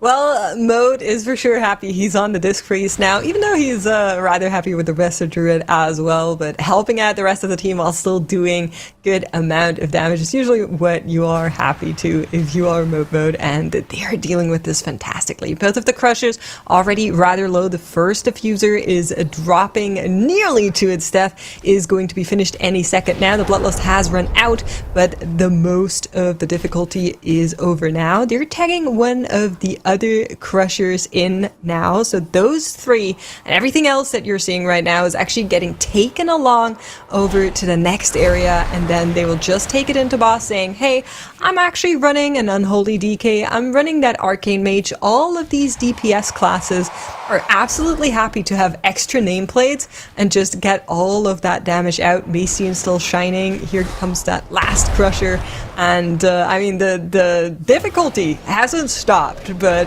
they are trucking through this, looking really good here. Yeah, the anti-magic shell used to just immediately delete that bouncing unstable corruption dot should help them stabilize here as they get the first wave of trash taken care of. Now a couple of crushers still standing. And they're going to focus on using crowd control effects on them when there's other damage going out, so that nobody gets jumped on during other damage. Another unstable corruption debuff here. It's going to jump from DK to DH, and we'll see where it goes next. Now back over to the priest. Okay, so they are just dealing with the full duration of this one. It's going to go on Maystein here, who's Bear Form Barkskin to stabilize against all of the damage that's coming out right now. Back into Bear Form for the explosion there. Really disciplined play. Whenever your Moonkin is doing that much work to keep themselves alive, but it goes to show just how aware they are of the danger that this pull has. They don't want random damage to kill them, even when they're at high health here. They're just using those defensives proactively. They know once they kill off these crushers, it's going to be so much easier, so they're just overloading defensives at the start of this fight until those crushers are dead. Yeah, and that's a good way to deal with it. You know that after that, your healer is going to have a little bit more lenience and trying to top you back up, and you don't actually need to be looking out for those one-shots like you mentioned, so great work from Mandatory in the meantime. Suspicious Activities have been working away at their 18 Floodgate, and they have arrived over on Swamp Face. So I want to take a quick look here and see how it's going thus far. 0 deaths. This boss is quite lethal, and usually around the time where it ends is where we'll see actually teams tag in some divers. Now, I'm seeing some bombs on the floor that tells me there were already some divers. I'm curious if we're actually going to be adding some more in as the fight progresses. Yeah, divers, crabs, all options to fight on this boss. It's always scary. The boss is inherently scary. Pulling any trash on top of it is scary as well, but typically what we see is a little bit of trash onto the start of the boss and a little bit at the end. Here's going to be an Arcane Surge, so this one is not going to have any extra trash on it, but maybe the next Arcane Surge will. And that will be a good way to get some extra count at the end of this fight and help send Swamp Face home as well, back into the swamp.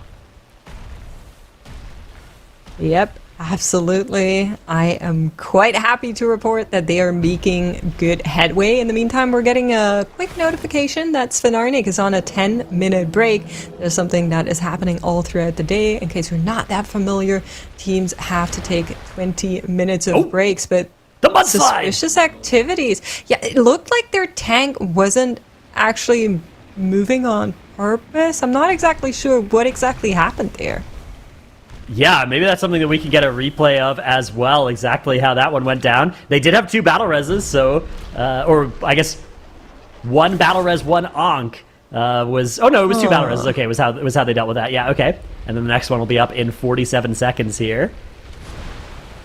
So yeah, it looks like stabilized. That looked really strange to me. Like, for a second I thought they just called it for some reason, but they're on a good run. They didn't have any deaths up until here, so it wouldn't really make sense to be like, oh yeah, let's just wipe this. Here's a replay. Let's take a look. So the mudslide does come in, and their tank just...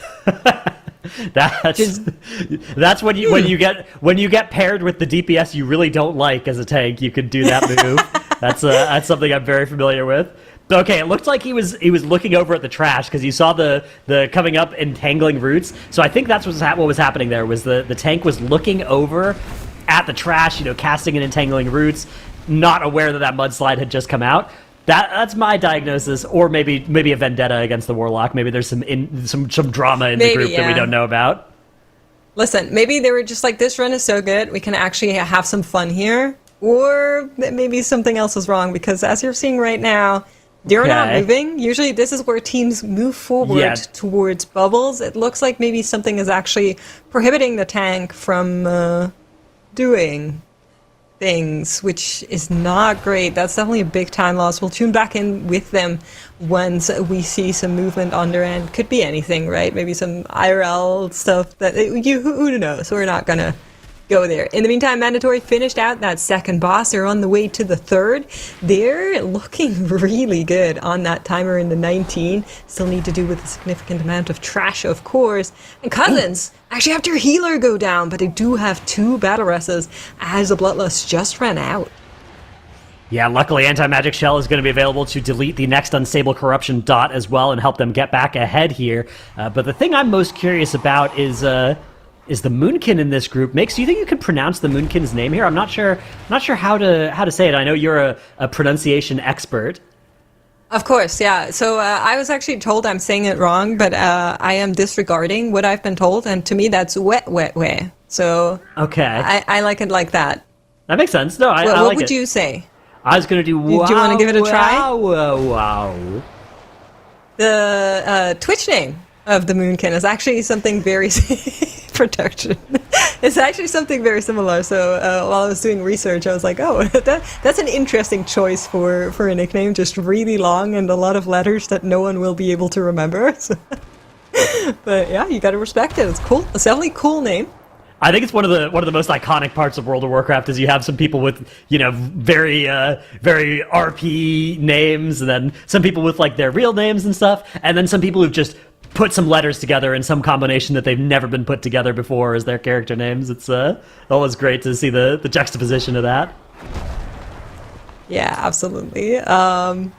The thing that usually gets me is when I see special characters, the German language has a bunch of them, used incorrectly. Notably a fancy German S that people usually misuse as a B. Yeah. It's not a B. It looks like a B, though, so that's how we'll use it. I know it does.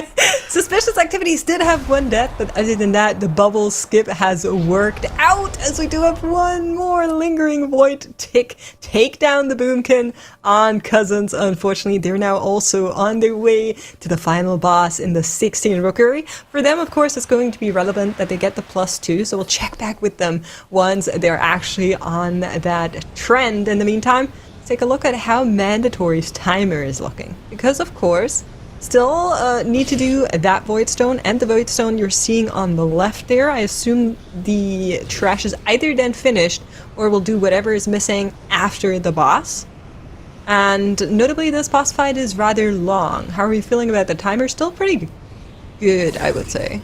Yeah, I think timer's looking fine here. It's not too worrying yet. It's still a very hard end boss, though, so actually killing it's going to be the challenge as well, but I think I like Mandatory's chances here for sure. I also have a retraction to issue on Suspicious Activities. Their tank was having some tech issues, some combination of a monitor issue and a DC leading to the death and the death of the Warlock there on Swamp Face. So not any of the other theories that I came up with, just some tech issues, but looks like maybe he also dislikes his Warlock. Could be. I will let it slide. An answer also. The 2 things can be true. I'm not trying to start a conspiracy theory here, but are we really going to believe the tank when they say they DC'd? I don't know. It's up to you guys. But yeah, Suspicious Activities, the good news for them is they are still on pace for their dungeon timer as well, so hopefully not going to cost them. Always tough whenever you have any kind of tech issue, but it's always really nice whenever it doesn't cost you anything. It's like, okay, if we were going to have a DC, it was lucky that it happened then.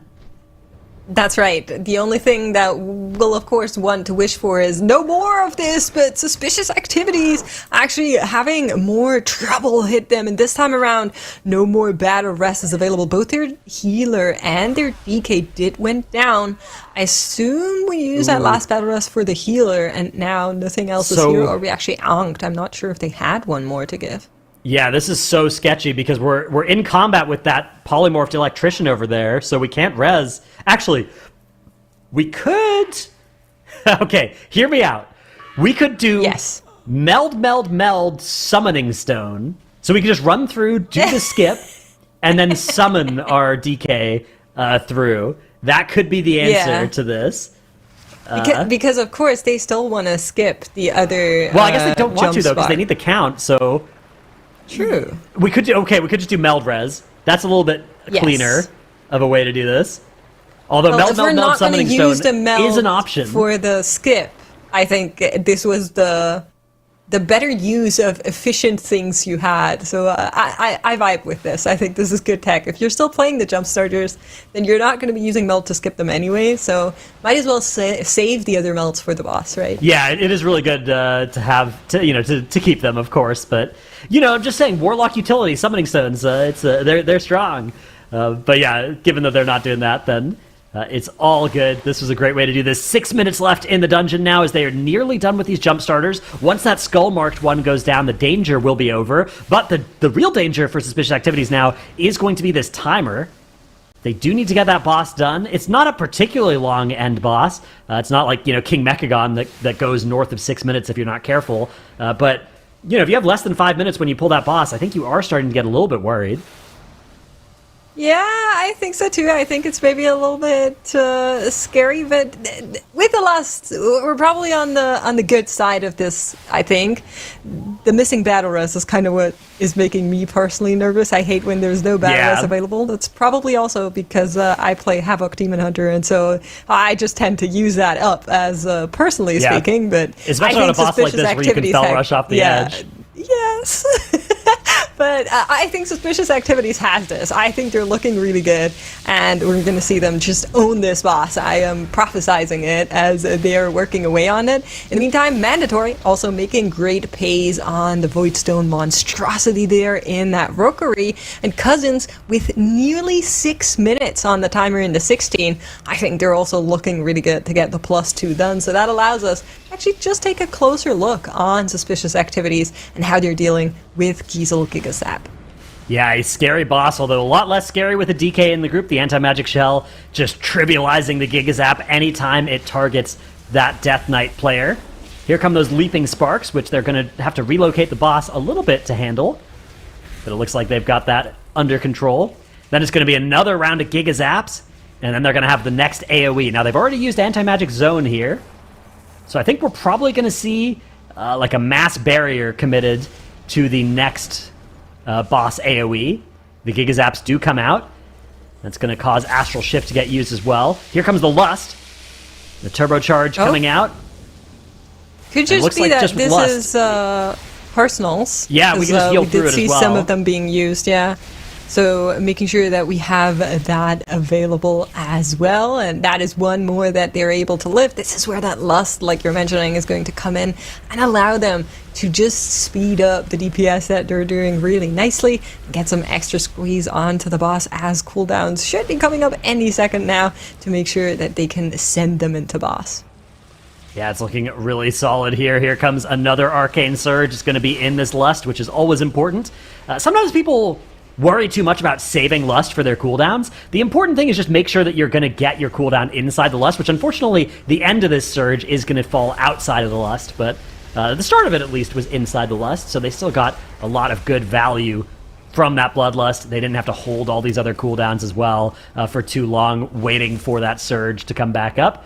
So Suspicious Activities, here comes the Mass Barrier now. Looks like they're going to be able to get through this next Turbocharge without committing too many more resources.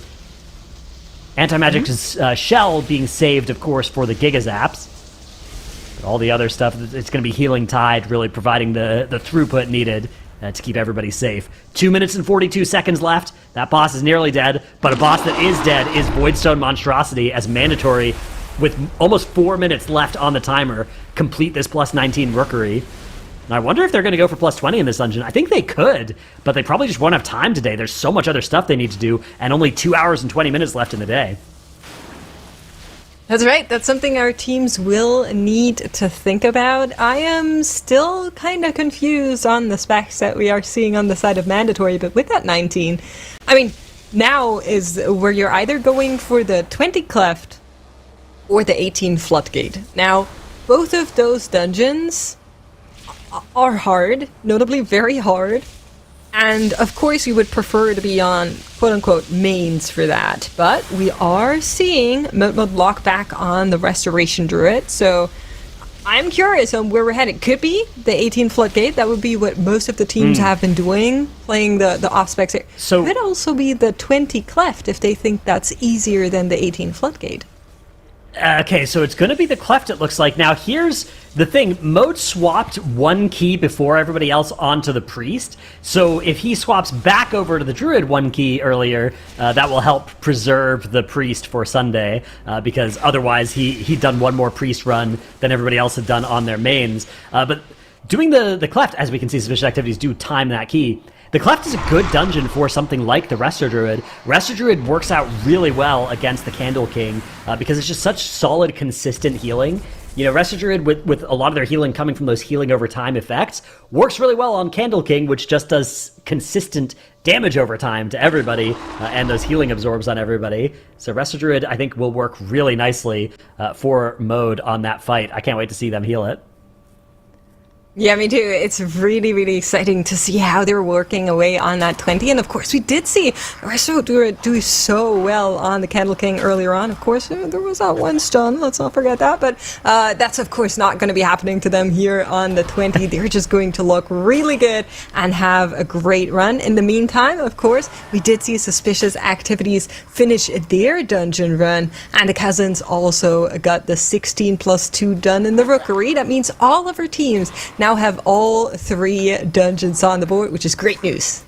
Yeah, we can see just from those scorecards how everybody's doing. Suspicious Activities are technically a point ahead of Mandatory, but Mandatory have an extra 2 chest over Suspicious Activities, so they're basically tied in terms of how much work they've done today. And then Svenarnik are also very hot on their heels, kind of 1 or half a dungeon run behind, perhaps, after that wipe earlier. And then Cousins in a similar situation as well, maybe half a dungeon run behind Mandatory and Suspicious Activities. But really, all of our teams are extremely close here, as Mandatory are going to be pulling into the boss here. Double Druid actually works out really nicely for this section as well. Those extra Ursul's Vortex are very strong here, so they're going to line around the pillar. Let's see if they're getting ready to go into boss. Stove is channeling that Evocate. Here comes an Arcane Surge. Okay, so I don't think they are. I think they're just line of sighting and doing the trash back here. It would be very aggressive to go into boss at this +20 level. It would be, but of course you kind of need to be a little bit aggressive at least to work through these higher keys. But you have to check in with Svenarnik because they had their mage actually go down here on the very first boss that they are doing in the dungeon. Now, I know you and Nagura were talking about this earlier, about the different routes and the floodgate, and how we all kind of tend to agree that Big Mama first just feels the best because that allows you to immediately press that lust. They're actually just pressing the lust on the first pull and then getting it back up on Big Mama, so still using the lust in similar situations, but that requires them to deal with a demolition duo first, and having a death this early is always a little bit of a scary perspective for our teams. Ooh, an unlucky barreling charge as well. Just goes next to, but doesn't clear those bombs. Luckily, the next barreling charge is beautifully aimed and is going to take out both of those bombs. So nicely done. Nice adaptation by Svenarnik. This boss is nearly dead now, so looking good, although the Big Mama in their future with 1 less battle res is a scary thought. Hopefully they're going to be able to get through it. Meanwhile, we can see That's other right. dungeon runs are starting. Cousins starting up at 18 Rookery. Suspicious Activities also at the start of a 20 Cleft, just like Mandatory. Mandatory having a death, though, in theirs. Healer going down. That's going to be their one and only battle res here, as that Reckless Charge actually takes out Mode. May sign in some danger here. 12 stacks now of that bleed from the little kobolds here. Ends up melding. Looks like he's going to be okay. Even with that candle fixate on him, he's just playing far enough away here. And Nature's Vigil is up as well, helping to kind of keep the group nice and safe. So it looks like Mandatory have stabilized through the worst of it here, but that was definitely worrying.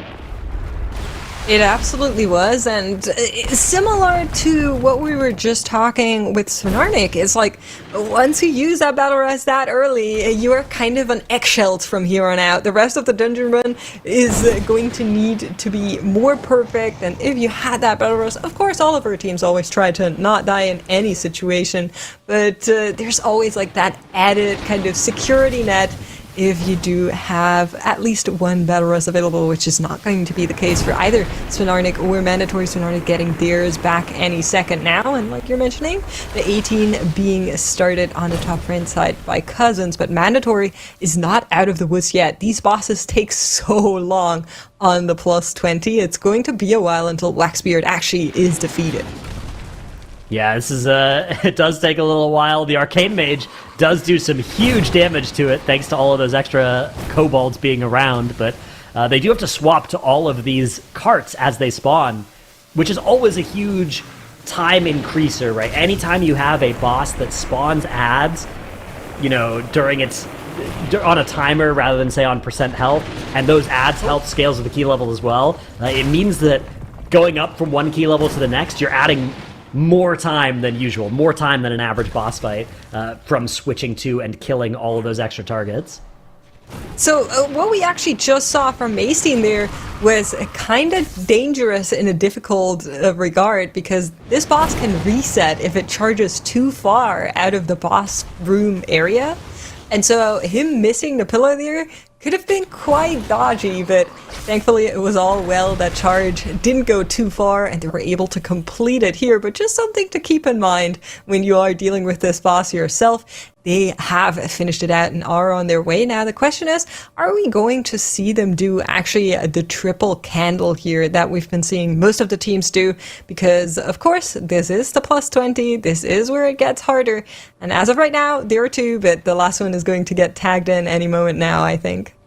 Yeah, this is a scary spot to heal as a Resto Druid as well, because each of those quenching blasts come pretty quick in a pretty quick cadence to each other. So there's going to be... They pulled in the third candle here, maybe to desync it a little bit further, but healing through multiple quenching blasts in a row as a Resto Druid requires cooldown usage, either from you or from your friends. You can see this next one is coming out here. Mode has to top himself, manages to do so, but this is really scary. The Convoke also was used to get through those first ones.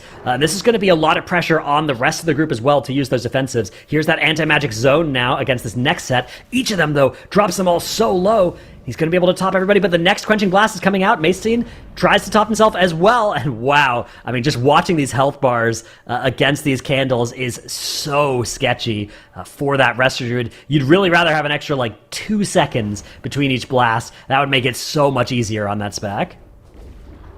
Yeah, absolutely. It is really, really scary to see them just deal with this. I'm always clenching my hands when I watch the health bars just jodo up and down, but worked out here. One of the candles is down from here on. Of course, those blasts still doing significant amount of damage, especially if they're in a rapid succession like now, but they have gotten through the very, very dangerous part of having 3 of them back to back, and so now they're going to be dying off and they're on their way to actually deal with Blazicon. Before that, one more pack that needs a lot of interrupts. These Blazing Fiends, kinda scary mobs, because if they get their casts through, you're dead, but our teams, of course, have great coordination, and they're just going to stop them all. You can see the Fel Nova coming out here at the start into Sigil, and that is just going to stay like that, keeping them under control for quite some time as they are just dealing away at their health. But this is not what you wanted. Out goes the cast, and that means the entire team is down. So, wow. Okay, we should... I jinxed it. Yeah, what happened there... So we'll get a replay of this, but how this went down, there's a very common strategy for when you're dealing with mobs like this. There are a lot of mobs this expansion that will not cast the same spell as each other at the same time. Those mobs aren't those mobs. Those mobs will happily all cast at the same time. So what they're trying to do here is bully them with these AoE stops, so that they'll all start casting at the exact same time, and then hit them with a Silent Sigil to get them all on CD. But you can see the Silent Sigil there came out 0.2 seconds late, so all the cast just went through instead of all getting silenced. But what they can do, you can see here is, okay, Chaos Nova into Grip. While they're all still stunned from that, the beam comes out, so that doesn't actually kick any of them. It's just silencing them, preventing them from starting their cast. And now once it goes away, they all instantly start that cast. The Silent Sigil comes down, and bang, it goes out. Just a hair too late there. So if that had worked out, it would have been really nice, because then they wouldn't have been able to start casting for the next 15 seconds on that ability. But unfortunately, it did not work out. Mandatory. I mean, we've been talking about it a bit today, but there's been some uncharacteristic signs of weakness, of vulnerability from Mandatory in some of these dungeons. Now, it's largely been in these dungeons where they're playing some alts. But that was a Demon Hunter, a Vengeance Demon Hunter issue, not a issue from, say, Mode on the Resto Druid by any stretch there. So, Mandatory, they're definitely going to need to pick this up on Sunday. but they may need to even pick this up to qualify through to Sunday with how good Suspicious Activities and Svenarnik are looking today. I agree. And Cousins. I was kind of talking about this earlier, and of course, I mean, you can blame me for that. I will accept a little bit of caster cursing allegations here, as Svenarnik are having some trouble once more in that Blood Warper pool. But I agree. I just don't think Mandatory have been looking as clean as we usually expect them to, especially on those non-main characters, which is interesting. I feel like maybe, and obviously this is an entire theory on my end, I have nothing to prove that, but maybe they underestimated the rest of this group stage and were thinking too much about the finals already, which can happen if you're a team as, skilled, as experienced, as just, titled as Mandatory. You're, of course, hoping, planning, having your route to go to the global finals, and maybe they just underestimated these teams a little bit. But, of course, they're back in that 20 cleft and working away at it, and Svenarnik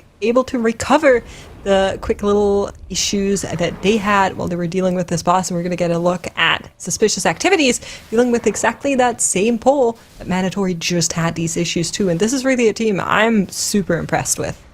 Yeah, they've been looking so great. You can see the solar beam coming out here actually is going to land a lot of the kicks as well, so it's a little bit less of a plan to kick all of them with that ability, but they're able to just bully these mobs right until the end of their lives, and it's not going to matter that they don't get them all hit with the exact same kick, as they do all manage to die just in time there for Suspicious Activities. Boss is now pulled, and this is a pretty scary boss on the plus 20 level.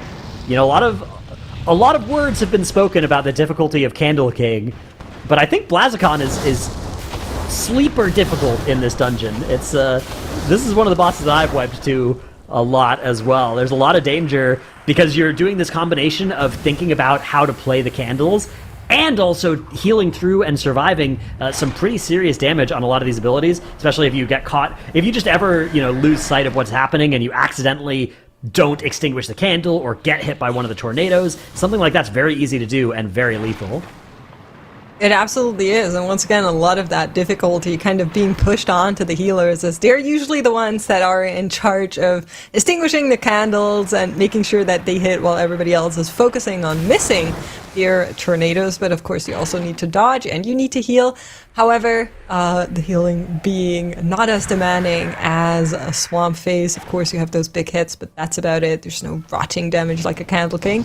But of course, we're going to get there, and we're going to take a look at how Suspicious Activities are actually dealing with, I think, what has been one of the harder bosses across all of our dungeons. Candle King on the higher difficulties is an absolute beast. Yeah, absolutely. Candle King. I can't wait to see the plus 20 Candle Kings. I hope we get to see some plus 21 Candle Kings today as well. Yeah. But most of our teams have actually lost a sizable chunk of time now to issues in various dungeons that maybe means 21 Darkflame Cleft might not be on the table. There's only about 2 hours left in the day. All of our teams owe some time in the other dungeons as well, at least if we think that something like 19 Rookery and 19 Floodgate is going to be a required part of your portfolio for making it through to tomorrow, or to Sunday rather. Yeah, so right now they have a little over 2 hours to start their very last dungeon run. Of course, I think all of our teams are still owing some break time. I think we all have like 10 minutes on every team, and then the other 10 minutes still need to be taken, something like that. I could also be making this up, but at the same time, like you're saying, those 19s are no joke. And it is not out of the ordinary that teams maybe need a second or even a third try to get them on the board. And this is kind of where teams are right now. You're seeing the 20 Darkflame Cleft, and you're seeing the 18s that then enable those 19s. And I do think the time is maybe getting a little bit close to get a 21 Darkflame Cleft on the board. It could be possible in the overtime, but of course, that would require you to one-shot it, which, that's crazy. I mean, I think the thing that might happen is a team might decide to go for the 21 Cleft over, say, the 19 Rookery at the end of the day, because the 21 Cleft will be better for tiebreakers. But that's going to be a really sketchy situation if we get there. And if you're Mandatory, you got to be feeling a little bit worried right now about how the day has been working out. Suspicious Activities in particular have just been looking so great as they are making their way through the end of Blazicon. But Cousins also looking good, and Mandatory also nearly back now at the scene of the crime here. We've first got to get through the triple Wandering Candle pull, which, again, a scary Resto Druid moment. The Oracle Disc has a little bit of an easier time handling this section than the Resto Druid, but it looks like Mandatory have this pull under control. And the thing is, it's not like a lot went wrong on this next pull that's about to happen for them. They just mistimed Sigil of Silence by like half a second, less than half a second, by, a tenth of a second, something like that. So everything else went great for them in their previous attempt here. They don't have to change a lot. That's right, but of course, they kind of cannot afford more mishaps like that, neither on this key nor on the other keys that they still need to do. They're being overtaken by Suspicious Activities as we speak. They just finished out Blazicon, and I don't think there's a lot of leeway for more oopsie daisies like Mandatory has been having a couple of all throughout the day, which is quite shocking to me personally. But I think from here on out, we got this. We just shrug it off. That's a big part of the competition, the mental game. Teams need to be ready, and teams need to be able to just turn off tilt, which is very, very hard for many of them. But Svenarnik also making way through that 18 Floodgate. They have dealt with Swamp Phase right now. We're going to stay on Mandatory here as they're once more dealing with the Blazing Fiends. But if you are looking for a bubble skip, then the right-hand side of the screen is your friend, because that's where you're going to be seeing them actually deal with that. Yeah, bubble skip, always a fun thing here, but let's keep our eyes on Mandatory as they try and get through, and there you can see the Silent Sigil does come out, lands that kick. The beam also on CD now. Out comes that blast of damage. Mode forced to shift into healer form for a little bit, and then back into cat form. There's also Nature's Vigil rolling here. And those fiends all will start casting again here towards the end of their lives. We do still have a couple of tools to help prevent them from going off, though. Blinding Sleet's available. There's a knock up that comes out from them as well. Oh, line of sight. Line of sight, nice work. Okay, so they just let the cast go off while lining them. And the mobs were low enough here that they could, in theory, just bully them until they died. But the nice thing about the line of sight here is that it's going to work really well when this key goes up one level as well. When they get to the plus 21 keystone level, they're going to want to have a strat that lasts for an extra 15 seconds on that pull, and line of sighting that next set of casts is the exact perfect strat for that. That's right, but we're going to skip ahead to the first 20 Candle King of the day. Suspicious Activities have been impressing us all day. Can they deal in similar fashion with one of the hardest healing encounters of this entire dungeon selection as they are working away on it? Of course, a lot to keep in mind here. You need to interrupt the cast. You need to make sure that the pickaxe actually goes on targets that are not clustered up, so that then you can try and take out the other clusters of those molds with less patches, allowing your melee DPS to stay closer to the boss. And at the same time, you need to deal with the extra heal absorbs, and you can just see on the nameplates up top how tough some of them are looking right now. Raz taking himself out of it as we speak.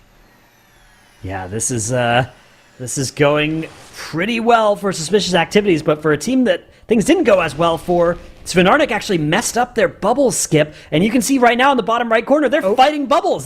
This might be a world first plus 18 bubbles that Svenarnik are going for. So we can see that they're having players die, but they're just throwing their bodies at it. But you can see the replay of them setting up the skip here with the Druid and the Mage involved in getting in combat.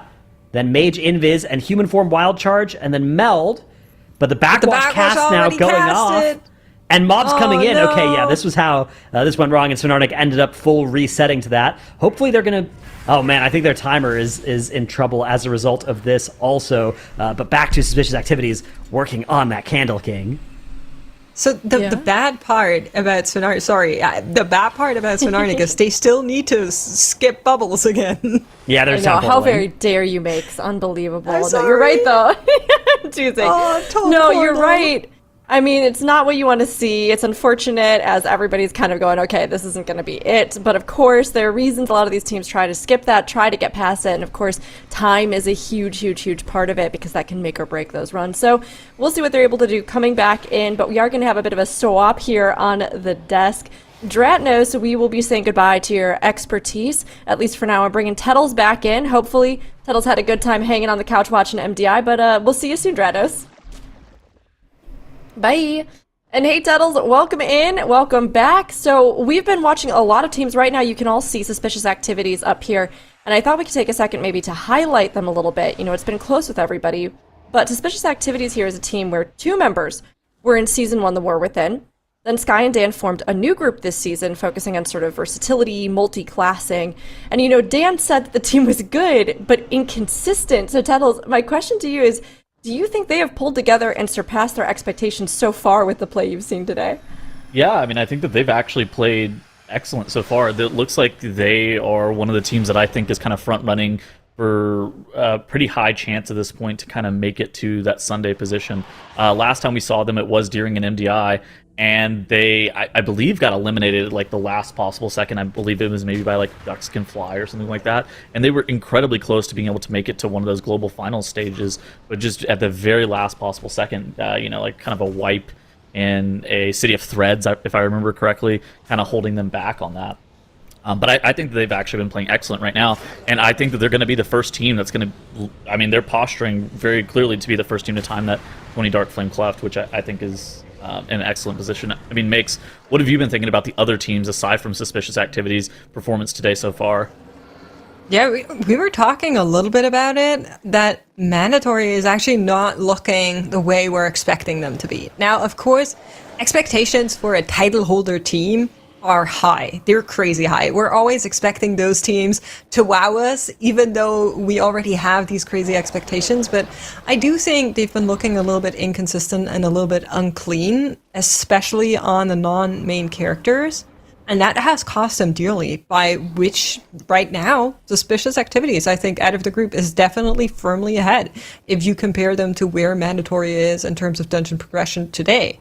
Now, Svenarnik, I think, are the other surprise team out of today. Yeah, they also had a couple of resets, not as clean, not as hyper impressive as Suspicious Activities, but I still think for a team that's playing for the first time in this constellation, for the first time in the MDI, there's a lot that they don't have experience with. I think they've been doing really, really well. Yeah, I mean, I think that also, I mean, you can't really count out Cousins. Cousins is kind of an interesting situation where they are one of the teams that is kind of set up to play their main composition throughout all the dungeons for the entirety of today, and that has kind of proven time and time again to be kind of this wild card situation where teams are able to upset one another whenever they're not playing, you know, that main composition. And I still think that there's something kind of interesting at play here. Like, what is Mandatory going to do about their composition? Because, like, I think that they're going to have to rerun back that Bear Druid, you know, Fire Mage, Resto Druid composition in potentially that 18 Operation Floodgate. But I think there's kind of questions up in the air as to, like, what are they going to do about that? Because swapping all of those characters back, you tend to see teams do all the 16s on one comp, then all of the 18s on another comp. But like, what is Mandatory realistically going to do about the Spec Variety rule? Yeah, so I don't know if you saw, but the 19 Rookery that they did, Mode actually logged on Priest for that. I saw and that, now he yeah. logged back on Resto Druid. So they are kind of juggling it along, but the big question is, of course, what's the deal with that 18 Flood? Because normally, in the other groups, all of the teams played the quote-unquote non-main characters in the 16 Yeah. and in the 17 and 18s, if there were 17 to be done. And Mandatory doesn't seem to agree, at least right now. They haven't even ventured into that 18 Floodgate, which is a bit off, right? It makes you suspicious. You kind of think, like, what are they hiding? Would you describe them as suspicious activities, or like what would you describe it as? I think it's definitely some suspicious activities that they're tapping into. I would describe it as mandatory for them to keep that Vengeance Demon Hunter, though. Oh. Otherwise, they're going to have to maybe get their cousins to play for them. Oh, come on, Tettles. You think they're going to end up in the Svenarnik if they don't do that? Yeah. Whatever that means, of course, yes. Next die. Yep, great point, yes. Yep.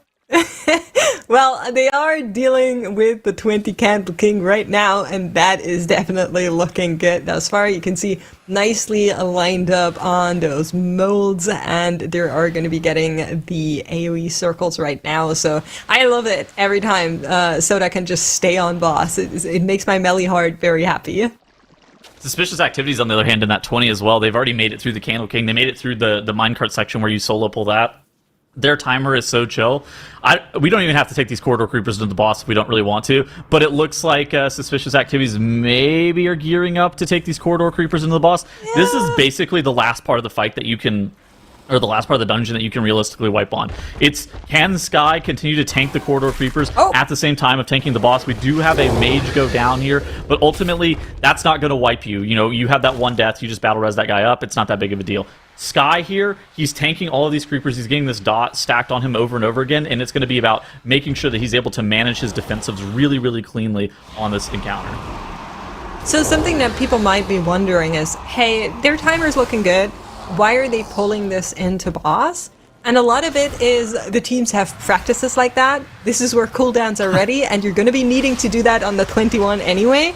And so they're just basically doing what they're used to, because this is where the cooldowns are ready, and you can just send it into boss and cleave off the ads at the same time. But of course, it is also added risk when stuff like that goes wrong, when someone dies, but they are getting through it pretty well. The corridor creepers are dropping lower and lower, and I think they should be pretty good on the overall dungeon timer here.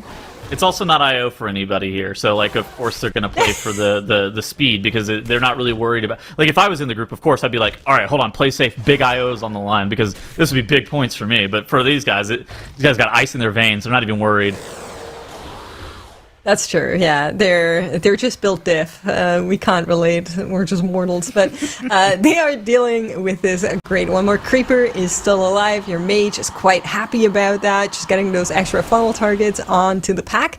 In the meantime, mandatory on the right-hand side there. Let's bring them on the big screen. They are dealing with a cart pull, and then they will also be at a similar situation in their dungeon run.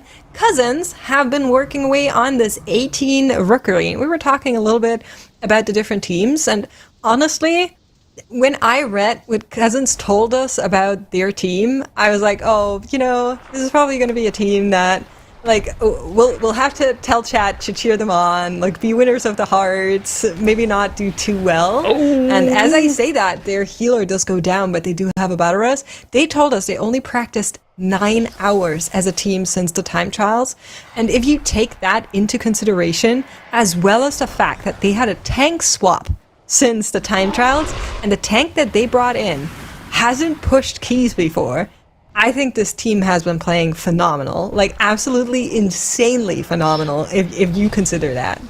Now, I'm no mathematician, but they don't have count. Yeah, that's okay. We'll just go get count after the boss. You know, there's some count to the if you look back there, there's a void stone, and you just target one of the little guys around the void stone, and you kill that, and then you actually don't need to deal with the void stone in itself, and you get those count. are like 1 count apiece, and we need, I don't even know, 20 some odd count. Yeah, just we deal with the ascendant. It's okay. Maybe we'll kill 26 civilians. That's in the cards for us. No. The caster mob in there. That's okay. What you focus. Is there an ascendant over there? I don't know. We'll figure it out. I think there's one. Confirm, not a math guy. Yeah, none of us are. Dratnos is not here. We have to help ourselves, okay?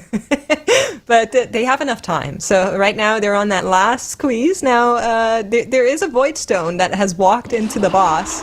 You can see Trolley's already hopping on over. That looked a bit weird. Okay. But so, here we go. What's the count? Okay, are we killing the void stone? We just go. Maybe. These guys are really slow, so you tend to actually want to do the parasol skip in this area, because this mob in particular is incredibly slow. Whenever it casts the void extraction casts, it puts a damage decrease debuff on your player.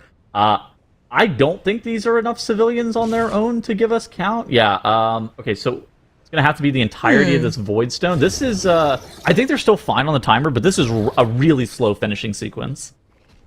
Listen, maybe something went wrong and it should have just been the smallies here. Maybe they missed one of the crushers earlier on or something. Yeah. I can buy that. This could be the missing count that they don't have, or this is their route. Who knows? But I do agree. Doing the Void Stone is usually not great tech. Not the tech we're usually looking for. These are cousins, not miscount. That's right. But they did have missed count, so. Exactly. That's a good point. Question is, if you end up in their situation, would you rather just tag in the crushers in the back and focus one of these guys down? I'm not actually sure that would be faster. I'm not 100% sure what the fastest thing is here, because that Void Stone is always skipped by high groups because of just what you saw on screen right there. They literally spent a minute, I don't even know, a minute and a half, minute 45, killing off one singular mob just for it to give them not that much count. Realistically, I think a lot of teams are taking double crusher, triple crusher, potentially into Stormguard Gorin. That's normally where the count is made up instead. I don't know what... I think the answer of like what you're supposed to do if you're in that situation is have pulled something earlier on in the dungeon to not be in that situation is most of what I think the answer is, not kind of audibling it after the fact. Okay, what's up? Have a look at the timer with me here. I know we're not allowed to do math, but are we about to see a 20 plus 2? I think the answer is almost certainly yes, actually, looking at this timer. Now, what do we do with a 20 plus 2, I guess, is a better question. We do know that the 21 is possible. Yes, we saw that in the time trials. Our teams have been doing it. Maybe the 22 is possible, and Mandatory knows that. Maybe that's what they're posturing up to do. Well, it would be the best dungeon in terms of tiebreakers. If you're able to get a 20 plus 2, and you can get the 22 reliably, then that's a great use of your time. Yeah. So long as it doesn't take you like 6 attempts. Now, I will say that they still would need to play it clean, right? Like, that is an incredibly hard dungeon to do. And they still have some other dungeons on the board that they could do that almost certainly would be easier. Like the 18 Floodgate, I think, is almost certainly easier than the 22 Cleft. But the fact that they are pushing for a 20 plus 2 does look like maybe we're on the way to a 22 Cleft, which would be really cool. So for context for the viewers, this was the team that put up the fastest Dark Flame during time trials as well. They did come in the second seed. That was mostly due to timer discrepancy between them and Wunderbar and the Priory of the Sacred Flame. But I think that they had the fastest Dark Flame by like 2 or 3 seconds in this dungeon. I'm not super shocked that they have an incredibly quick Dark Flame. I do think it's a bit of a throw, though, for them to even throw attempts at the 22 Dark Flame until maybe like the very end of the day. Because if you think about the Nightmare situation of them maybe like not qualifying to Sunday, and this is dude, that is such an impressive run that they're two-chesting the 20. Wow. I think it's very difficult to kind of explain to the viewers like how impressive that truly is. I mean, it's one of those things that like the only way they don't qualify to Sunday is if you end up wasting a bunch of time like trying the 22 and then you don't end up getting it right. Yeah, just quickly look at this while we have the split timers up. We were saying how incredibly fast Suspicious Activity were in their 20. Mandatory is nearly 4 minutes faster. Well, now, of course, there's one 18s. death, but like, wow, that is crazy. I mean, can we cut back to that graphic real quick? I mean, look at the other teams in the 18s. They were faster than teams two-chesting an 18, and they're 22 key levels higher, which is just an absolutely absurd feat. Like, I think it's one of those things that it's just so difficult to even be able to explain to the audience just how quickly that is. I think that was a very exceptional run by Mandatory there. I agree. Now, the question is, Mandatory right now, they have different options here. They have the 22 Dark Flame Cleft. Yeah. They have the 18 Floodgate, or they could be going into a 20 Rookery. Where do we go from here? I mean, the Floodgate's the easiest, right? Yeah, I mean... Brooke?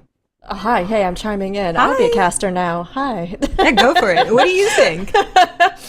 I mean, look, I think that there's a lot that they can do. It seems like Floodgate, we've talked about the fact that it has the most kind of variability. It seems like there's most stuff that you can go into, and as well, a couple of the teams still have not pushed that very high, right? Neither Mandatory nor Sivarnik. So, did I do that right? Sivarnik? How good was that, Mate? Not very. We're getting there. Well, I'm You're trying. still doing better than Petals. It's all good. Oh, what a relief. I'm making up a new word every single time I speak, so like... But yeah, those would be my thoughts. And chat had some thoughts as well, especially as we have some teams on break. So I wanted to quickly just jump in here. Because Tettle's actually a really important and pretty crucial question came in from Zyronic, who is hanging out in chat. Awesome. Yeah, who asked, how do you keep your hair looking so good? Well, Zyro, thank you for the question. Unfortunately, I don't think we have time to talk about hairstyling on the MDI broadcast, as we have a lot of keys to be left to run today. So I'll make sure to get you that information later. As we do see on screen here, Sven Arnik, okay, can you say the name for me, Mix, so I can mirror it? So just a reminder, this is Bulgarian for pigsty, and it's Svi Narnik. Arnik. Svi. Me? Svi Narnik. Svi. Nah. Okay.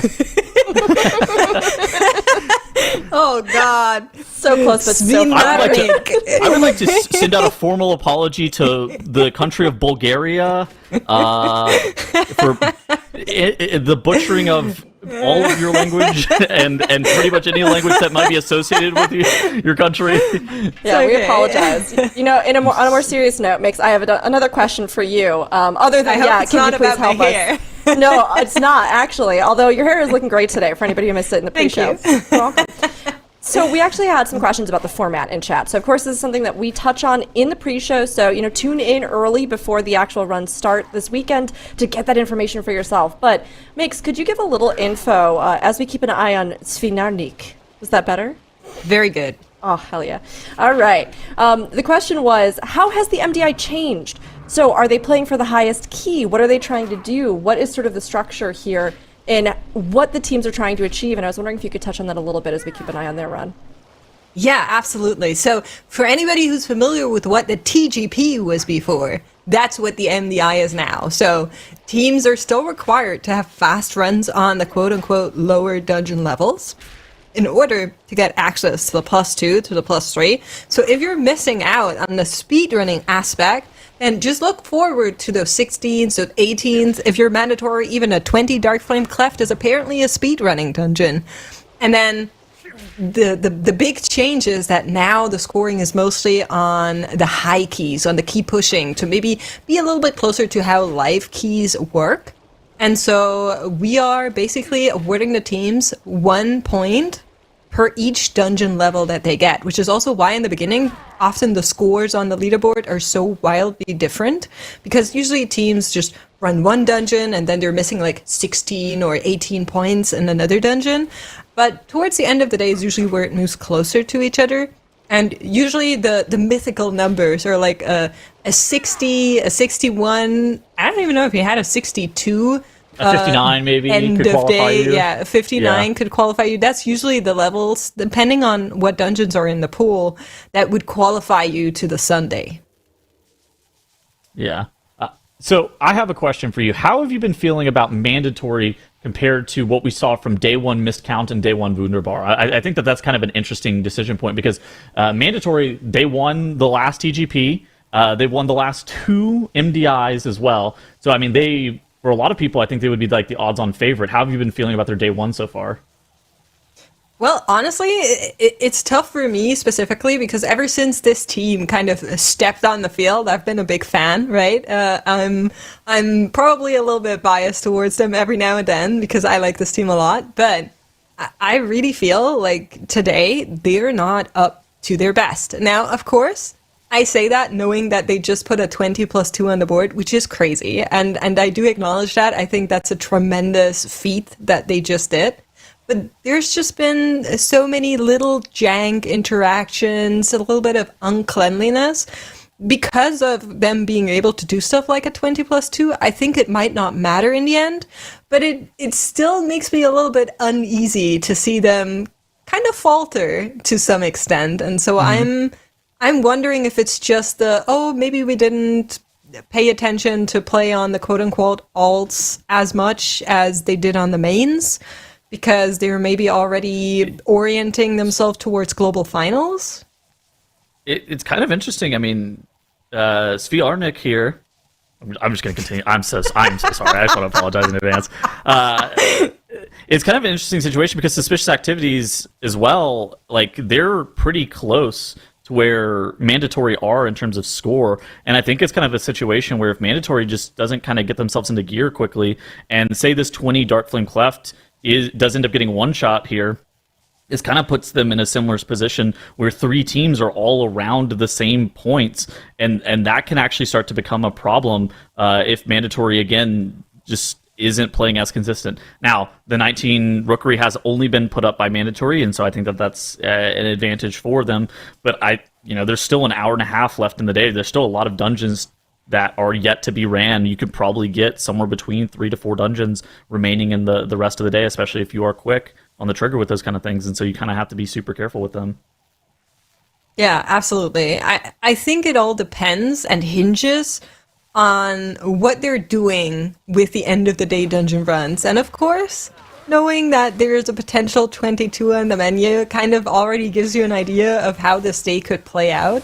But I do think, on one hand, Mandatory looked a little bit more unclean, and on the other hand, I do think Suspicious Activities and Svinarnik both are teams that have absolutely impressed and played well above what maybe we expected for them coming in, looking at where they placed in the time trials.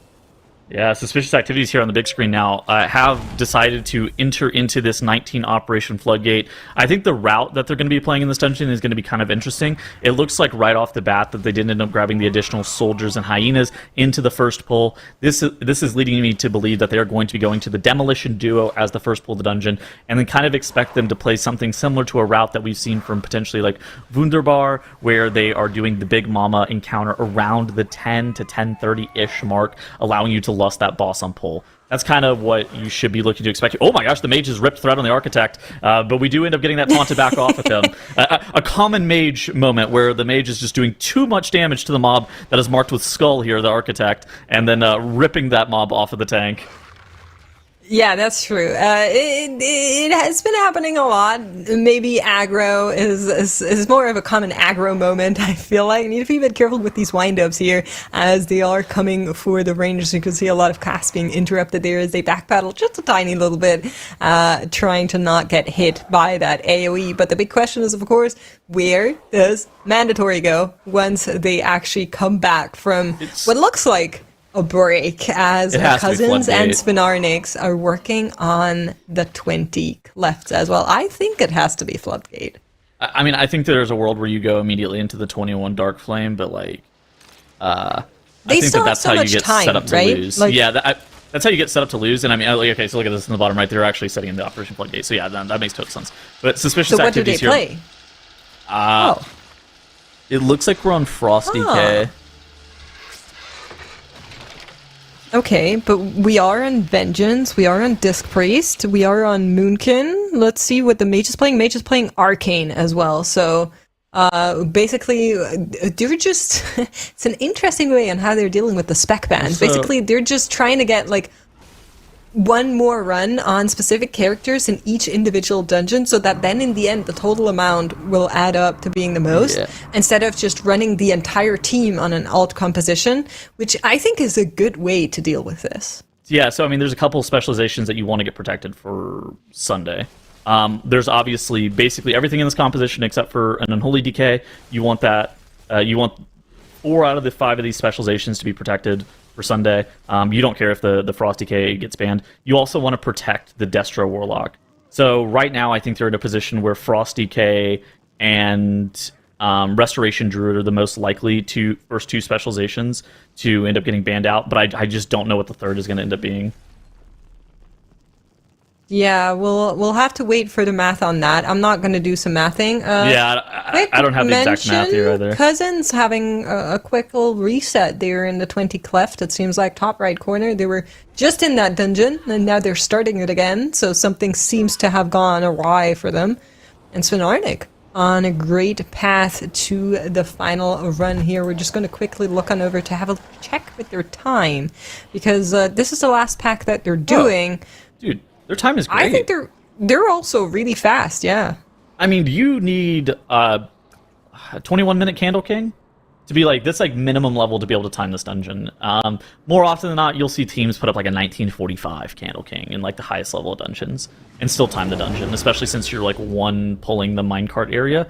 But I mean, we're really far ahead on the timer here. I'm not worried in the slightest for them now. It's more about being able to convert these last couple of dungeons that they need at the end of the day. I think that's kind of the big thing in making sure that they're able to play towards making it to Sunday. But I actually think that Sven Marnik is actually in a great position here.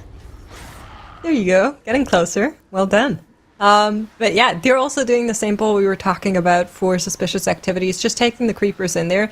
I do think it's just something you'll need to do on the higher levels anyway, so might as well do it on the 20 as well. Yeah. In the meantime, Cousins making their way towards the beginning of the Dark Flame Cleft. They're a little bit behind, but like I mentioned before, I think for what they told us about this team, I think they've been so great. I think they've been so phenomenal. I really hope we'll see them again. So what exactly happened with their tank? You said they replaced their tank? Yeah. So we ask, for anybody that's unfamiliar, we always ask our teams a couple of questions going into the tournament, because sometimes there's new teams. We, of course, don't know them as well. Maybe we know they push live keys, but that's about it. We try to get some intel.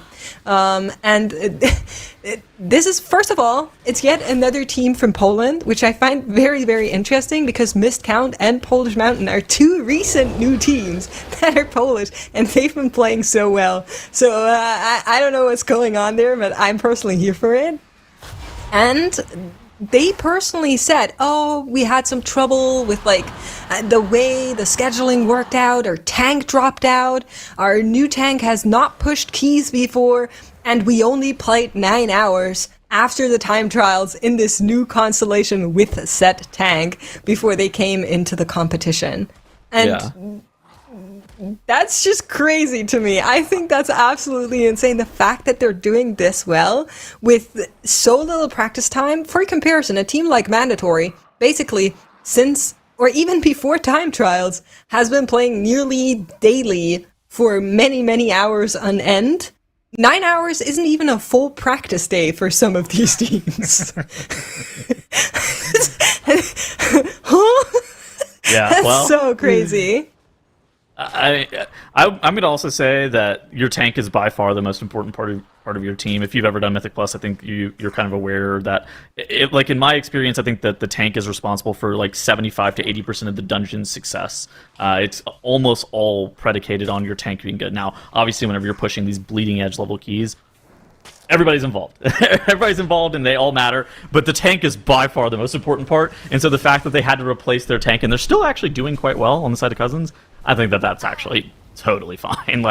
I wouldn't even known what to expect out of them, hearing that they've replaced their tank coming in this weekend. Right? Like, if you didn't know that, you'd probably be like, yeah, maybe they're not doing as well as some of the other teams here. Everybody else looks like crazy. They look still, incredibly good for a team that has so little practice time. I cannot overstate this. I think it's insane. Let's look at suspicious activities here in this 19 Operation Floodgate. I'm really interested in seeing what they're about to do. So, a couple things. We are 2 minutes away from our Bloodlust. Now, we could do one of two pulls. We could either do this pull right here with the Demolitionists, or we could go straight into Big Mama. It looks like suspicious activities are going into this Demolitionist pull, and it makes a lot of sense. Now, the upside of that is you are going to have Bloodlust on pull for Big Mama.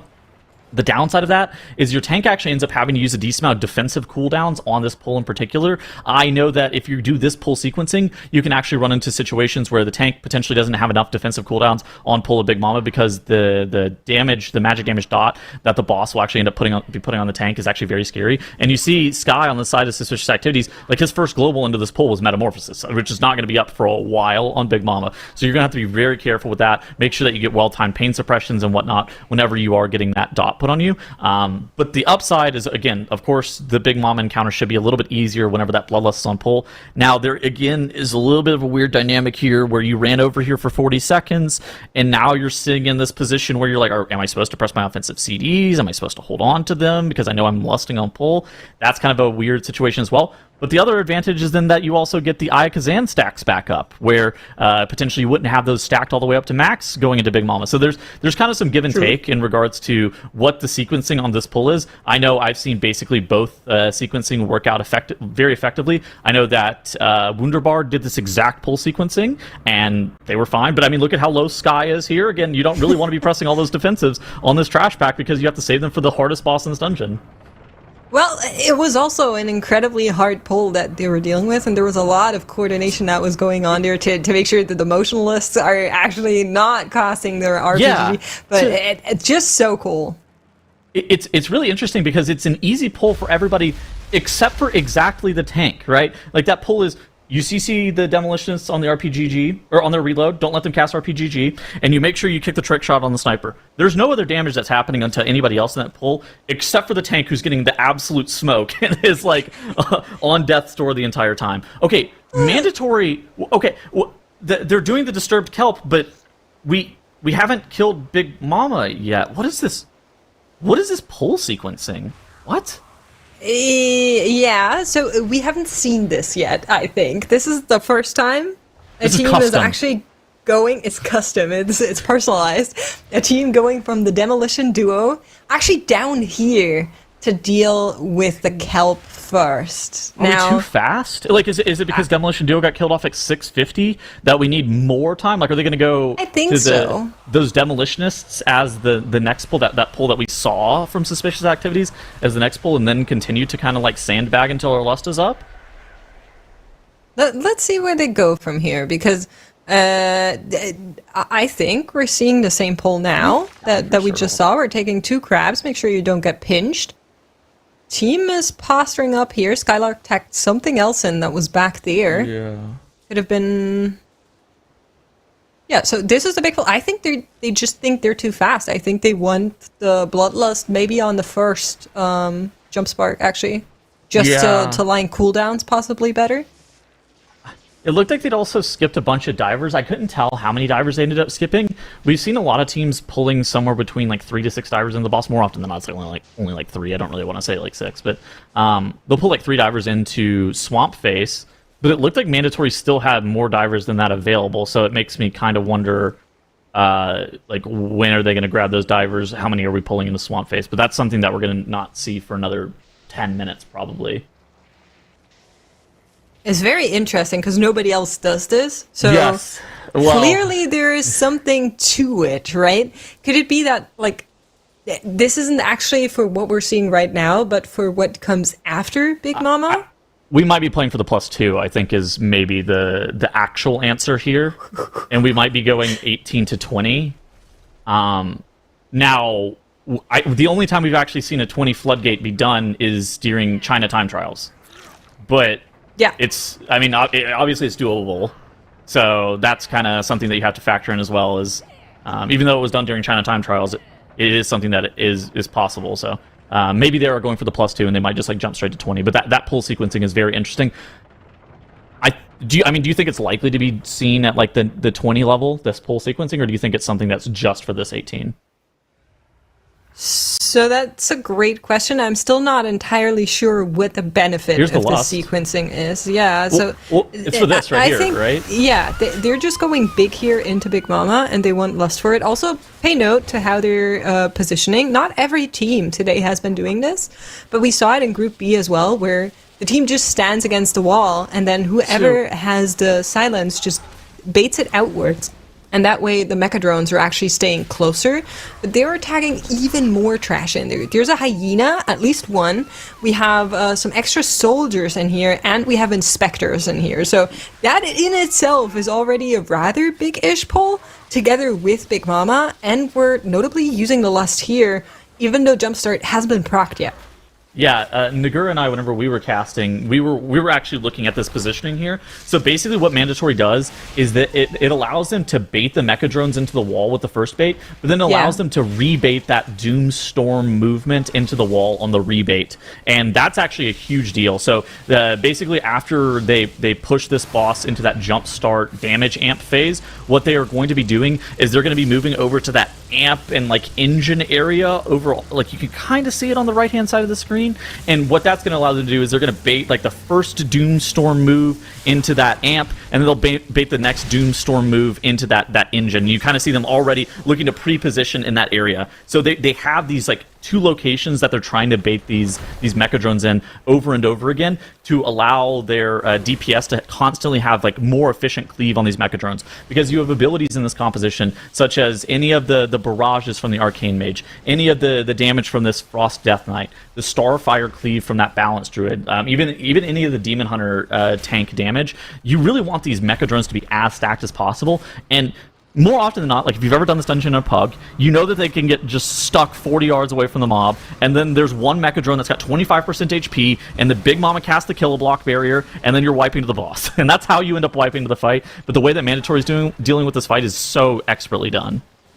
Yeah, we saw it in Group B briefly for some of the teams, that they were basically dragging it along the wall next to the stairs. It also helps with managing those interrupts, because notably, you are running a Disc Priest that doesn't erupt, you're running the Boomkin, and your melee and your tank do not want to jump far out to get erupted. So all of that responsibility then is on your mage, and those don't like interrupting because they're ranged DPS. So it also helps with just making your life a little bit easier when it comes to actually erupting the cast. And here is where they're actually going to get the contractors in as well to just get, some extra cleave onto the stuff, as if the Mecha Drones weren't already enough. You're going to be AoEing anyway, might as well add a couple more targets. Skylark can handle it. He's a masterful tank. And at the same time, if everybody else is posturing out in a little cluster like you're seeing right here for the Mecha Drones, that also means you can bait away the silence AoE in a way where it's not going to clip other people and make your life harder. If you just always bait the silence in the opposite direction of where people are standing, you really make this fight so much easier for yourself. I mean, if your silence gets baited on your healer, they start complaining immediately, which, I mean, it's valid that they are complaining because they're trying to keep you alive throughout this entire fight. Can we actually take a look at suspicious activities to see what they're up to? So they've already killed off Big Mama. It looks like they're split for Big Mama 14:48, especially with the route that they are playing is very, very swift. I think you need somewhere sub like 16 minutes to be able to time this key. So now it looks like for them, they've ended up killing off this Blood Warper. They're clicking this final box, and now they just have the Disturbed Kelp pull left for them to be able to deal with. Now their Moonkin is probably going to go off to the side there and click those little bombs to get Swamp Face spawn, just so you can do a little bit of an RP skip, and that actually saves you a little bit of time. And you see Looney from the side of Suspicious Activities comes back, and now it's just like this Disturbed Kelp. What is Suspicious Activities, if anything? Are they going to pull any trash into Swamp Face is kind of the question. I think so. It looks like there's a 3-pack of divers that are off to the side. Assuming that you get the kicks on the anti-sync cast from the harpoon on the divers, it should be more than fine to pull those into boss. And whenever you do that with the Arcane Surge on pull, it actually allows you to do insane amounts of damage. Yeah, so what most teams are doing is either grab the craps that you're seeing in the back or the divers. We are seeing one death there for Cousins as they're working away on Blazicon, but seems to have that back under control as the Battle Res did come in here. So either the divers or the craps, and you can also do both, but not simultaneously. So usually we'll see one pack at the beginning and then the other pack halfway through-ish when cooldowns are up again, just because it makes your mage really happy and they're the main character after all. I think it's like pretty unlikely to pull the bombshell crabs at the very beginning of the pull. I mean, whenever they die, they put a bursting style effect. If you guys played past expansions where we had affixes, it puts like this brutal bursting-esque dot on you. And like whenever you're dealing with the Swamp Face AoE DPS, the last thing your healer wants is another dot on your character. So normally that gets pulled at around, I would say, the 30 to 40-ish% HP range on the boss whenever you have like that third Arcane Surge available as well. That way you make sure that those bombs just don't die off too early and end up killing you. But the downside of the divers on pull, you see these big red bombs that are underneath the boss. you need to really make sure like your DK gets far enough away from those and doesn't accidentally get clipped by them as they explode, because bombs on the ground are slightly larger than they may appear. Listen, you're saying the DK needs to make sure? That is a tank question. If the boss is standing in them, that's not the DK's fault. The tank will live. I got cheat death. He doesn't care about a bomb just exploding. drag the boss a couple of yards over. You can do it. It's fine. It's exactly what you're seeing here as well. You can see how far they actually moved from the first couple of bombs as well, just to make sure they're a little bit safer. We might get another spawn, or the divers are going... Yeah, the divers should be dying before they actually put them out here as... Oh, okay, one more we'll get. But that will be interrupted, and that is the divers. Now, I think for now we're going to chill for a little bit, but we could press lust and then send the crabs. Look at Mandatory. Mandatory is at the exact same percent on Swamp Face as Suspicious Activities, except they're 3 minutes faster on this boss. Now, they are 1 key level lower. But I think that there's a chance that they could be looking at 2 chests this dungeon.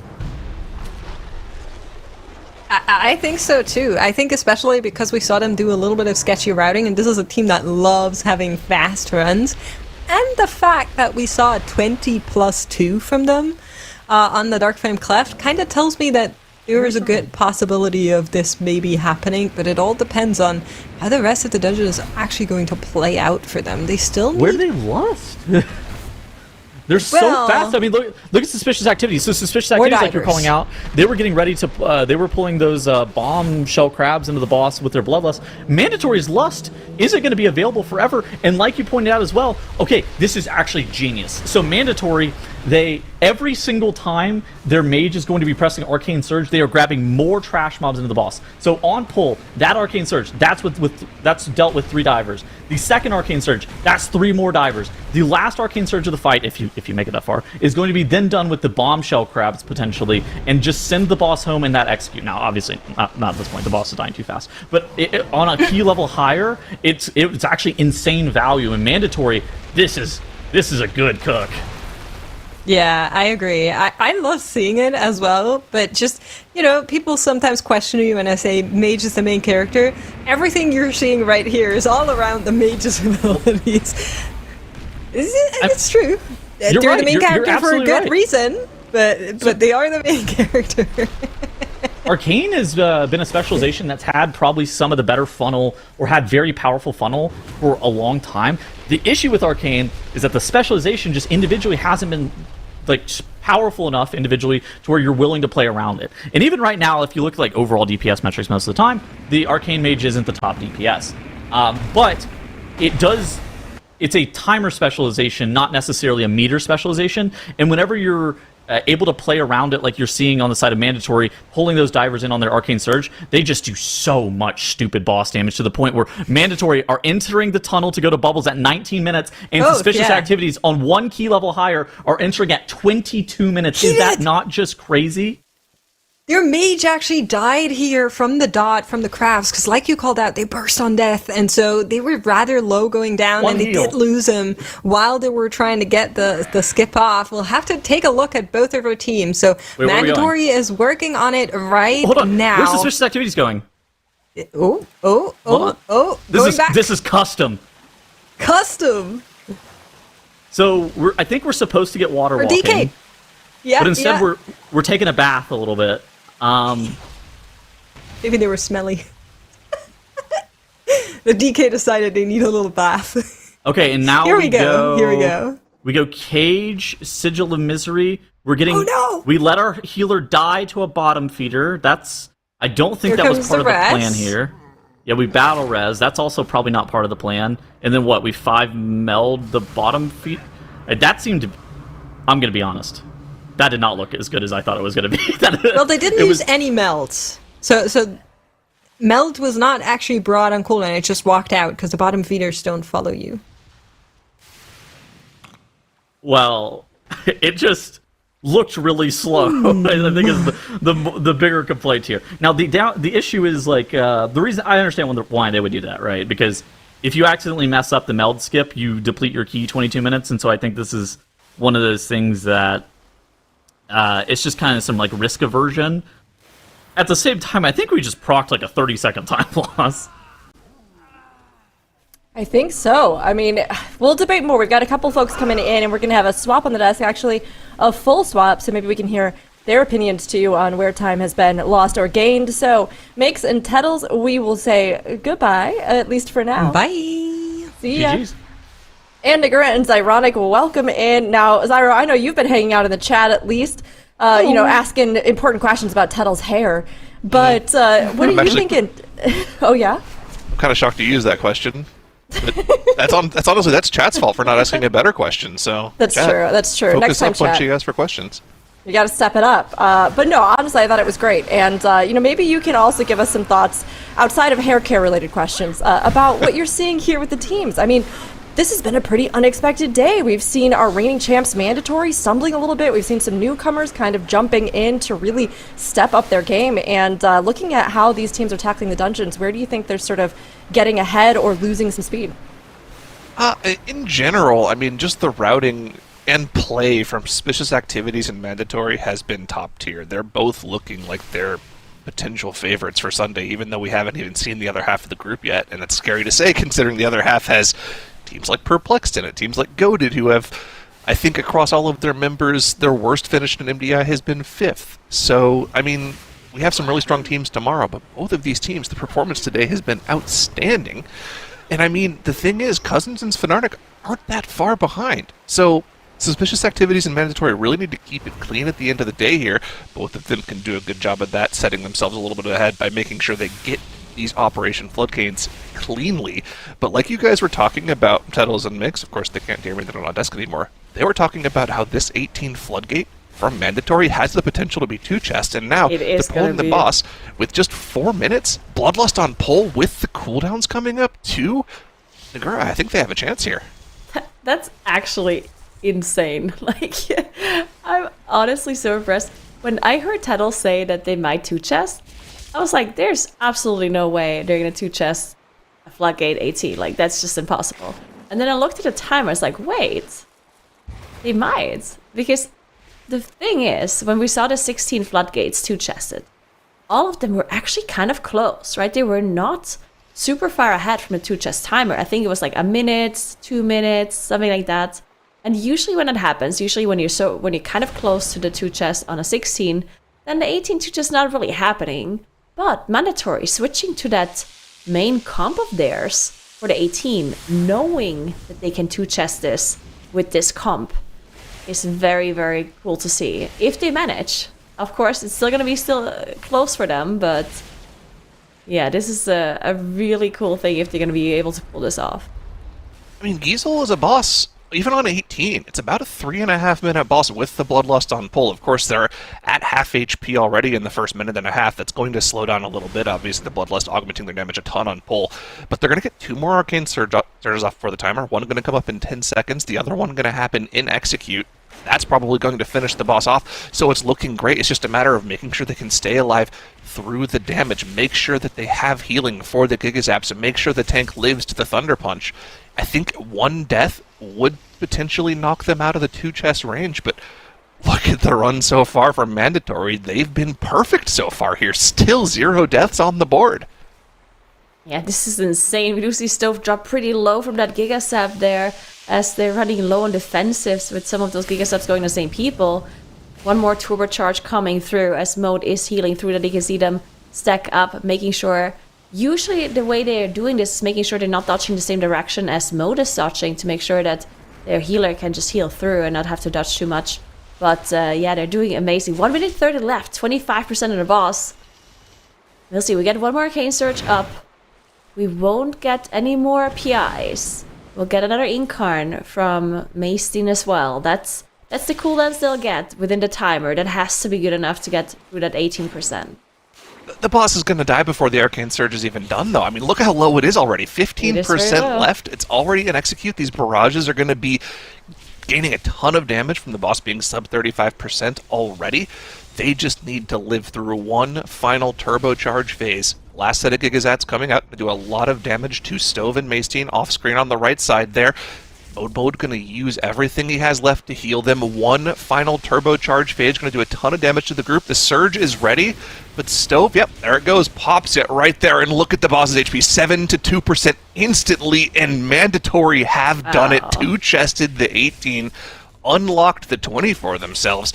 And, you know, if they weren't so far ahead of the competition today, Nagura, I would consider the position they're in to be relatively awkward, because two-chesting the Dark Flame Cleft 20 and the 18 Floodgate leaves them in a weird spot where they have the 20 Floodgate and the 22 Dark Flame Cleft available, but I don't think you really want to go to either of those two keys. It seems like that could be like one of the only ways they could throw their day, right? Because those might just be too difficult to actually time.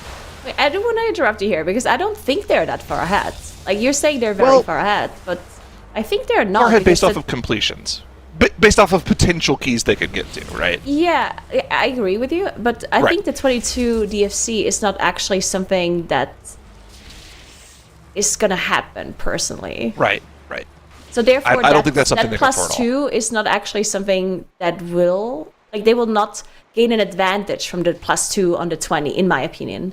They will gain advantage on the +2 on the Floodgate, potentially, but that is also going to be hard for them to execute, right? They still have to time it, and it looks like they're not going for it. They're going for the 19.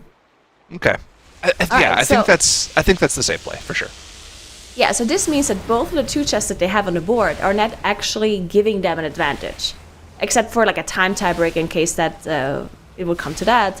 But obviously they don't want the 20 and the 18 to be their final dungeons. Therefore, I do think suspicious activities, them timing the 19 here, it actually is going to mean that they are completely equal, right? Once this is timed for suspicious activities, because they will have the 19 Floodgate, while Mandatory has the 19 Rookery.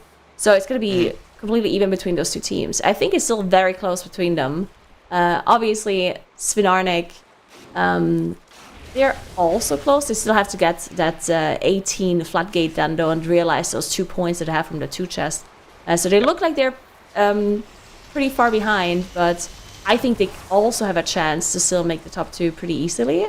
It just depends on those. I think the DFC is going to be the most important thing for these teams. They will have to do that 21, and that will be the deciding factor. Which team can time the 21 the fastest? It is the 19 Floodgate going down for suspicious activities. They have put it in the bag. They've tied the scores up with Mandatory, and arguably, like you said, have the harder keys timed. You know, Mandatory does have the two chests, but it's going to be extremely hard to realize those, and they're already not worried about going for one of them, like you mentioned. They're just going for the 19 Floodgate, even though they've already unlocked the 20. They just want to make sure they get the score on the board so they guarantee themselves the best chance of qualifying through to Sunday, because at the end of the day, today is not about trying to, be the absolute top. You just want to be in the top two and qualify to Sunday. Although I'm sure Mandatory will feel bad if they don't end up winning on the day. They'll still be happy if they qualify through to Sunday. Yep, that's the main goal, right? Qualifying to Sunday, obviously, it's not going to help you at all if you do some super high keys, and then you're just not going to be able to get those points on the board. And I mean, even the 19 Floodgate is super difficult. If they manage to one-shot this 19 Floodgate, that's already going to be impressive enough. And looking at Cousins, dealing with the darkness here on a +20, also really impressive by them, actually. We haven't been talking about them too much, as we've been focused so much on the other teams doing those higher keys and being so close. But Cousins also having a super impressive showing today. They did have some issues early on, and did have some resets later on in the dungeon, but being able to get the 20 DFC done here is very, very nice for them after having such a long kind of like waste of time, as they had a full wipe on the 18 earlier, but now getting the 20 done, really, really nice for them. Yeah, and like we were talking about, they're only 1 point away from where Mandatory and Suspicious Activities are sitting right now. If Mandatory or Suspicious Activities start to have troubles in the next keys they're attempting, Cousins could sort of put the pressure on them by going for the 21 Dark Flame Cleft right now, because that highest key will hold the tiebreaker whenever they get to the same score. So that's something that both Mandatory and Suspicious Activities are going to have to go for after they try to finish off these 19s first that they're going for. We'll have to see how that plays out. Let's see where Cousins opts to go for next. Still basking in their plus 20 time. That being said, the 21 is not going to be very easy for them based off of their 20 timer. They only had 2.5 minutes left on the key timer, which is less than 10% of the key timer. Usually we'll want to see a team have more than 10% of the key timer available when they go up a key level. So we'll have to see if they're able to play that 21 a little cleaner than they did in the 20. They also had 2 deaths on the 20, which could make up that extra time as well. We'll have to see. I'm sure the 21 is not going to be a super easy one-shot for them, though. Yeah, I also don't think so. That's going to be pretty tough. We'll see. We also saw teams wipe a lot on the first boss on the 21, right? We've talked about the difficulty of the Candle King and difficulty of the rest of the dungeon, and that first boss has been causing loads of issues for our teams last weekend. So we'll see if Cousins goes for it. If they can manage to execute that boss fairly fast, which of course the other team's also gonna have to go there soon enough.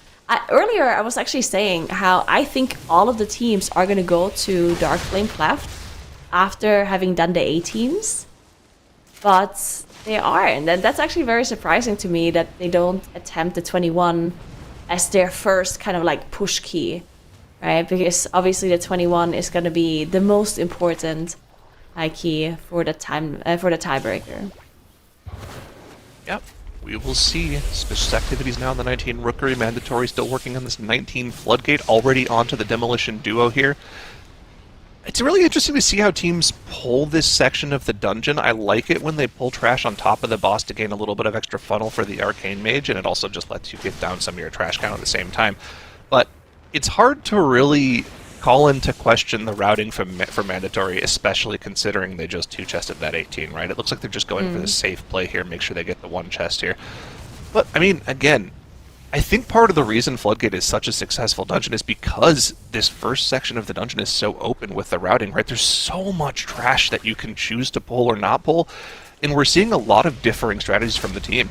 We're even seeing other strategies in live keys that teams haven't really been doing on the tournament realm, such as instead of going towards the Demolition duo right away, you go for a massive pull on the right side by the fountain, where you go into the first Blood Warper really early on. That's another pretty quick strategy we've seen from some of our other teams.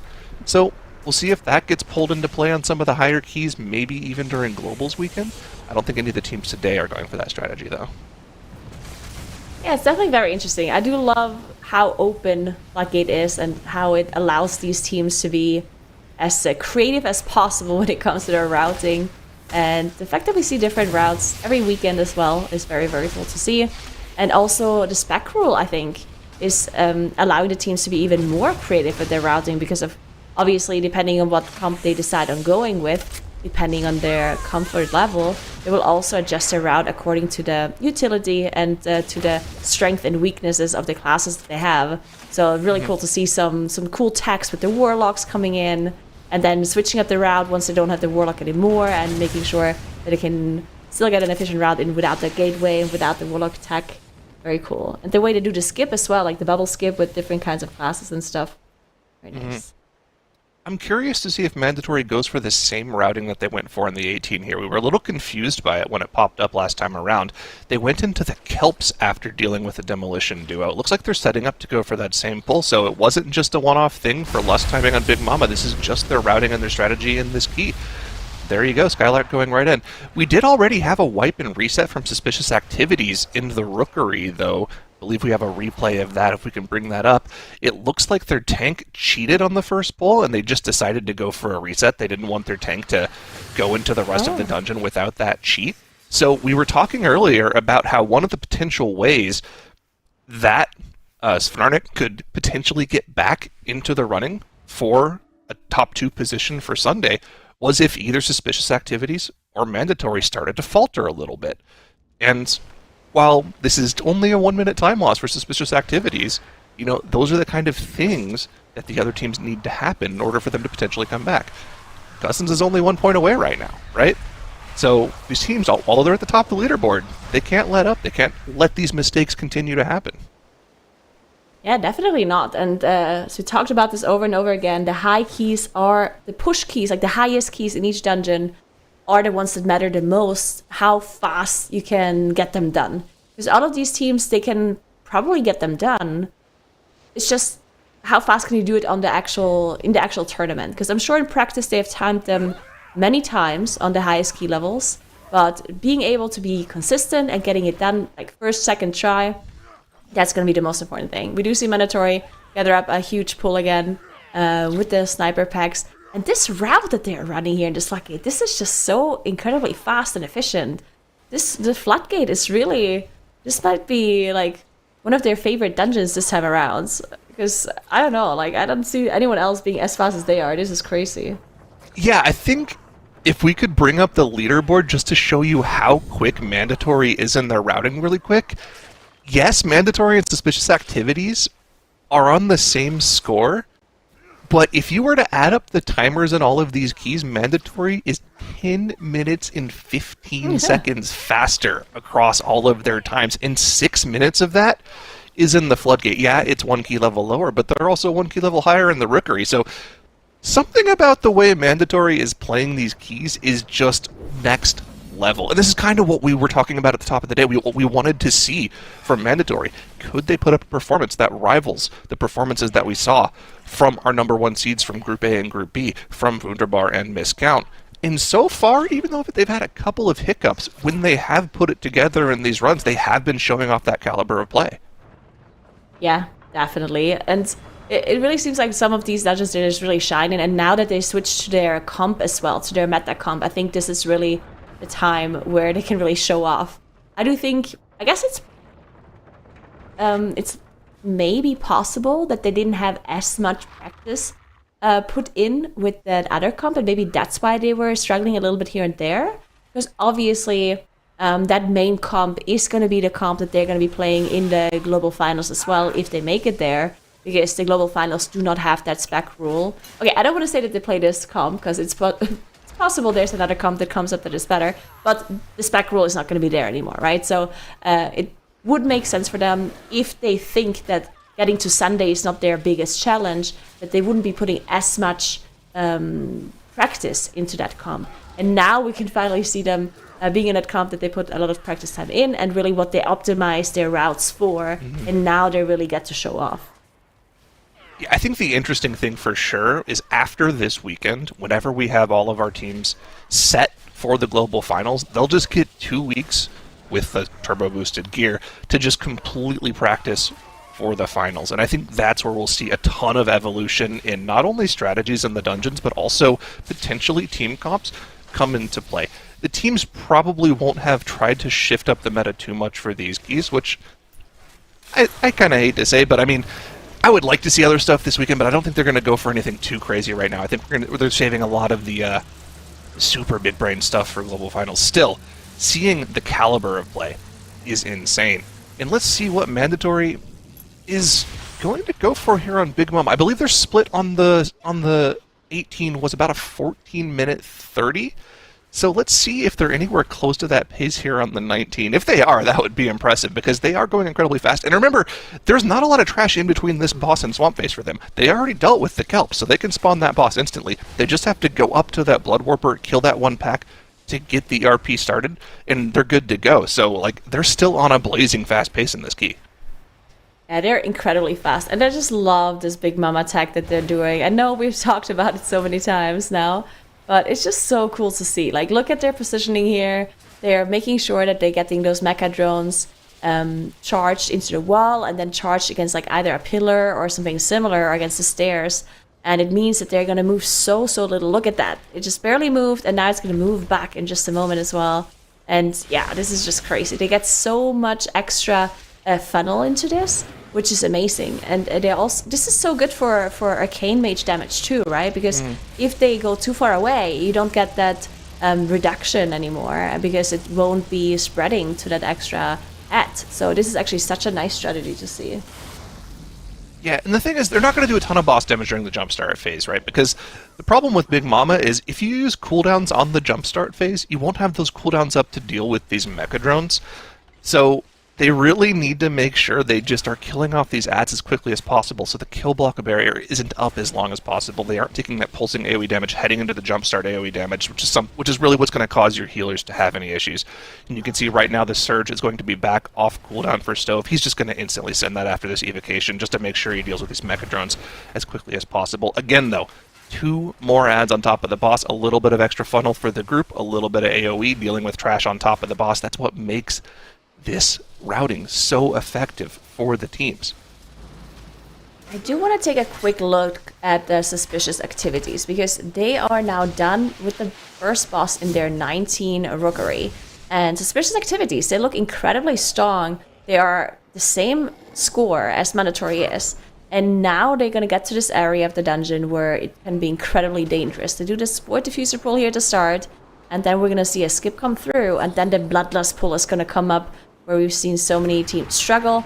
So let's take a look how they're executing this, as we do see some cooldowns being committed here, of course, for this bigger pull, making sure that we get the diffuser down as fast as possible, making sure they also interrupt some of these charges and all of the void bolts if possible. We do see a Chaos Nova come through here, and we do see a Sigil as well with a follow-up and a Fear Sigil as well. So lots of Vengeance Demon Hunter interrupts back to back. And now we're going to start saving some of their interrupts as well for the next pull too, very likely. Yeah, you can see the Surge was committed. Looney only using the 1 charge of Incarn, so I'll have both of them available for the next pull, although we'll probably have to use one of them with the Bloodlust. And yeah, all the cooldowns should be active here. See, Raz is going to run ahead. What is the play here? Going to skip past this trash with the Mind Soothe plus the Fade. We'll have to fade past the Crushers as well. What is the rest of the skip going to be? He's just going to wait for his team? Are they going to die? They're going to melt. Shadow They're going to melt skip. Yeah, they're going to melt skip. Perfect. Of course, the one just fading by for safety. All good. Gonna drop the AMZ for the AoE damage that'll come out from the diffuser, but of course, once they meld, they're out of combat. They should be okay. This is just fake combat, and we can set up the Bloodlust pull. Here we go. Just making sure everything is good. Gathering up the resources, and into the pull we go. All of the cooldowns are available. Bloodlust even pre-pop before the diffusers are even in on top of the pull. They've got that skull marker. That's going to be the Arcane Mage target. That skull marker should die incredibly quickly. Yeah, we do see so much damage coming onto the group, though. Their Disc Priest is doing so much work to keep everyone alive. Of course, the Bloodlust helping them out as well to keep the health bars healthy. We did see what happened when the Mage goes down for mandatory earlier, when they almost wiped on their 18, on their 16 actually, where they did lose their Mage, and all of a sudden things started dying so slowly. But none of that issues yet for suspicious activities that they did drop really low there. But they managed to recover back up. Still have a Void Diffuser alive here and some Crushers, so need to make sure that they got this under control, but it is looking very good for them. They're also going to have to pull even more Crushers onto the boss, which can also be pretty scary if they don't use their utility at the correct time, once it's overlapping with the boss's AoEs. But there we go, the Diffuser is down. They might be moving on now, as they're going to be gathering the last few Crushers here for the enemy forces. Yep, very clean. Good pull from suspicious activities.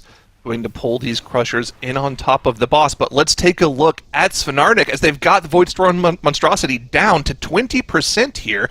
They're in the final burn phase. Can they finish off this boss before it gets another shield? It looks like the damage has run out, and they're going to have to get through yet another phase. But they've got 3 minutes left on the timer.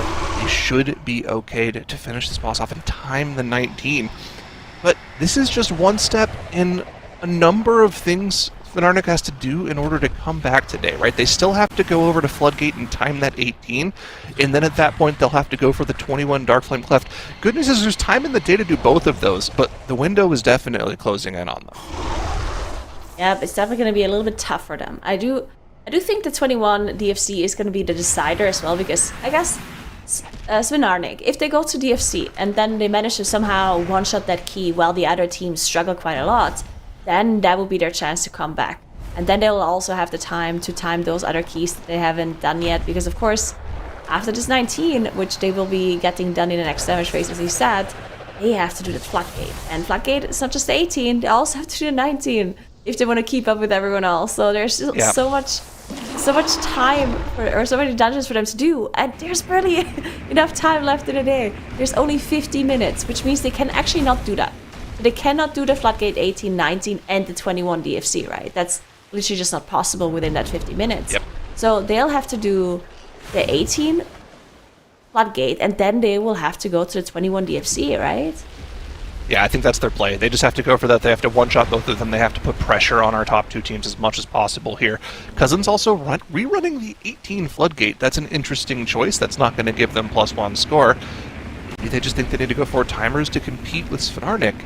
We'll have to see what their play is for the rest of the day. Mandatory here, just once again, unbelievably fast on their splits here. We were talking about that 1430 Big Mama split in the 18. They almost matched it in the 19. We were talking about the sub-20 Swamp Face split in the 18. They're also going to get that in the 19 too.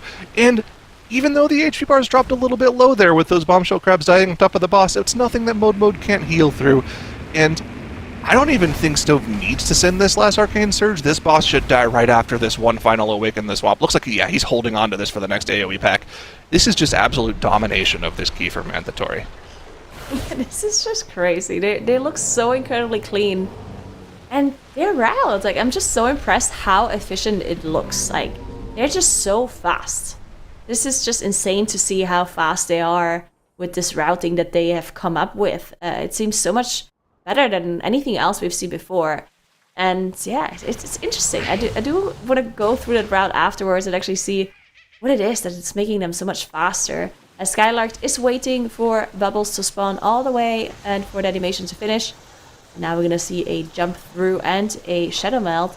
It's a nice POV, and I can finally see what it looks like from the Vengeance Demon Hunter POV here. The rest of the team is just waiting. And there we go. I did manage to pull it off. Yeah, no issues whatsoever here. Good Shadow Meld skip, wait for the frontal, Infernal Strike through. Shadow Meld, we're good to go.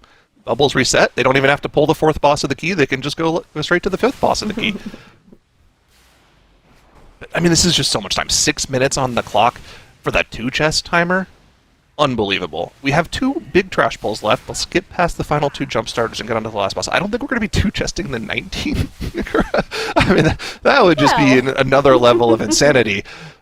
But they do have that Bloodlust available, and they're probably going to save it just for a good cooldown timing on the last boss. So, yeah, Mandatory looking very, very strong on this Floodgate. Just to one-shot it right up, and they can go right into the 21 Darkflame Cleft right afterwards. Yeah, they look so clean now in these hierarchies.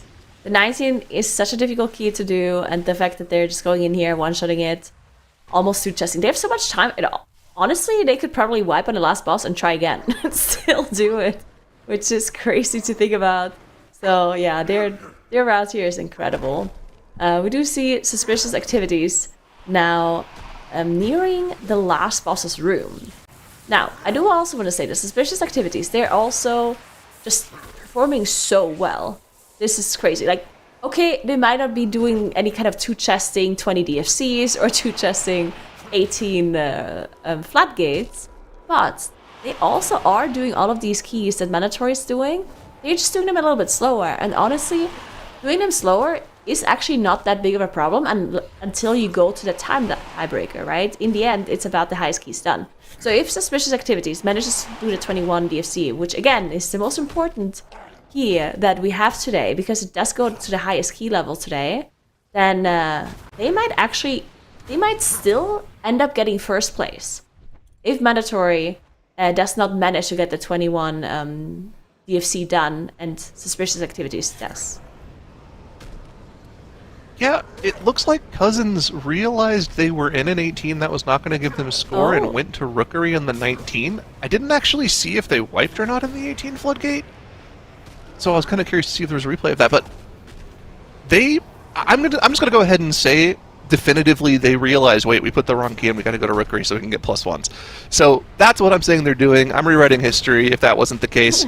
We're into the 19 Rookery. They're back on the board to get the +1. We're good to go. They can do this key, and they actually still have time before the end of the day to go for another +1 in one of the other keys as well afterwards. So surprisingly, still not out of it. All 4 teams still in play here at the end of the day. Svenarnik now also in the 18 Floodgate as well, so this would be a +2 for them if they're able to time this. This is crazy, yeah. The fact that every single team could still make it into top 2 with only 45 minutes left of the day is absolutely insane. This is such a close division here of this Group C. This is crazy. And tomorrow is also going to be so close with all of the teams that are going to be competing. What a difficult group to be in, for sure. Definitely didn't luck out to be in Group C. But yeah, I mean, Cousins. Yeah, I wonder what they were doing there. Like, either it was the 19 they wanted to do and they actually had the 18 in, or they just kind of like did the math wrong and thought they would kind of be able to win with a time tiebreaker, but then realized that they actually need more points to make top 2. I'm not sure what happened. But either way, as you said, they still have a chance now with the 19 rookery, if they manage to get it done pretty quickly, because, of course, as I said, there's only 45 minutes left in the day. Well, that also happened to Suspicious Activities at the start of the day, right? When they timed the 18 Yeah. Darklands left, and they went into the Floodgate, and they put the 18 in, and they're like, wait, we didn't do the 16 yet, guys. Reset, go again, all good. So yeah, it can happen. In the heat of the moment of the competition, you can do things incorrectly. Well, you lose a little bit of time for it, but all good. Gotta keep going. Suspicious Activities here, though. One Void Ascendant away from spawning the boss. And they're looking good on their timer. Again, we're not trying to two-chest this 19, so that 3-minute timer is not really of consequence. We're more worried about just timing the key, getting the +1 on the board, so that we can go for yet another key right afterwards. And with about 9 minutes left on the key timer here, they're looking great. Plenty of time to just finish this dungeon. Although we do know this last boss can be a bit of a marathon, so we want to make sure we leave at least 5 minutes for that boss, but I think they're in good shape out here. Yeah, I think so as well. They're looking very, very clean on their side.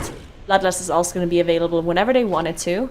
Whenever they have all their other cooldowns up. So yeah, looking very clean for them. I guess there isn't really much question where Suspicious is going to go afterwards, right? They have to do the 21 DFC. I said that earlier as well, and they didn't go. But this time around, I do think it makes the most sense. Do you This think time for Mandatory, sure, right? though, is going to go for 22?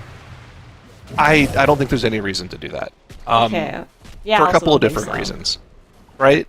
Number one, it shows off to everyone else that you can do it, which can be, you don't want to give away too much information.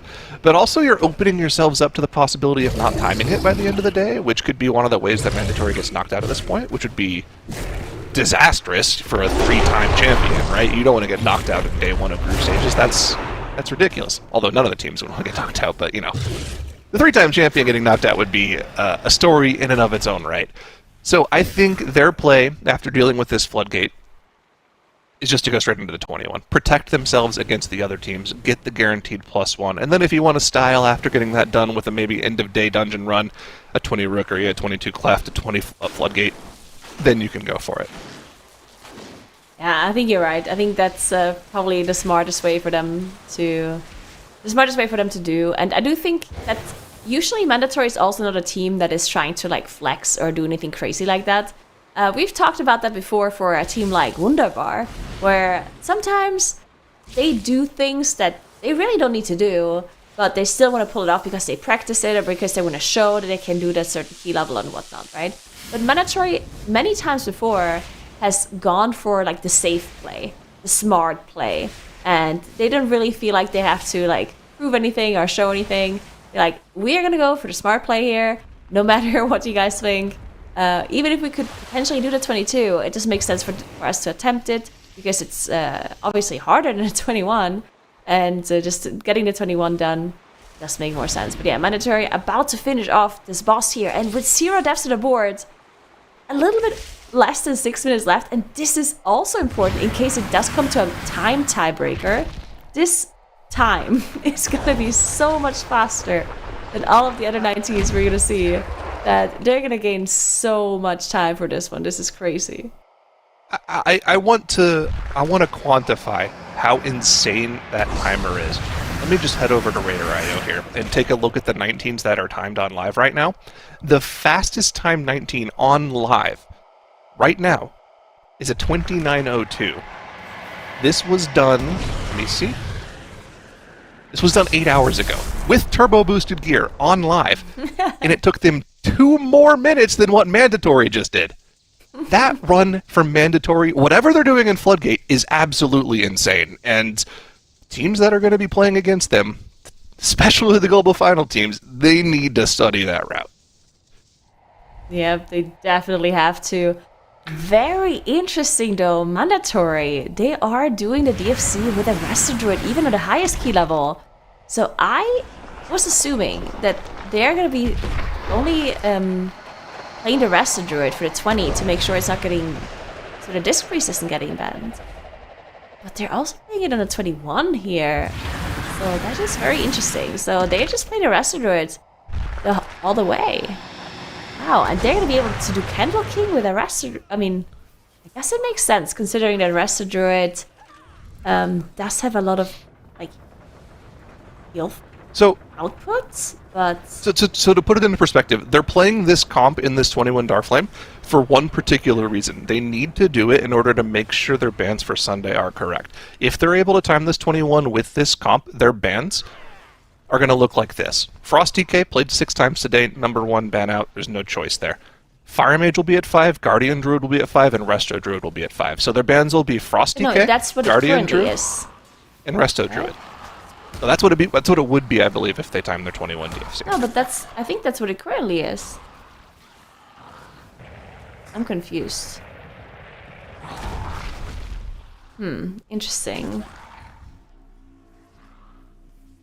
We're gonna need confirmation by production. Like, is this what it currently is? Like the 6 Frost Decay, 5 Fire Mage, 5 Guardian, 5 Restorer. Is this the current standing?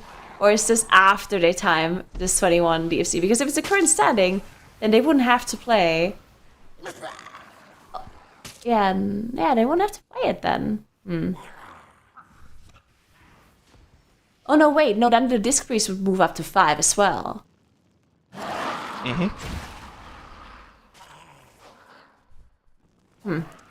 Either way, not sure, they're in not here sure. with the comp. This is the chosen comp for this route. We're going to have to see what a Resto Druid can do in this key, specifically looking forward to the Candle King. What is that spec capable of?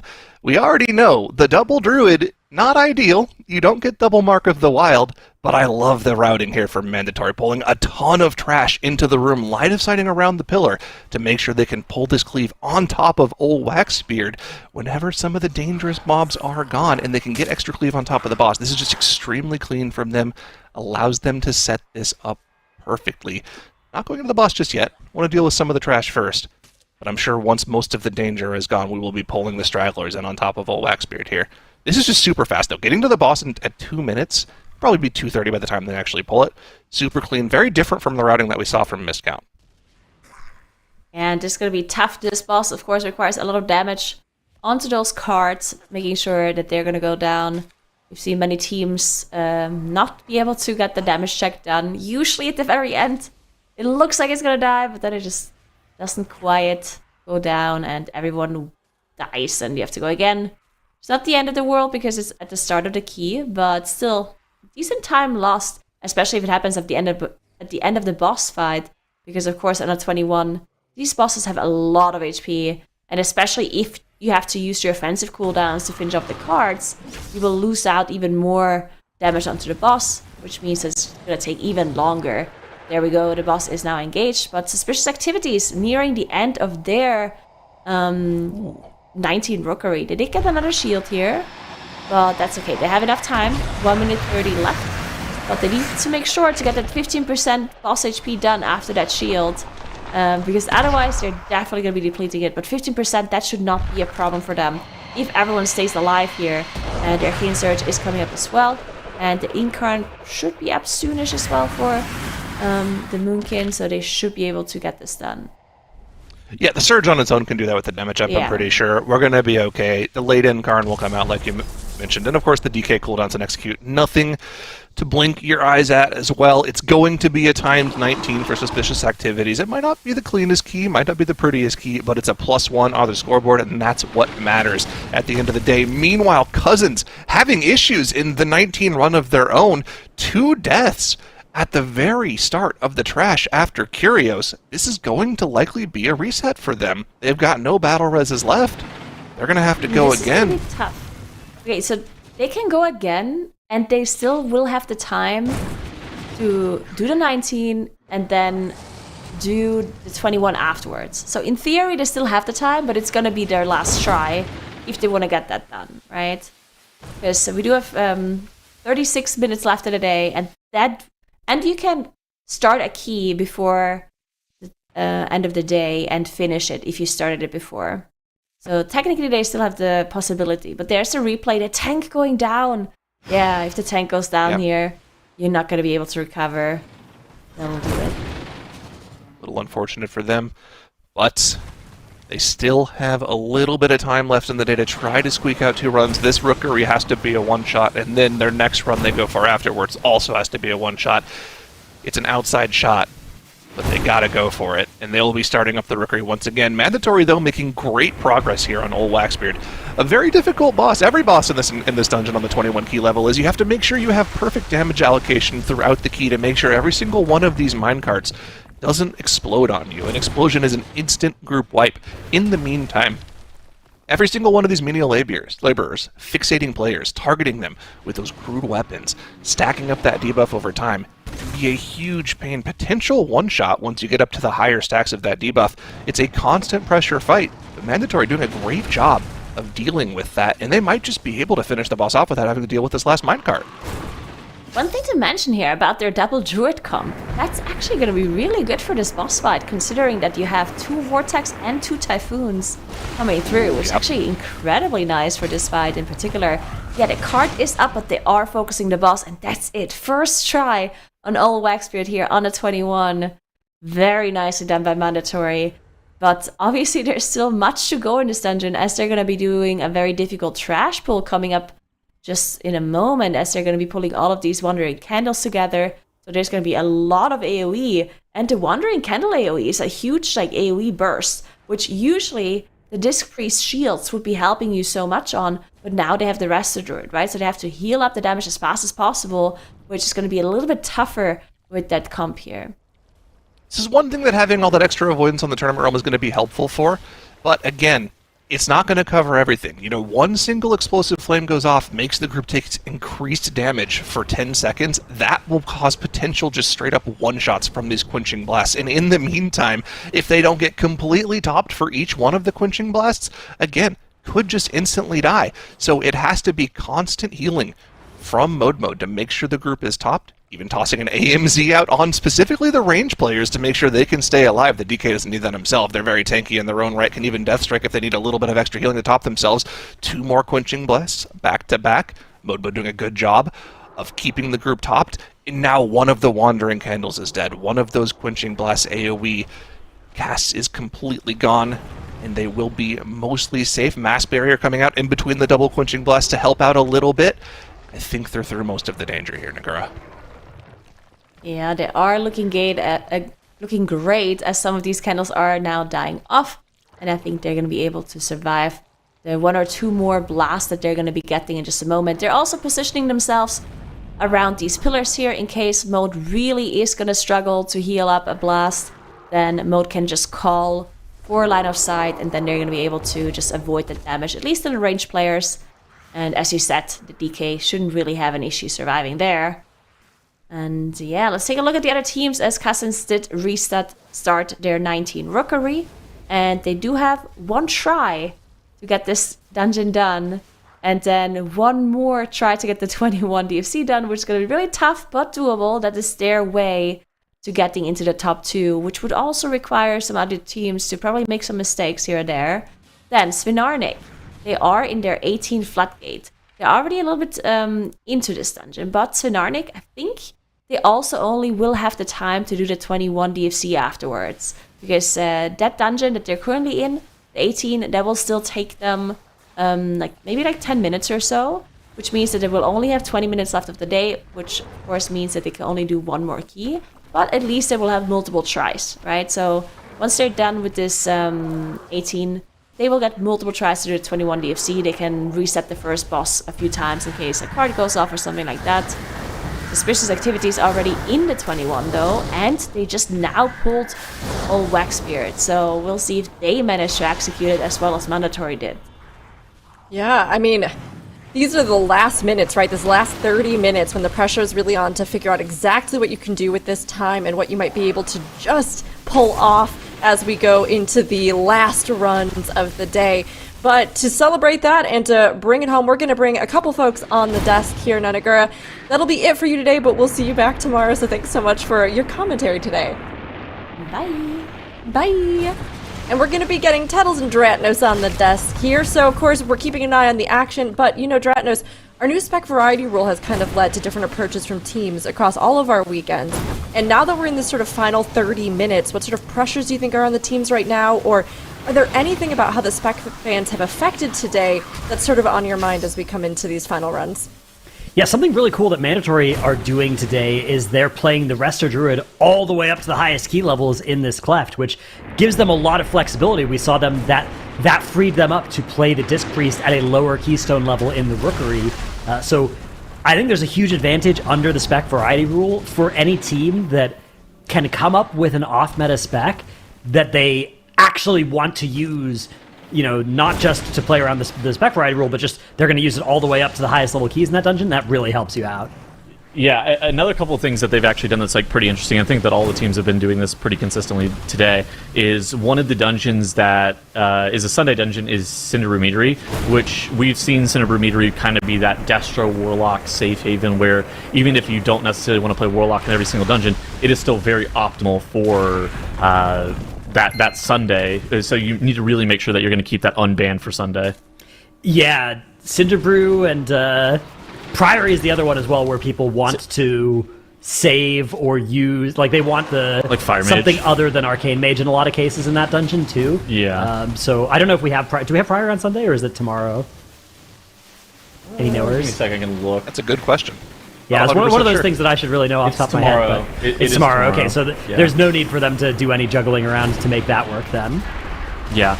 Another thing that Mandatory is actually kind of doing that's kind of interesting with their spec ban rule is that they actually can't run another dungeon after this 21 Darkflame Cleft. So even like their timer on that 19 Operation Floodgate was excellent, but if they ran another dungeon, they would accidentally get their Vengeance Demon Hunter banned. So you basically are just like firm handshakes all around. We're out of here after you time this key. Or you come back and do another bear key somewhere. But yeah, well, yeah. Yeah, it looks like they planned out their day to specifically make sure that they have certain things unlocked for Sunday. Like you mentioned, the Warlock is a good target. Something that we were talking about a lot last weekend was teams were trying to save the Resto Shaman for Darkflame Cleft, but then nobody played it. Yeah. Well, they put it in top. They put it in top. Okay, so it got you're right. saved. They played it in top. And now we see Mandatory using the Resto Druid in this dungeon, so I wonder if this will be the new... I guess there's not any more spec variety rule weekends after this one, but if we do it in future seasons, yeah. The Archer pick is, I think, just their preferred pick. It's their preferred pick for a couple of reasons. First and foremost, obviously it's a very comfy healer on Candle King. I think that Discipline Priest has a tendency to kind of run out of gas at some points during the Candle King if you're not super careful. Where Resto Druid, especially if they get selected with the pickaxe over and over again, they have the ability to be able to heal on the move in a way that a Disc Priest can kind of get owned if they're not super careful. But the other thing is actually double Ursul's Vortex for the first pull. A lot of teams are pulling double Overseer as the first pull of the dungeon, and having access to that additional Ursul's Vortex utility, that's very valuable, and I think that's another big reason that Mandatory has been looking to play that Resto Druid in here, and just doubling up on that Druid, because normally you wouldn't see teams doubling up on the Druid unless you really wanted that utility for one reason or another. Yeah, Mode historically a Disc Priest main, but historically Disc Priest and Resto Druid have been sort of two pretty comparable specs in terms of how they were kind of the two proactive healers in a world of reactive healers. These days, the lines have gotten a little bit blurred, especially with how their hero talents operate. They can feel very different from each other, but I'm still not surprised that it's also just a comfortable pick for Mode. Are Suspicious Activities and Mandatory locked up for Sunday right now, Dratnos? No, they're not locked just yet. Mandatory is pretty... I mean, if Mandatory can get this 21 on the board, I would describe them as locked. Suspicious Activities, they are down in the time tiebreaker to Mandatory, so they're the team that's a little bit more reachable. So if Suspicious Activities... I guess technically Mandatory could do this as well. If neither team improves their record, and then Cousins or Svinarnik time the key they're currently in and go to 21 Cleft and one-shot that, then theoretically they could reach 58 points, and they would have the tiebreaker of highest level dungeon. Yeah. So while it's not locked up just yet, we are at the point of the day where mandatory and suspicious activities might be able to not improve and still qualify, whereas Svenarnik and Cousins need to succeed in 2 keystones to qualify, which is hard, but definitely not impossible. Well, it's doubly hard because of the fact that the 2 keystones that they'll have to do are by far the hardest they'll have to attempt of the day, right? So exactly. That's really where the difficulty comes into play. And the same thing kind of is true for mandatory, but the thing with mandatory is they've been going so ridiculously fast in their routing throughout the day that they can afford to be a little sloppy on these higher key levels and still get the key timed. Like you guys were watching, right? Some of these timers they're putting up are just otherworldly, even compared to some of the runs that we've seen in our previous weekends. I mean, 2-chesting a +20 keystone is certainly an impressive feat that Mandatory have pulled off here. They're already on Candle King now, so we can watch Mode already sitting around that 4 million HPS mark. This should be a great fight for just raw HPS farming. He literally swapped to cat form and started doing DPS. Like, actually is so comfortable on this fight, not even worried about... Hit 500k DPS! Yeah, he's literally just hitting the boss the entire time. Like, he's going to get these debuffs healed off, and whenever you see his energy, if he swaps out of mana and he swaps to, like, that yellow energy resource, then that he's going to be in that cat form, he's going to be DPS, and he actually swapped a little bit earlier, which is just crazy to think about, because he's also doing 4.2 million HPS while doing 500k DPS. I mean, this is what he's known for, right? This is the thing that Modebode has been insanely good at doing pretty much ever since we've known him. He was doing this back in Dragonflight, in Halls of Infusion.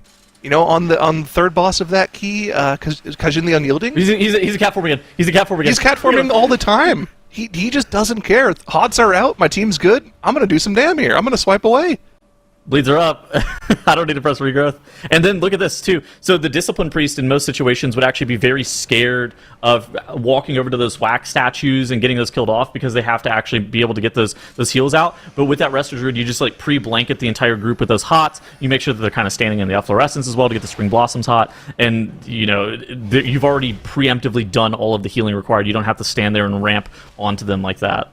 Yeah, Nature's Vigil comes out from Maysign as well to help cover a little bit of the healing in this section. As they move the boss. Nice big moves of the boss to help keep all of these effigies away from the old wax puddles as well. Really make sure that they don't have any awkward situations with running far with the pickaxe or with those circles. He's still in cat form. No problem. All good. His mana's great. He's at 40% mana. No issues whatsoever here. Just casually doing 4.4 million HPS. No problem whatsoever. Resto Druid Giga Chat. And for high DPS still. He's on almost 100 million damage to the boss on this pull while doing almost 1 billion healing. I really like how him and Macene are both going into bear form as well and bear charging the boss each and every single time. Those are the 2 players that are going far on these breaks, on these wax. And look at that. They'll bear charge the boss, and immediately it puts them right back into melee to allow the Eerie Molds cast to always be as stacked as humanly possible. Because then Stove as well, if he's potentially, say, not on top of the boss, he'll just blink all the way back in. And so then everybody's in melee, and you can't get them so spread where there can be a potential problem. Guys, we were talking about, you know, potentially having to wait for Turbo Boost to come into effect to see the 22 Dark Flame Cleft come into play. But with the pace that Mandatory is putting up, do we think 22 is in the cards for the way they're playing right now with this gear set? They can't go back into it without banning their Vengeance Demon Hunter is the problem. Okay, yeah. I'm just saying, is it possible that they could time it? Certainly, yes. Obviously they shouldn't, but they could. That's insane. It seems possible from gameplay-wise. Again, if you get your Vengeance Demon Hunter banned for Sunday, then we have a lot of problems. So you can't, but maybe they could. Yeah, what if they just go back in with went into the key and then just like hearthed out at 60% on the last boss or something, just to prove they could do it. Now here's what they do, right? They time the 21. They go back in with the Forbidden Triple Druid comp. The bear is back, baby. 22 Dark Flame, all good. I mean, at that point, just add a Feral Druid as well. Get the quad Druid in here. You might worry about getting your Moonkin banned if you're not careful. I don't really look at their Moonkin. Wait, yeah, you might be right. Never mind. Cooking too much here. All right, well, a team that's not cooking too much is Svenarnik. They are on track here So, to put 2 points on the board and move up to 57, just behind Suspicious Activities and Mandatory, although Mandatory, of course, threatening to put this 21 on the board and really accelerate into the lead, as are Suspicious Activities. But Suspicious Activities still have most of the dungeon in the future. Svenarnik, of course, can't worry about that right now. They just have to assume that somebody else is going to make a mistake, and they now need to go, and they have 20 minutes to start a run that they are happy with before the end of the day here. It has to be Dark Flame, doesn't it? Yeah, It has to doesn't- be. It For them to qualify, it has to be, yes. It doesn't have to be. It could be the Floodgate, and then they could go to time tiebreakers against Suspicious Activities. How are Those the are time tiebreakers, tiebreaker. though? Yeah. Because so the thing is that their time tiebreakers are actually good against Suspicious Activities. They're faster in the Rookery. They're faster in the 20 Cleft. So if you think Wait, that right. 19 Floodgate is easier than 21 Cleft, you're only beating Suspicious Activities if they don't time this Cleft anyways. So you could actually go for the 19 Floodgate. I think you just choose whichever you think you're more likely to succeed at. It's kind of interesting for context. The only team that in this group, like during today's play, the only team that put up the 21 in the Dark Flame during time trials was Mandatory. Right. None of Suspicious Activities. So Narnik and Cousins actually ended up putting up that dungeon on a 21. They only put it up on a 20. Yeah, I think you actually do go for the 19 Floodgate here, probably, and it looks like that is exactly Yeah, what that's what I'm Svenarnik going for. are up to. So they recognize the position they're in. They need Suspicious Activities to fail here. I guess the advantage, if they'd gone to the Cleft, is that they could then beat Mandatory if Mandatory fail, but with the Floodgate, that won't be true. But it's still, I think this is a good play. I think your best bet is preying on Suspicious Activities' downfall. Yeah, either way, they would need Suspicious Activities to not time the 21 Cleft here, right? So whatever you're more comfortable with. Svenarnik is resetting. We're resetting. Okay, we got time for that. We got 20 minutes. Some- That's all good. Some shenanigans happened.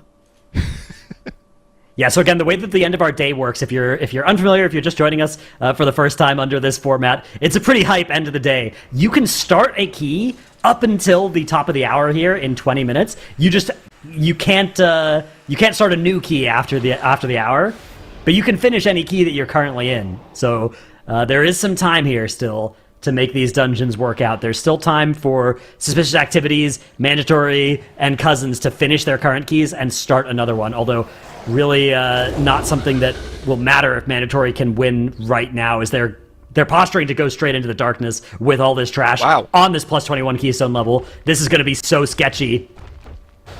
Like, normally we'll see teams opt to just kill off the skittering darkness, the little fodder trash around these corridor creepers that Mandatory's pulling on top of the boss, just because they don't want the tank to be tanking those increased damage melees and debuffs from the corridor creepers.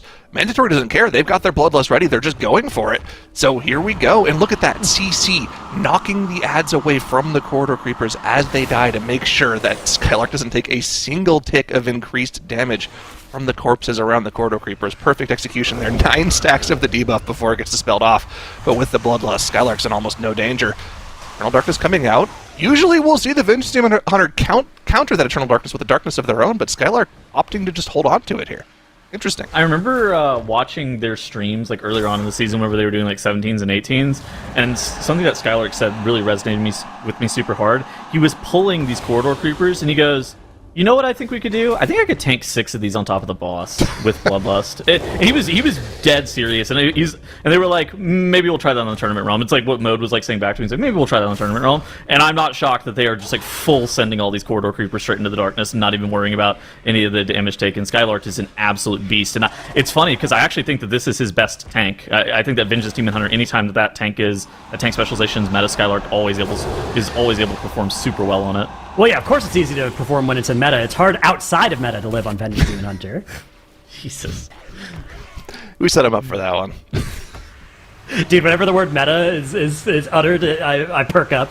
I was looking for the opportunity. But yeah, the Dispel is coming out is really nice as well. Every time he's getting to 9 stacks, Mode just taking those off of him and not even using Cheat Death here. Really huge safety net. Although, we do have a DK going down.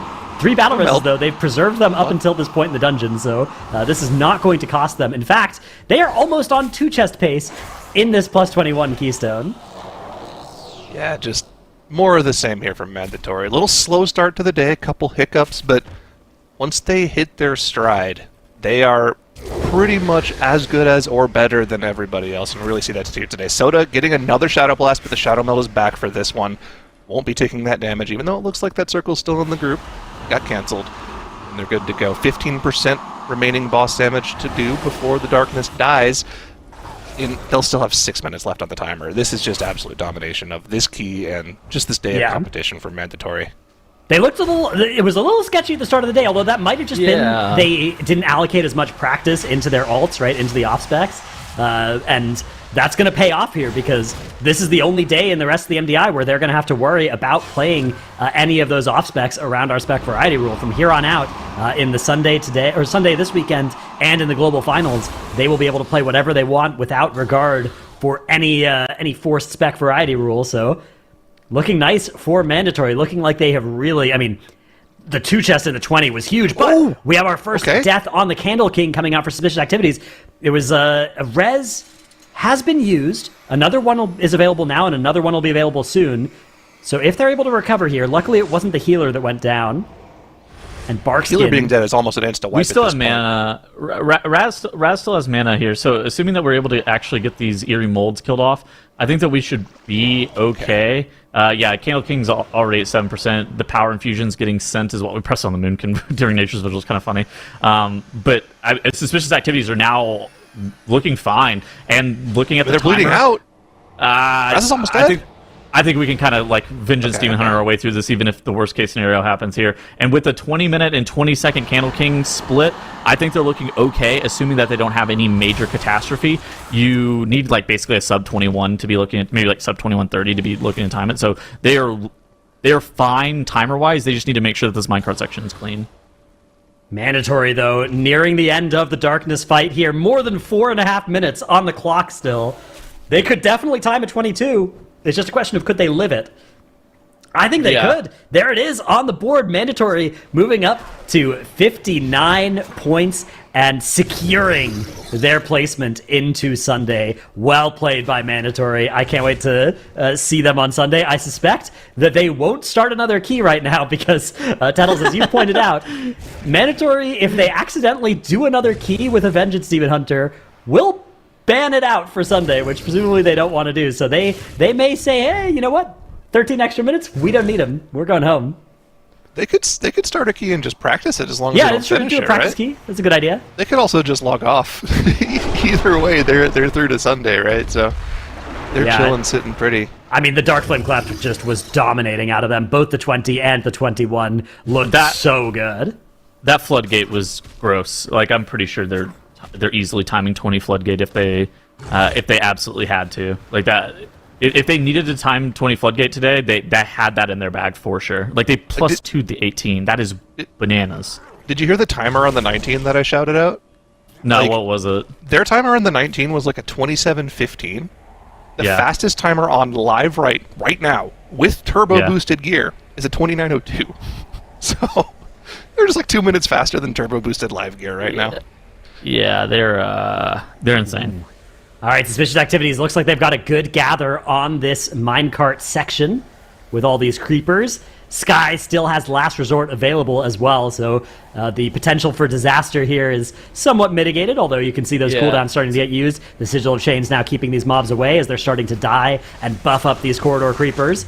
Nice little circular kite, though, is coming out, as is the pain suppression to help get through the worst of this. I think it's one of the situations that this is by far the hardest part of this pull is the gather, making sure that your DPS are sitting there looking like NPCs, not accidentally getting threat on any mobs and getting meleeed to death, while your tank is trying to grab every single trash mob in this entire area. And also, you know, your healer is basically running with your tank with a candle, making sure to dispel them on CD. Once you kind of get this pack gathered in the situation that you see right here, your tank could kite out the entire pack with like Infernal Strike and just run away from them if he absolutely had to. Yeah, the way that this pull goes wrong is the tank dying, right? Well, that's how we've seen runs getting reset here. So especially whenever you don't have Last Resort available, it's super sketchy. You can see nearly goes and triggers that Last Resort here, but they are going to be able to get through, again, most of the danger now. Just a couple of creepers left over. and no corpses nearby for them to feed off of. Is this like a done. win and you're in situation for suspicious activities?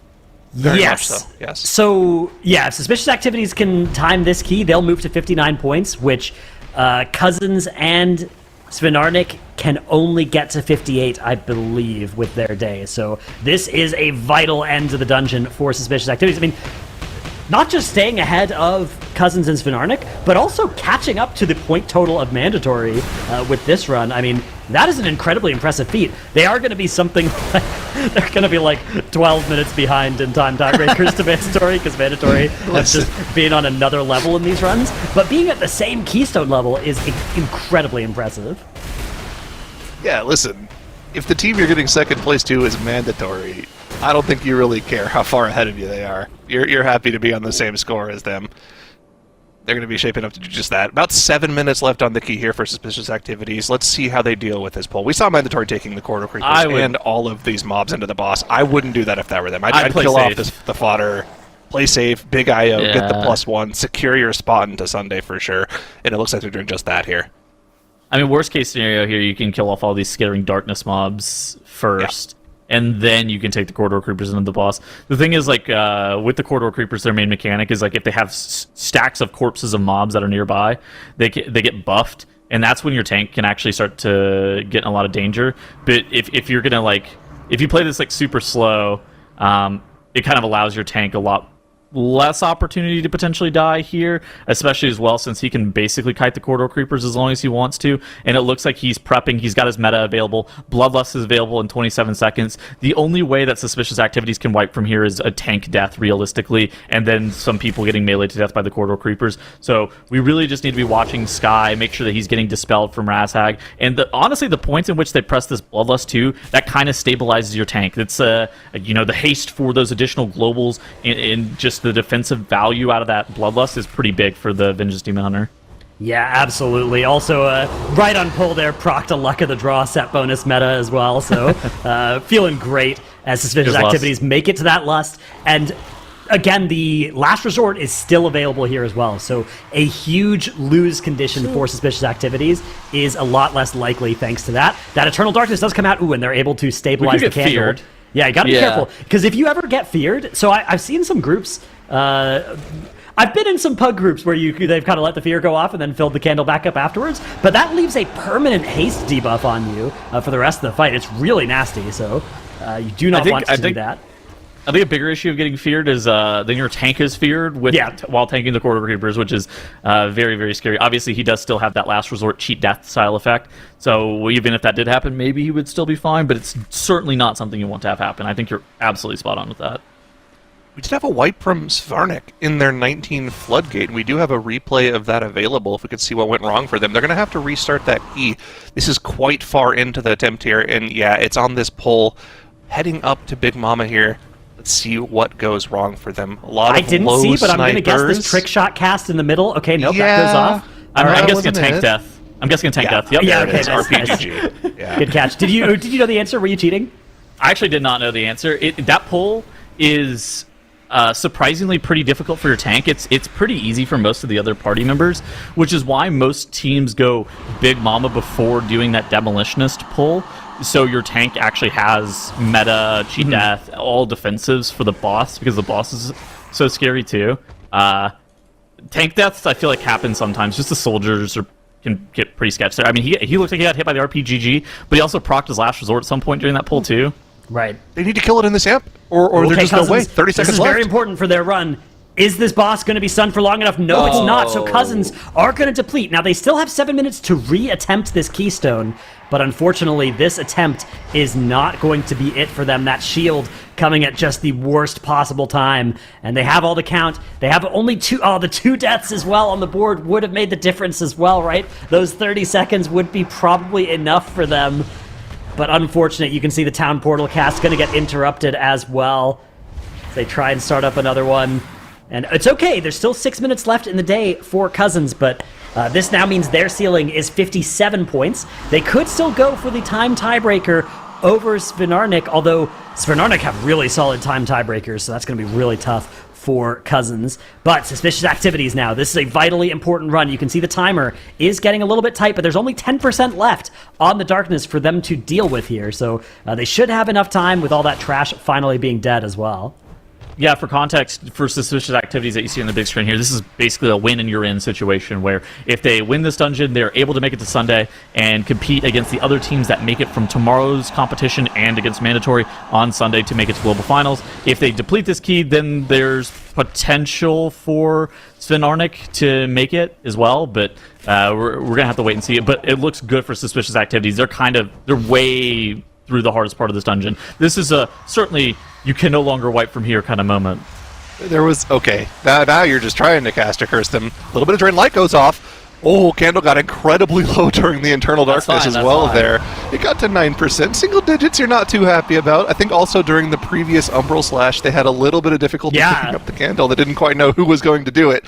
Maybe a little bit of nerves at the end of this 21 here for Suspicious Activities, but with only 3% of the boss's HP to chew through, I think they've gotten through the worst of it here. They've gotten this key timed and will be moving on to Sunday. Well played by Suspicious Activities. I believe they've also preserved this meta comp for Sunday as well, so that should be really exciting to see. But there it is. The boss goes down. 1 minute, 13 seconds to spare, so great work by Suspicious Activities. They are in second place. Don't worry about the tiebreaker. Don't worry about the tiebreak. Yeah, no. It's all good. Plus 10 minutes? Extremely well played by them all day, though. I mean, again, just reaching the same keystone levels as Mandatory is extremely, extremely difficult to do, and they have done a great job of that, so I cannot wait to see them again on Sunday. So there you can see on our scoreboard now, both Mandatory and Suspicious Activities are 2 points ahead of Svinarnik and Cousins, so there's only enough time left for one more point to get added for either Svinarnik or Cousins, which means that they are both not going to make it to Sunday, but which team is third and which team is fourth is still on the line, as, in theory, Cousins... So, okay, one small problem with this theory that I will admit is Cousins are going to need to put up... They're going to need to put up a 19 Rookery at something like the 22-minute mark or something, which is... I'm sorry, what? Some would call that impossible, but... If they could do that, they could technically squeeze third place from Svinarnik, but the time tiebreaker situation is actually is deadly for Cousins here. I think it's almost guaranteed that they're going to end up in fourth and Svinarnik in third. Now, in theory, Suspicious Activities could actually steal first from Mandatory if they could go time one of the 20s that they've opened up. There are still 3 minutes left in the day, so we'll see if they go for it. That would be pretty funny if Mandatory just decided to stop for the day and then Suspicious Activities steal first from them. It doesn't actually change anything going into Sunday because the difference between third and fourth is the difference in prizing. First and second is all going to get resolved on Sunday anyways, so that doesn't actually change anything for the teams. But it would be funny. It would be good for the pride, for the glory. Yeah, I think that's a really good point to make, is the fact that Svinarnik has had actually really good dungeon time start the day. It's just unfortunately the consistency hasn't quite been there for them.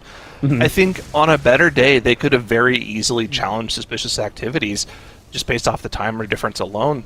It's a little unfortunate that they weren't able to pull it off today, but I think that's the important thing to talk about in the context of this competition, right? When given just 5 hours to play your best dungeon running in, really any team can just step up and rise to the occasion.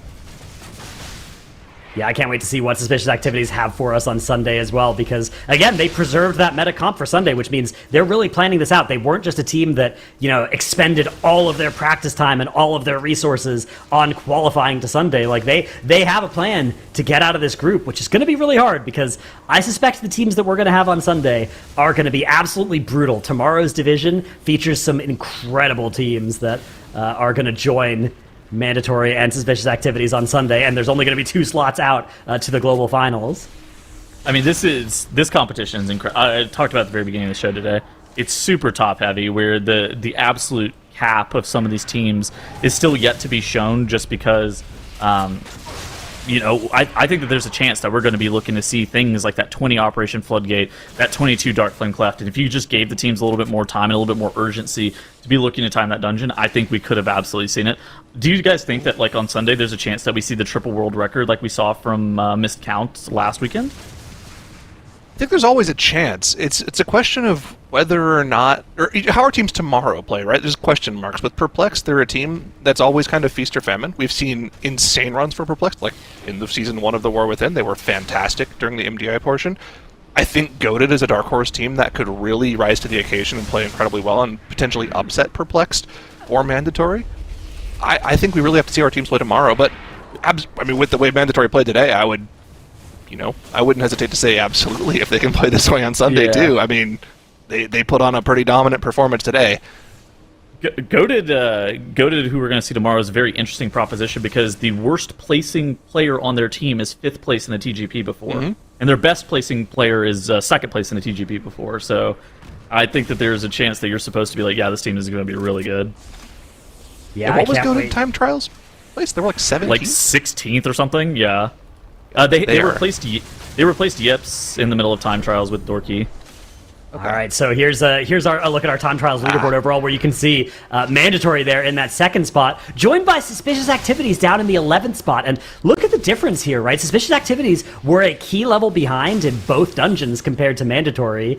And now today, they've done the exact same key levels as Mandatory. An incredible glow up from Suspicious Activities. It's been really impressive to watch them play today. And yeah, tomorrow's division also looks incredibly threatening too. So cannot wait to see that. It is now passing the 3 p.m. mark, which means I believe these runs are about to lock in and become our final runs of the day here for Svenarnik and Cousins.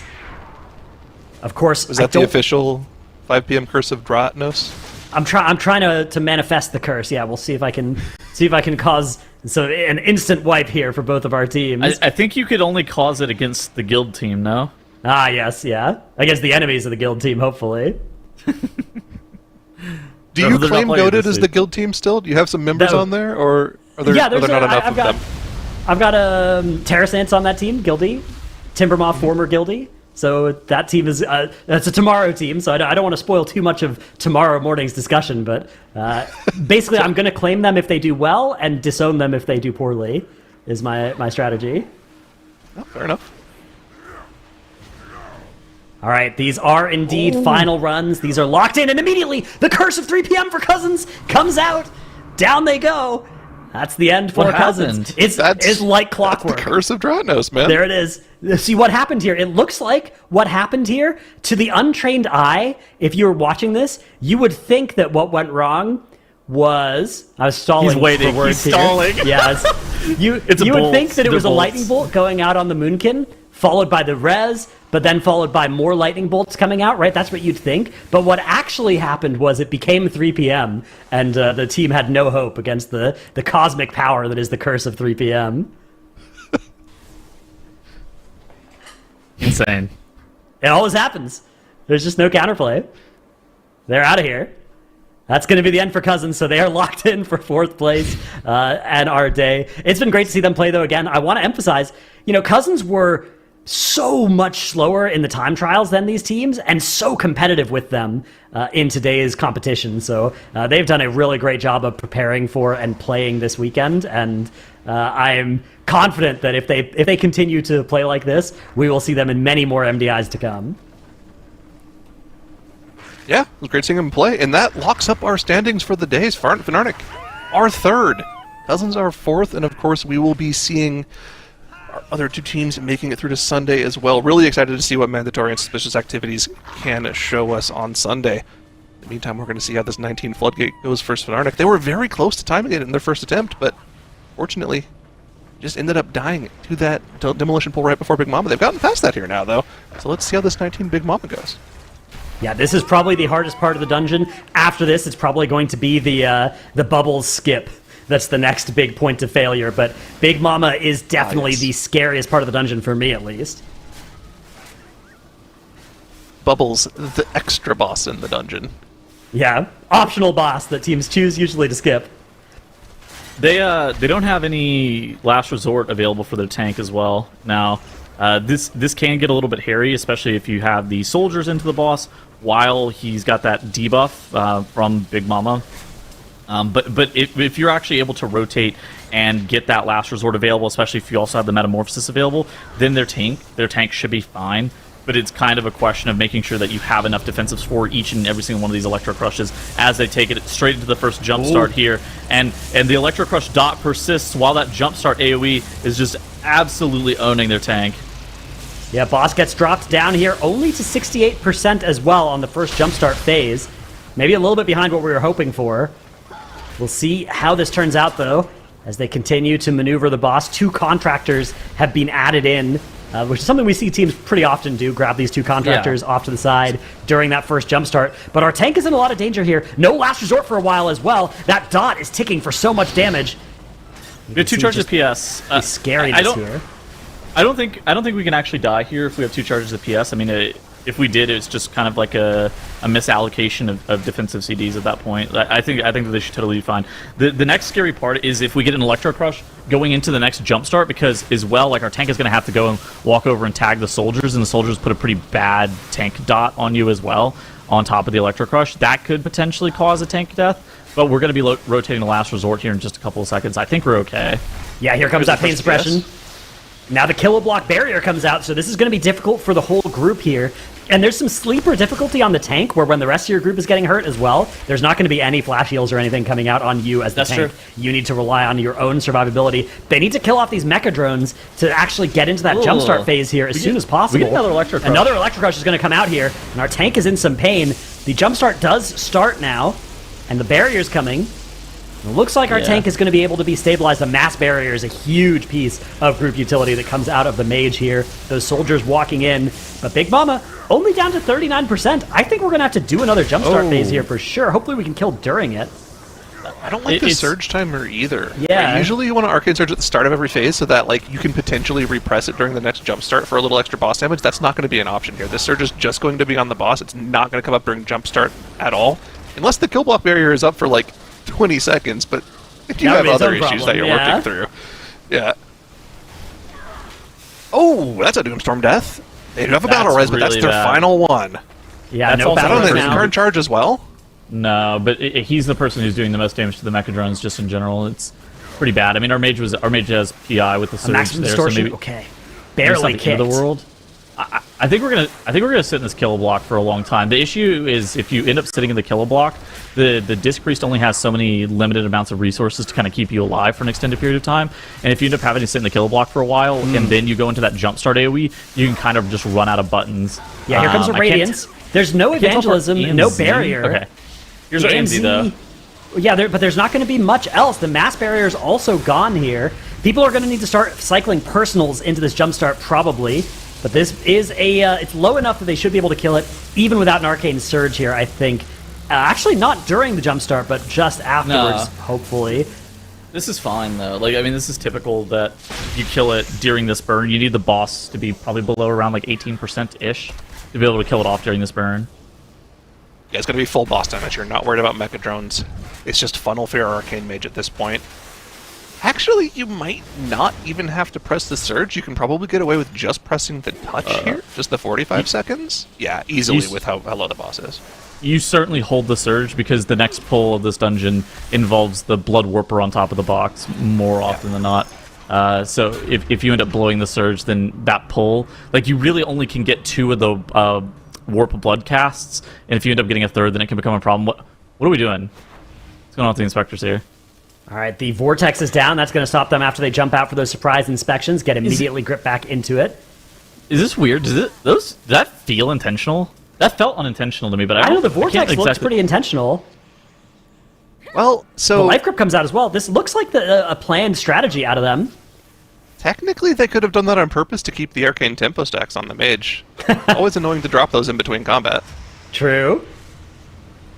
All right, they are going to get into the boss here. The Evocation comes out as well, or the mini-boss, rather. Ooh, unfortunate Surge forced to cancel there to dodge those RPGGs. And luckily our tank does have Last Resort available once again in this section, so danger is a lot lower of a tank death at least. The beam comes out and stops that trick shot from going off, which is a big part of the danger of somebody else dying. He didn't lock it, though, so the sniper might actually cast the trick shot immediately out of the solar beam here. Yeah. Okay, now there's not really any kicks left for them. The Vengeance Demon Hunter kick is coming up soon. Good news is the Blood Warper should die before it needs to get kicked again. So now we're just looking at a sniper kick. And yeah, all of our kicks are back. It's all good. The kick situation is totally fine and under control, and all of the mobs have now been mostly dealt with here. Timer's what are we looking thinking decent about as well for them. Yeah. What are we thinking about the timer in particular? I feel like we have very little comparison to look at today in terms of timers because we've all been blinded by these ridiculous runs that Mandatory has put up. But for those of us who aren't on one of the best teams in the world titles, what are we looking at for, like, good timers to time this key? When do we want to see Swamp Face go down in order for them to be on pace? So Swamp Face probably needs to die like sub 24, maybe like 23, 30 was probably optimal. Big Mama with this route probably needs to be like sub 16. So I think we're pacing to be fine. Now this is actually a dangerous pull, and the fact that they're pulling bombshell crabs in this pull even makes it more sketch. The jettison kelp cast from these disturbed kelps, if you don't get like a really solid CC chain here, and say if you mess up either your solar beam or your silent sigil, it can actually cause you to wipe pretty easily. On top of the fact that if like these bombshell crabs die off before the disturbed kelp end up getting killed off, you can kind of run into a situation where the jettison kelp AoE is going off at the exact same time that you have the bursting from the bombshell crabs. So this can be a pretty sketchy pull, even though it's kind of unassuming. Yeah, these kelps do need to be handled. It looks like that's working out so far, though. Again, the Ursul's Vortex comes out. All the restorative algae casts. A few of them are going to go off, which is not the end of the world. We do have spell steals as well. Beautiful Blinding Sleet comes out to help keep them under control. And yeah, the timer, for another stop. I said earlier it was looking fine. The timer is looking okay. Right? They need to not lose even like a medium amount of time to anything here. Even a couple of random deaths could potentially be costly for them. Our Disc Priest is in some danger here against that bursting. Looks like it's going to be okay, though. Okay. All right, so now for the harpoon kicks. The strat here is pretty simple. You'll just put the mage, the DK, and the demon hunter on individual divers. You're just going to slam individual kicks on this. And then the tank is going to be looking to pull additional trash mobs every single time this arcane surge is available, and you even get the power infusion on the mage here for additional bonus damage on Swamp Face, and you convert those arcane blasts, and you do just insane amounts of single target every single time you press those on this boss. I have some extra info for you as well as to why that pull might have looked weird after the first boss. Yeah. All of their damage dealers, or most of their damage dealers, including their tank, are running Eye of Kazan. They have 3 Eye of Kazans in there, so they might have just been trying to keep those stacks up, which makes sense. Every second of combat dropping a stack is a huge loss. I wouldn't... Oh, I was gonna say I wouldn't have hated if their tank actually just like left those mobs in misery, but he's over there doing the box, isn't he? So it's kind of weird. It just felt like the mobs could have meleeed somebody in a really weird way. But if they're all running Kazan, it makes sense. Eye Kazan is incredibly powerful, so if you haven't been paying too much attention to the season, and you played last season, Eye Kazan is something similar to like a Spy Master's Web, where it stacks up over a 4-minute duration. And at the end of that 4-minute duration, it gets up to 20 stacks, and you just have an insane amount of main stat. Unlike the Spy Master's Web, which was an on-use effect, this is just like passive stat gain. But the downside is, whenever you're out of combat, it drops stacks, and it says on the tooltip quickly. And whenever it says quickly, it means like you're losing a stack every like 2 seconds whenever you're out of combat. So it's not super effective for keys most of the time if you're not in like a coordinated group and your tank isn't like aggressively chain pulling. But for MDI situations, it's really valuable. Yeah, definitely a dangerous trinket to play with. It's very easy to lose all your stacks compared to Spy Masters. Spy Masters was a lot more forgiving with it, right? Where you could take 10, 15 seconds between pulls and keep your Spy Masters stacks. So this season, definitely if you are playing with that Eye of Kazan, finding ways to keep that combat going is super lucrative. So they're now working on Swamp Face here. So are we going to be okay on the timer? 44% on Swamp Face, nearing that 21-minute marker.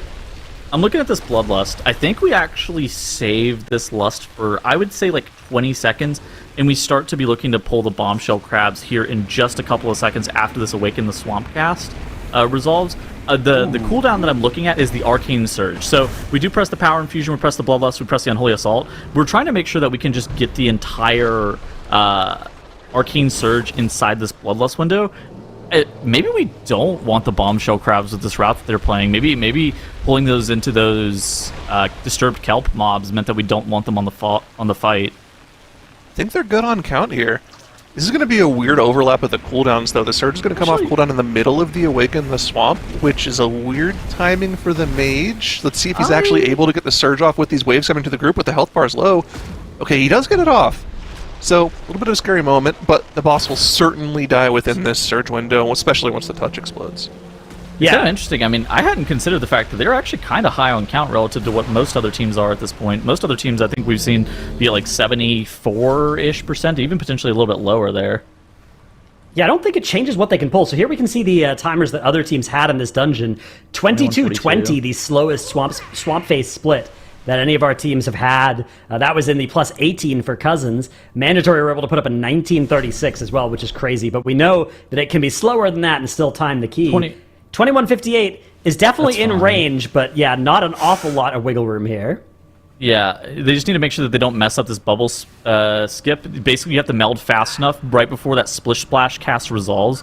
If you don't meld before that cast resolves, then he immediately will backwash your entire group, which, for all intents and purposes, is going to end up being a wipe. Yeah, we've seen that wipe teams earlier today, even. This pull is not as dangerous. The jump starter, scary mobs, but it's really nice to have a high health target for your mage to dump their damage into. Although no Arcane Surge has been available up until now.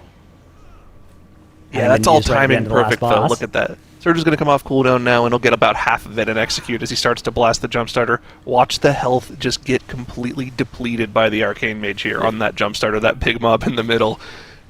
Whew. Yeah, the Power Infusion lines up as well, although our healer's in a little bit of danger. Master Spell's going to come out to remove that overcharged electricity debuff on him. You got to be really careful. If you try and heal through that, it stuns you when it expires if you don't dispel it. So, very important that you always land the dispel on that. It looks like Svinarnik are doing a great job here of maneuvering through the dungeon. A little bit under 10 minutes left now for them to close this thing out.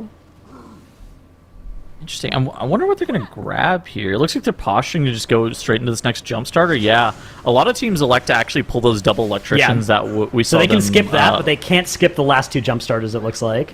Yeah. Looks like they have some mobs just kind of filtering on in at the very end as well. Some pretty low contractors. They left the less important mobs from the last pull behind. There's like an inspector, I think it was like 20% HP or something like that. Yeah, we got a motor. Looks like it shouldn't be too deadly for them. The inspectors are sneakily really hard here, though. I see a lot of deaths to Surprise Inspection. Very easy to forget about that ability and get killed by it. Yeah. Well, they're always stragglers, too, right? Because they're jumping out under range players. Right. They're almost always the last mobs left alive since they aren't in the AoE for the longest. The Unholy DK doesn't really get to do that much damage to them. But they should be good to go. The Surge is available, but it looks like we're just going to be sitting on it for the boss, which is definitely a choice as our tank proc's last resort. A lot of danger here. As this pull starts to resolve, they need to finish off this Jumpstarter. The AoE group damage has started to become something that their healer cannot heal them through. Okay. We're good to go. The technicians are dead. No debuffs. Yeah, no last resort is sketchy here, though, now. These mobs do kind of beat up your tank. The boss you said our healer can't heal us through the one Jumpstarter. What if I raised you one Jumpstarter for two? Yeah, this is what the Surge was being saved for. They need to blast this skull marker down as quickly as possible so the healer doesn't have to heal them through two. They have a lot of tools available. See how long they can hold on to him for, though. I mean, here's the thing. You don't really want to press all of your buttons on these double Jumpstarters because Giesel Gigazap, within 3 globals of pulling that boss, does a massive amount of AoE over 10 seconds, which your healer needs to actually make sure that they have group-wide buffs for, whether it be the darkness, whether it be the anti-magic zone, or potentially even like a mass barrier. And so these double Jumpstarters are very, very scary, and you don't really want to press too much. There is such a thing as overpressing on these mobs. All right, last Jumpstarter now going to go down. Nearly 6 or more than 6 minutes left for this last boss as well. We're fine. Should be just fine on the timer. It's just a question of execution. Yeah. I think that like the scariest parts of this boss are going to be the Thunder Fist.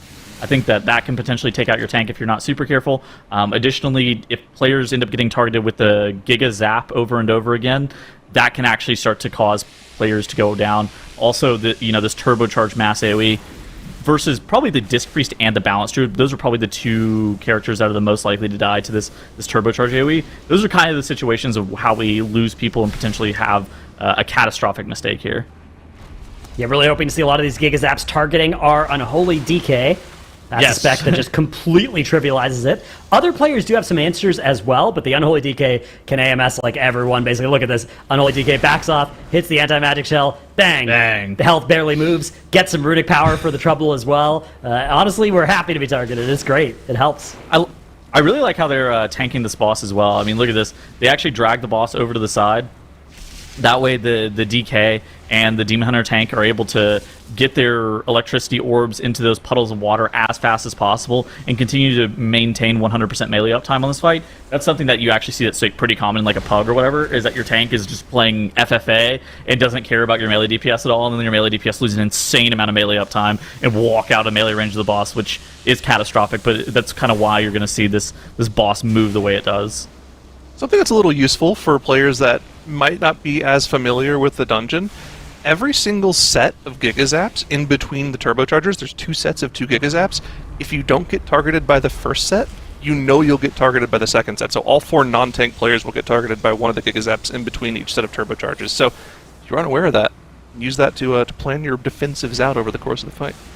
If you want some insane tech as well, if you're playing with somebody who's either on a paladin or a hunter or potentially somebody with like a full immunity from the Mega Zap, if they are the first person who is targeted by that debuff and they press their turtle on it, it'll try to recast on that player again, the second cast of it, and you'll get 0 of the debuffs, and that's actually a huge benefit if That's you have sick. like if you press that bubble or that turtle there. You can potentially run like ice block, but like Yeah. obviously they play ice cold. But in theory, you could play block and be able to full immune it like that as well. But you have to be the first player who's targeted. Yeah, we usually see Ice Cold as the option for mages, but Ice Block definitely still has a lot of utility if you want that hard immune against that kind of effect. So that's a cool Ice Cold's adaptation ridiculous. to see here. Yeah, Ice Cold is so good. It's like 80% damage reduction or something, right? Some crazy number. Absolutely Yeah, absurd. plus you don't have to sit in the block. You can keep Right. casting. It's so great. Here comes another Thunder Punch, and it looks like they've been doing a really good job up to this point of just having defensives allocated to each of those Thunder Punches. Like we said, one of the big ways they could wipe would be a tank death, but Yeah. Meta is coming back off cooldown here soon, so they have enough resources, they have enough cooldowns, just got to make sure that they actually get pressed. Yeah. Tank could, in theory, get knocked into a puddle with the Thunder Punch as well and True. get stunned. That I've seen Or some knocked stuff off the happen edge, with not that. naming any names, but I have seen that happen. Are we I think hate with watching, coming up with ways for them to wipe No. in the final No, no, minutes no. of the key? We send our PS charges here too. We're at the home stretch. I think this is the winnable territory. Maybe we don't even need to send our pain suppressor charges. We're just keeping those for next dungeon. Yeah, timer This is is the huge omega push. good. They have so Execute much on the clock cooldowns. here. Uppies. They're not even going to get to this lust. yeah. They're going to be so fast here. This has been a really great end to the dungeon. The start of the dungeon, a little sketchy. Big Mama, not the cleanest to have ever been killed, but Svenarnik have really accelerated into the end of the dungeon, and this is going to be a bittersweet victory for them in this dungeon, because this has been a clean run. This is a great Floodgate. It's the highest level Floodgate that anybody's done today, but unfortunately, they were not able to do that 21 cleft that both Suspicious Activities and Mandatory were able to do. So Svenarnik, even with the win here, won't be qualifying to Sunday, but this has been a really great dungeon run from them. They should be extremely proud of it. I think that they should be proud of this entire weekend. Like, this is a situation, this is the first TGP or MDI that they've ever competed in. It's a situation where it is very difficult to compete against all these legacy teams who have played together in multiple events in the past. Like, Suspicious Activities played in the last MDI together as well. And I think that this is genuinely a team with a lot of potential, assuming that they come back next season. I think they should not be upset with their performance today. I think if things went a little bit differently, I mean, look at them, they're at 58 points. Their times were excellent in all these dungeons. I think things could have gone maybe slightly different if you reran this day over and over again. They cannot be upset with their performance here. No, I don't think any of the teams can be. I mean, seeing them come in here and pull this off, having such close competition, especially with the reigning champs being in the group, was incredible. And while Mandatory obviously put the pedal to the metal in such a way that we saw this huge time gap start to form, the teams are still very much within range for the points, and everybody, especially those newcomers, played super well. So incredible performance here all around, but Mandatory, with their wickedly fast runs and their incredible strats, will be taking first place, and we have Suspicious Activities coming in behind them, and both of those top two teams will be moving on to our group finals on Sunday. So Division 2 is going to have some pretty stiff competition, but I mean, Dratnus, is this what you thought? I mean, we didn't know totally what to expect from this weekend, but did you think it was going to be this close today? So I would have probably guessed that mandatory would be first coming out of the day. If I had to guess, I would probably guess suspicious activities in second. But I wouldn't have guessed that today would have looked like it did today. I wouldn't have guessed that mandatory would have looked as tenuous as they did in the first 3 hours. And I also would not have I was then extremely surprised by how incredible they played the last 2 hours of today. Right, the 19 Floodgate, 20 Cleft, and 21 Cleft were all so world class out of mandatory. So they are definitely back in for contention of being the best team in our MDIs. You can see that world record tag getting added to that 19 Floodgate that they put on deservedly so. 27-17 is an unbelievable timer to have in that dungeon. Right? It was just phenomenal. And I mean, it gets me so excited seeing these teams come in and perform so well, because immediately I'm thinking ahead to global finals. Like, yeah, I want to see them up against Wunderbar. I want to see them up against Missed Count. We've seen these teams pull out so many world records. I mean, Holy Method up there too. And then, of course, these other teams coming in. Suspicious Activities today was really fantastic across the board. But of course, we will have all of our Division 2 teams tomorrow coming in to round out Group C. So as we think about the teams ahead that we still have to see this weekend, I mean, Zyro, what do you think about our next 4 that we'll be seeing tomorrow? Of course, the middle 4 right there, Perplexed, Ducks Can Fly, Goated, and the Amazing Zoo. I think it's going to be a fantastic day tomorrow. Teams to look out for sure, Perplexed, just one of the best teams in MDI history. Members of this team were part of the first ever LAN victory way back in the day with Shell's Angels. They've been playing as a top 2, top 3 team almost ever since. They have that top seeding tomorrow for a reason. Ducks Can Fly, looking the best I think they've ever looked after qualifying. That's a team to look out for. And then, of course, we've talked about it a little bit today already, but Goated is a team that might not look like they're that strong based off their seeding, but I think they're definitely a dark horse pick for tomorrow. And then, of course, the Amazing Zoo frontrunners. Not necessarily frontrunners, but qualifying through. And we've seen lower-seeded teams upset higher-seeded teams before in the MDI this season already. Would you say that we have the full farm tomorrow, Zyro? Yes, absolutely. We got the ducks, we got the goats, and then, of course, we got the rest of the zoo as well. We got the cats and Perplexed as well. I love this. Yep. I love this. I mean, tomorrow it's going to be a real kind of, I guess we don't have any dogs, but it's going to be a sort of dog-eat-dog experience here. A lot of animals all fighting it out, but I think it's going to be a great time because these are some fantastic teams that constantly improve, push themselves, and excel. So really looking forward to it. But as we reflect a little bit on today as well, one thing our teams had to sort of keep in mind, right, was this new Spec variety rule. So Tettles, really quick, here at the end of the day, how do you think that they were potentially playing a little bit today is that Destruction Warlock? You know, whenever we were looking at last weekend, we were kind of highlighting that Restoration Shaman is the pick that Miscount and Holy Method weren't looking to ban. But right now, I think with the Cinderbrew Meadery being a Sunday dungeon, that Destro Warlock, I think, is going to be the premier pick. I think that all three of the teams banning out that Resto Druid, or like banning out one of their healers, whether it be the Resto Druid or Resto Shaman, and then the Frosty K, the Bear Druid, all realistically makes a decent amount of sense. It's kind of one of those things that the Resto Druid, it looked great for mandatory during the Dark Flame Cleft today, but at the same point, you don't really need that for Sunday. Any of the Sunday dungeons don't really matter. Suspicious Activities, it is kind of an interesting situation where the Resto Shaman is banned. We have seen the Resto Shaman look really good in things like a Theater of Pain, but at the same point, I think that you can get away with the Disc Priest, and Disc Priest does the same thing that the Resto Shaman does, except it's, maybe slightly more usable in some instances. And so I think that both of these teams' bans and the way that they played around the Spec Variety rule, it makes a ton of sense. Yeah, I mean, I thought it was a really strategic play from everybody today. There were no wild cards where we were like, why in the world are they playing this now or anything like that. But of course, there's still room for more specs to be showcased tomorrow. And I know Makes at least was over here predicting Og Evoker once again returning to the field in full force. So we still have some time, we've got time to make it happen, but we also have time to see a lot of other things as well. So I can't wait to see what approach our teams tomorrow will take. But today as well, I think set our teams up very well for Sunday. But with that, everybody, day one done. Division 1 so far has given us some wildly fast runs and newcomers that really proved to be some strong contenders. But our 4 remaining teams of Group C are looking to bring even more entertainment your way. So join us back here again tomorrow at 10 a.m. PT, 7 p.m. CET, and tune in early to catch the pre-show. We'll catch you then.